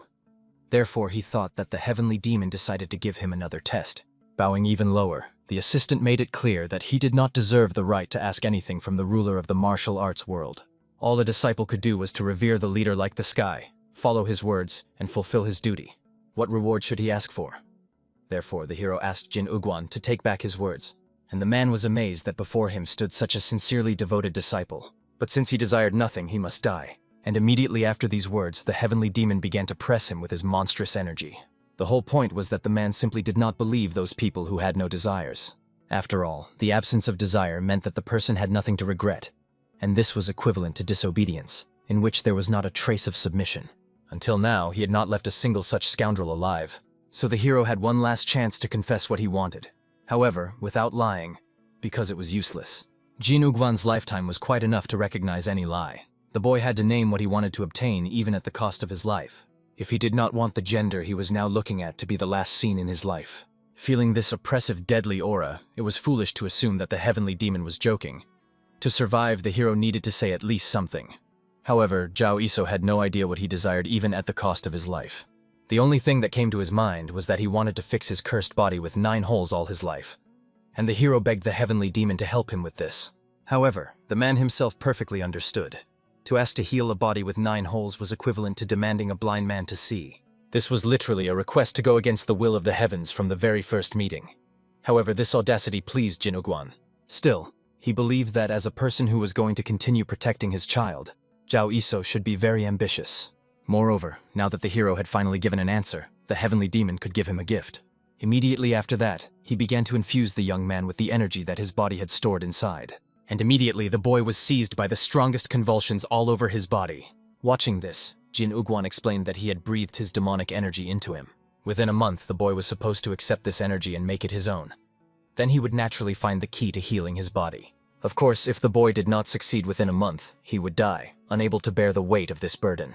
So he could consider it a punishment from heaven for penetrating the hall of the heavenly demon. After that, the leader went away, asking the hero to prepare for any consequences. However, if he truly sought to surpass his fate, then mastering his demonic energy would not be difficult for him. But what was most surprising? When the boy regained consciousness after losing it, he found himself outside near a small campfire. Next to him sat Mao, who did not understand what Zhao Iso was doing and felt awkward. This was not the first time the assistant had fainted before his master. Of course, Zhao Iso was surprised when he saw the silhouette of the prince before him. He wanted to know what had happened. After all, he had been in the hall of the heavenly demon with the cult leader. And Mao himself had even more questions. He wanted to know what this fool had done. Literally a few hours ago, Mao, sitting in the hall of the heavenly demon, was concentrating on the circulation of energy after meeting with his father. So many different things happened that he just didn't have enough internal energy to open the doors. And suddenly his father carried the boy out from inside the hall itself. It was hard to describe the fear the prince felt at that moment. After that, scorching with his gaze, Jin Ugwan ordered to take the assistant away, opened the doors, threw the hero Mao over his shoulder, and drove them out. Of course, Zhao Iso was surprised that the leader personally opened the doors and decided to find out. Were there other doors in the heavenly hall? However, the heir did not think about this due to stress. When he entered the heavenly hall, the bright guard was on watch there. When he left, there was no one. But now for the prince, this was not the most important question. He wanted to know how Zhao Iso got into the demon hall at all and what connected the boy with the cult leader. The hero, without answering, pondered about the bright guard, who was known for his impenetrability. This position was the right hand of the demon, enjoying his greatest favor. Such a person could not simply leave the post without replacement. If this happened, it meant it was the will of the heavenly demon, nothing more. Moreover, the forest where they were now was quite far from Hyoryeondan, where he trained Mao. Obviously, if they had found out in Hyoryeondan that Zhao Iso secretly infiltrated the hall, he would no longer be alive. Therefore, the heavenly demon simply did not report about him. Surely the man meant that the hero needed to try very hard to repay for keeping this situation a secret. However, the time came to answer the question that troubled the seventh lord. Therefore, the hero hurried to explain that he found the doors, opened them, and entered. However, the seventh lord only got angrier. Since Zhao Iso was going to go to the hall of the heavenly demon anyway, he could have come earlier to help the guy. After all, he was almost shattered to pieces by the very cup from which he later drank wine. Soon, Mao told the hero the whole situation that happened between him and his father. Very quickly, the main hero realized that the leader had arranged a trial for his youngest son. And as a reward, he returned the lost sword, after which Mao proudly demonstrated his dragon blade, because of which he almost went to the other world. Well, of course, the seventh prince was sure. He managed to pass the leader's trial only because he was a true genius. If he were some weakling like Zhao Iso, he would have long since crossed the river of ghosts. Zhao Iso, however, was surprised that this was the only gift for the seventh prince and still tried to find some hidden meanings in it. As the spy heard, at the morning council, the leader gave gifts to all the children who opened the door to the hall and came out.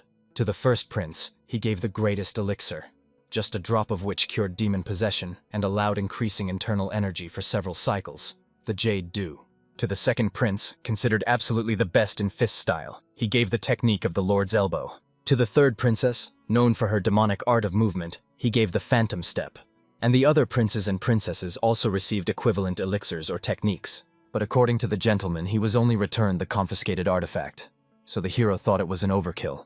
Of course, the prince immediately stood up from the nonsense he heard from the assistant and reminded him that his blade was not some pathetic trifle to be so devalued, otherwise he might have taken offense. Apparently, the hero simply did not know due to his naivety how great his dragon blade was. He decided to demonstrate it and, drawing it from its sheath, breathed some of his energy into it. And from it, a fierce fire had already begun to burst forth. With this very sword, the air had just ignited a fire in a second. And if it weren't for this blade, Zhao Iso would have long since died of cold. Zhao Iso was puzzled in his soul that the prince decided to use the divine artifact as kindling. Such stupidity was hard to imagine, but in reality, the return of the blade was a pretty good achievement. The very fact of possessing the artifact is an unlimited pass anywhere within the cult. This significantly expanded a person's freedom of action, and if used wisely, planning further will become much easier. But the hero still lacked something. That Mao had energy was certainly wonderful, but without supporting technology it was nothing more than trickery. So Zhao Iso wanted to know what the heavenly demon Jin Uguan planned to do with his son. But at that moment, the gentleman suddenly raised his blade and attacked the assistant, who was calmly resting on the grass. Having managed to retreat, the young man immediately looked at the Lord with interest to understand what had happened to the gentleman.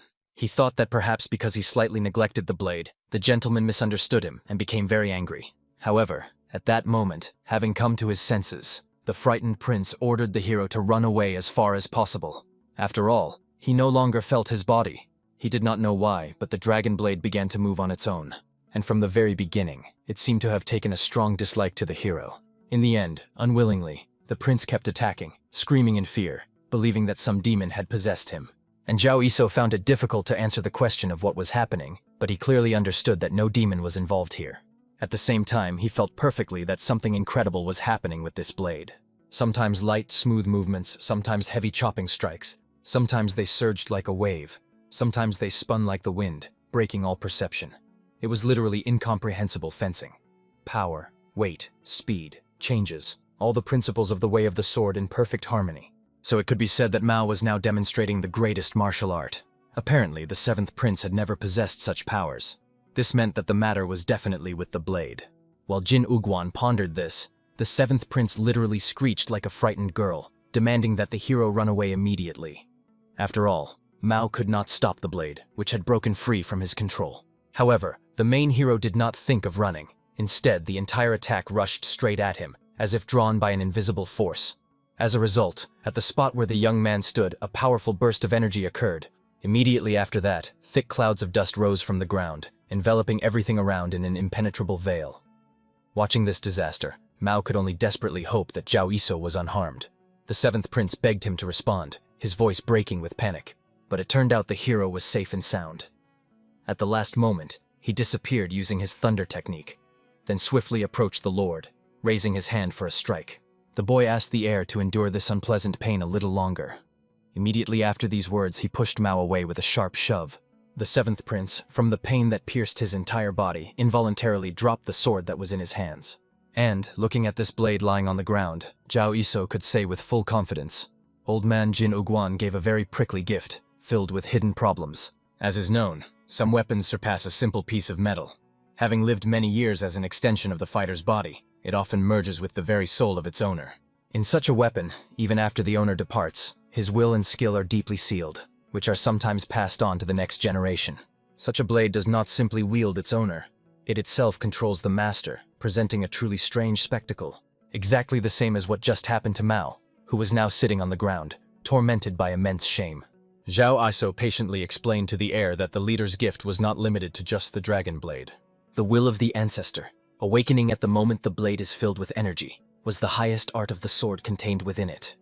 This art of the sword was the most important gift for the seventh prince. Of course, it was very generous of Jin Uguan, as the skill of that level contained in the blade was by no means inferior to that used by other adopted children. However, this was true on the condition that the gentleman learns to fully master the art of this sword, bending it to his will. Therefore, the main character returned the blade to the young man once again. However, for now, he did not give permission. Mao must not under any circumstances fill the dragon blade with internal energy without authorization. Zhao Yisou hoped that explaining the reason for such caution to the seventh prince was unnecessary. After all, he himself knew everything perfectly well after that incident. However, the heir still had no opportunity to focus on the art of the sword right now, so he simply did not intend to use it in the near future. The boy immediately explained that in the next trial he would have to survive without the dragon blade, relying only on his own strength. After that, he awkwardly added, "In a month the prince would need to try to cope with the father's desert wind." Honestly, hearing these words, Zhao Yisou himself almost went mad with fear. The main character could only dodge this attack even with the help of a thunderclap, barely saving his life. And at the same time, Jin Uguan ordered Mao to do something with her, and even without his divine artifact, which would have given him at least some tiny chances. The seventh prince himself had no idea what the heavenly demon had planned. However, if he did not complete the task, he would simply die. And after that, the heavenly demon would find Zhao Yisou and kill him as well. The man explained that he would execute the assistant for the fault of uselessness, or something like that. Just by the hero's face, one could understand they had gotten into yet another impossibly difficult situation. Therefore, Mao had no idea how best to act under these circumstances. However, Zhao Yisou perfectly understood. There was no other answer but to dedicate the remaining month to diligent training. After all, for the seventh prince, this was the only path to survival. Not only for the lord, but also for the hero himself, in whose body now resided a portion of the heavenly demon's own energy, which he needed to accept and master. However, turning toward the exit, the boy first suggested returning home as soon as possible. By that time, the perfect place for the heir's training should already be ready, right in his palace. When these two returned to the estate, the leader of the Black Dragon's faction enthusiastically greeted the hero and the seventh prince, boastfully declaring that they had just finished putting things in order. After that, the gang members began to praise Mao for the long journey he had undertaken, and joyfully greeted Zhao Yisou's brother. The seventh prince himself, without responding to the greetings, was stunned as he looked around at the changes that had occurred in just about half a month. His own castle seemed to have doubled in size. The walls had turned into incredibly thick fortifications, so the heir could not believe it. This was the very seventh of the small palaces where he had lived before. The hero sincerely praised the leader of the Black Dragons. After all, the work done looked truly solid and impressive, contrary to all expectations. The leader explained that fulfilling the request of the brother was a mere trifle for them, and none of them had worked so hard to the point of exhaustion for a long time, so they even forgot what it was like to wander the courtyards and do dirty work. Therefore, they were glad to taste the long-awaited flavor of honest labor. However, the leader of the Black Dragon faction subtly hinted to the hero that perhaps he could say a few kind words about them to the master, hoping for his favor. And Zhao Yisou, of course, promised that at the very first meeting he would recommend the Black Dragon faction. He would also ask the mentor if he wanted to use the guys for various dirty jobs. After all, although these guys had done many foolish things in their short lives, they were not completely hopeless scoundrels and could really be useful. Immediately after the hero pleased the members of the Black Dragons, he returned to the Lord to ask him about his impressions of what he had seen. And he was sincerely convinced. Master Jigal Guiran was truly worthy of all the praise he had heard about him. And Mao had initially been sure that he was some kind of degenerate, since he was from the Heavenly Mountains, and even bore the surname Jigal. However, the thing that troubled the seventh prince the most was that they no longer had gates. It looked as if any passing merchant or poor beggar could freely enter his estate. Of course, the members of the Black Dragon hastily tried to explain that it is not so easy to enter the heir's domain. But the main character challenged the seventh prince, suggesting that the guy should pass as easily as it looks at first glance. However, as soon as Mao took the first steps into the passage, numerous traps emerged from the walls, attacking the young man from all sides. These attacks rained down as if from a clear sky, coming from everywhere, almost simultaneously from the ceiling and the floor. In the end, unable to withstand the onslaught of these attacks and fighting a little more, Mao, as expected, flew back out of the passage. Landing on the ground, he still continued to ask the hero fearfully what he had come up with this time. However, Zhao Yisou calmly reminded the seventh prince. In the last half-month, he had already reached a limit worthy of recognition from any master. However, this only concerned his internal energy. His reflexes and combat skills remained at the level of a third-rate thug. The seventh prince, stuck in his development, could not stand on the same level as the other heirs, who from childhood took precious elixirs and studied with first-class masters. Therefore, in order to catch up with the lag, he, the lagging one, had to hustle non-stop from morning till night, turning his own life into a continuous training session. Of course, Mao was quite furious that the main character called training what was actually him just being beaten by damn traps like a rabid dog in the heat of summer. However, Zhao Iso calmly explained that this system is called the Gates of Fate. There is also the Road of 18 Worries and the Room of Anxiety, but Mao will learn about this later. After all, he will need a lot of precious time just to pass through these gates. The seventh prince simply will not find another way to survive. At that very moment, in the gloomy lair of the slaughterhouse, the chief was scolding his servant for daring to invade the lands of Corendon without permission. At the same time, the poisonous demon of lust so brazenly appeared to him and knelt before him like a guilty slave. However, he explained that despite the punishment, he came to report to the fifth prince about important events. As is known, if you name the most dangerous villages in the heavenly mountains, there is one name that invariably entered the sinister trio. Its name is the village of Tonal. As the name suggests, once ordinary butchers lived here, breeding and slaughtering cows and pigs for sustenance. However, what the cult followers slaughtered here many years ago now remains only a bitter memory, for now they have long since become those very cows and pigs, kept in slavery and mercilessly slaughtered on occasion. And the reins are held by the very group that turned Tonal into a cursed place, relying on the only public house here, the blooming brothel, committing all sorts of villainies. The gang of human butchers called the slaughterhouse ruled with an iron hand. Thus the fifth prince learned that his younger brother fell by the hand of Zhao Iso, and the poisonous demon of lust managed to escape by a miracle. The scoundrel himself guiltily explained that he wanted to resolve the issue of the death of his younger brother Mogvi with the main hero.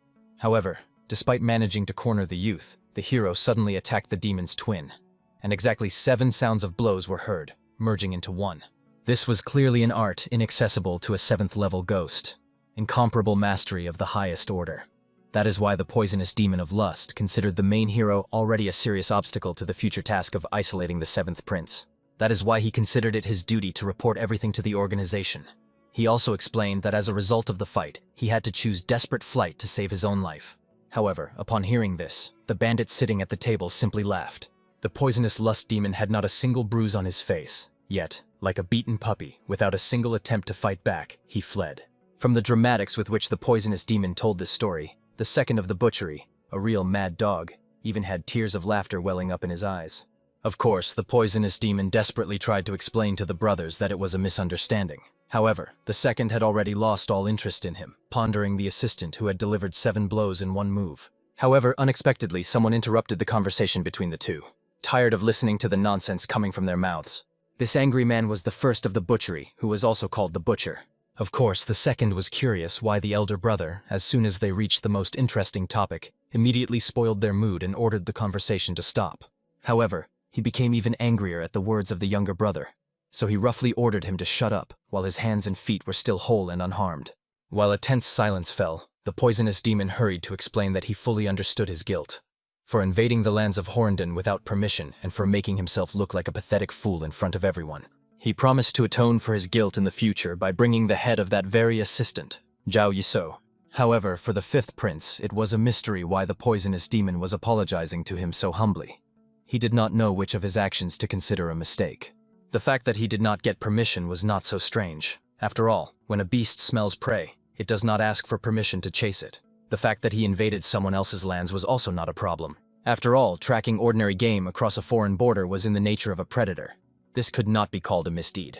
On the contrary, he might even praise the poisonous demon for his zeal. Therefore, the 5th prince asked him not to burden his head with empty problems. Of course, the man was immensely grateful for the Lord's understanding, promising to definitely repay him for his kindness. However, the 5th prince knew only one true fault of the young man. It was that he returned alive. The fate of a beast that has entered the hunt usually ends in one of 2 ways: to devour the prey or to be devoured himself. Even if he mistakenly assessed the enemy's strength and ended up in his jaws, he must forget about dying alone. He must sink his fangs into the enemy's flesh and hang on until death, dragging him into the abyss together. This primal cruelty was the true dignity of the predator, as well as the symbol of the demon. And the essence of the perfect cult of the heavenly demon was precisely this. All this representation of the world by the 5th prince was no accident. After all, he was the bearer of the great blood, and became the patron of this gang of cutthroats. The slaughterhouse. That is why he highly valued the devouring cruelty of these people, their readiness to sacrifice their lives to finish the intended goal at any cost. However, now the 5th prince realized, the poisonous demon was only pretending, hiding among the beasts, making a pathetic parody of himself. In fact, he was not a predator but merely a powerless victim. No more, no less. So the heir got tired of enduring this man's whining, and he ordered the butcher to kill him so that he would no longer spoil his mood with his presence. Of course, the demon of lust continued to desperately plead for the elder brother to give him at least one chance to atone for his guilt, but he was instantly attacked by the butcher before he could even finish speaking. Finally, the fifth prince only thanked the venomous demon for pitifully fleeing to obtain this valuable information for them. For now, having finally satisfied their curiosity, he could peacefully die, having fulfilled his last duty. However, Miasnik quickly realized from this story that Assistant Zhao Iso would not be easy to eliminate. It would still be necessary to cause a small bloody commotion in the vicinity. However, the fifth prince asked the butcher not to worry. If he manages to get rid of this man, the heir will take all the consequences upon himself, covering them with his name. Of course, the second brother immediately rejoiced, realizing that they had not had a real rampage for a long time. His body was already completely relaxed from idleness, so he wanted to set off right now without hesitation. However, the butcher rudely reminded the younger one that he would not go with him this time. He had to handle the deal with the iron horses in the north of the Heavenly Mountains. After all, only the second from the slaughterhouse, who knew their customs, could talk to these barbarians. Of course, he was insanely upset by the words of the butcher. After all, he was always left out when it came to something truly interesting. And at the same time, Miasnik explained that he would immediately inform all gang members that a big haul had appeared, and all other orders would be suspended until further notice. They urgently needed to gather at the Blooming Brothel. Listening to these words, the mistress of the Blooming Brothel, as well as the third from the slaughterhouse, smiled quite pleasantly. Bowing in an elegant bow, she promised the host that she would prepare everything by the time of their arrival. And Miasnik went to devise the attack plan, promising the fifth prince. They will set out as soon as everyone gathers and discusses the operation details. Their target was the village of Volha, and the operation's duration was extremely simple, until everything burned to ashes. At that very moment, the main character settled in his personal room. Since the estate of the seventh prince had been rebuilt, he also requested to have a separate assistant hall built for him, where only he would be present and no one else. And so, in this hall, Zhao Yiso diligently continued to circulate his energy throughout his body, but it exceeded all his expectations in its power. Therefore, looking at the raging energy boiling inside his body, the main character wondered with great curiosity, what had the heavenly demon done to his body in such a short time?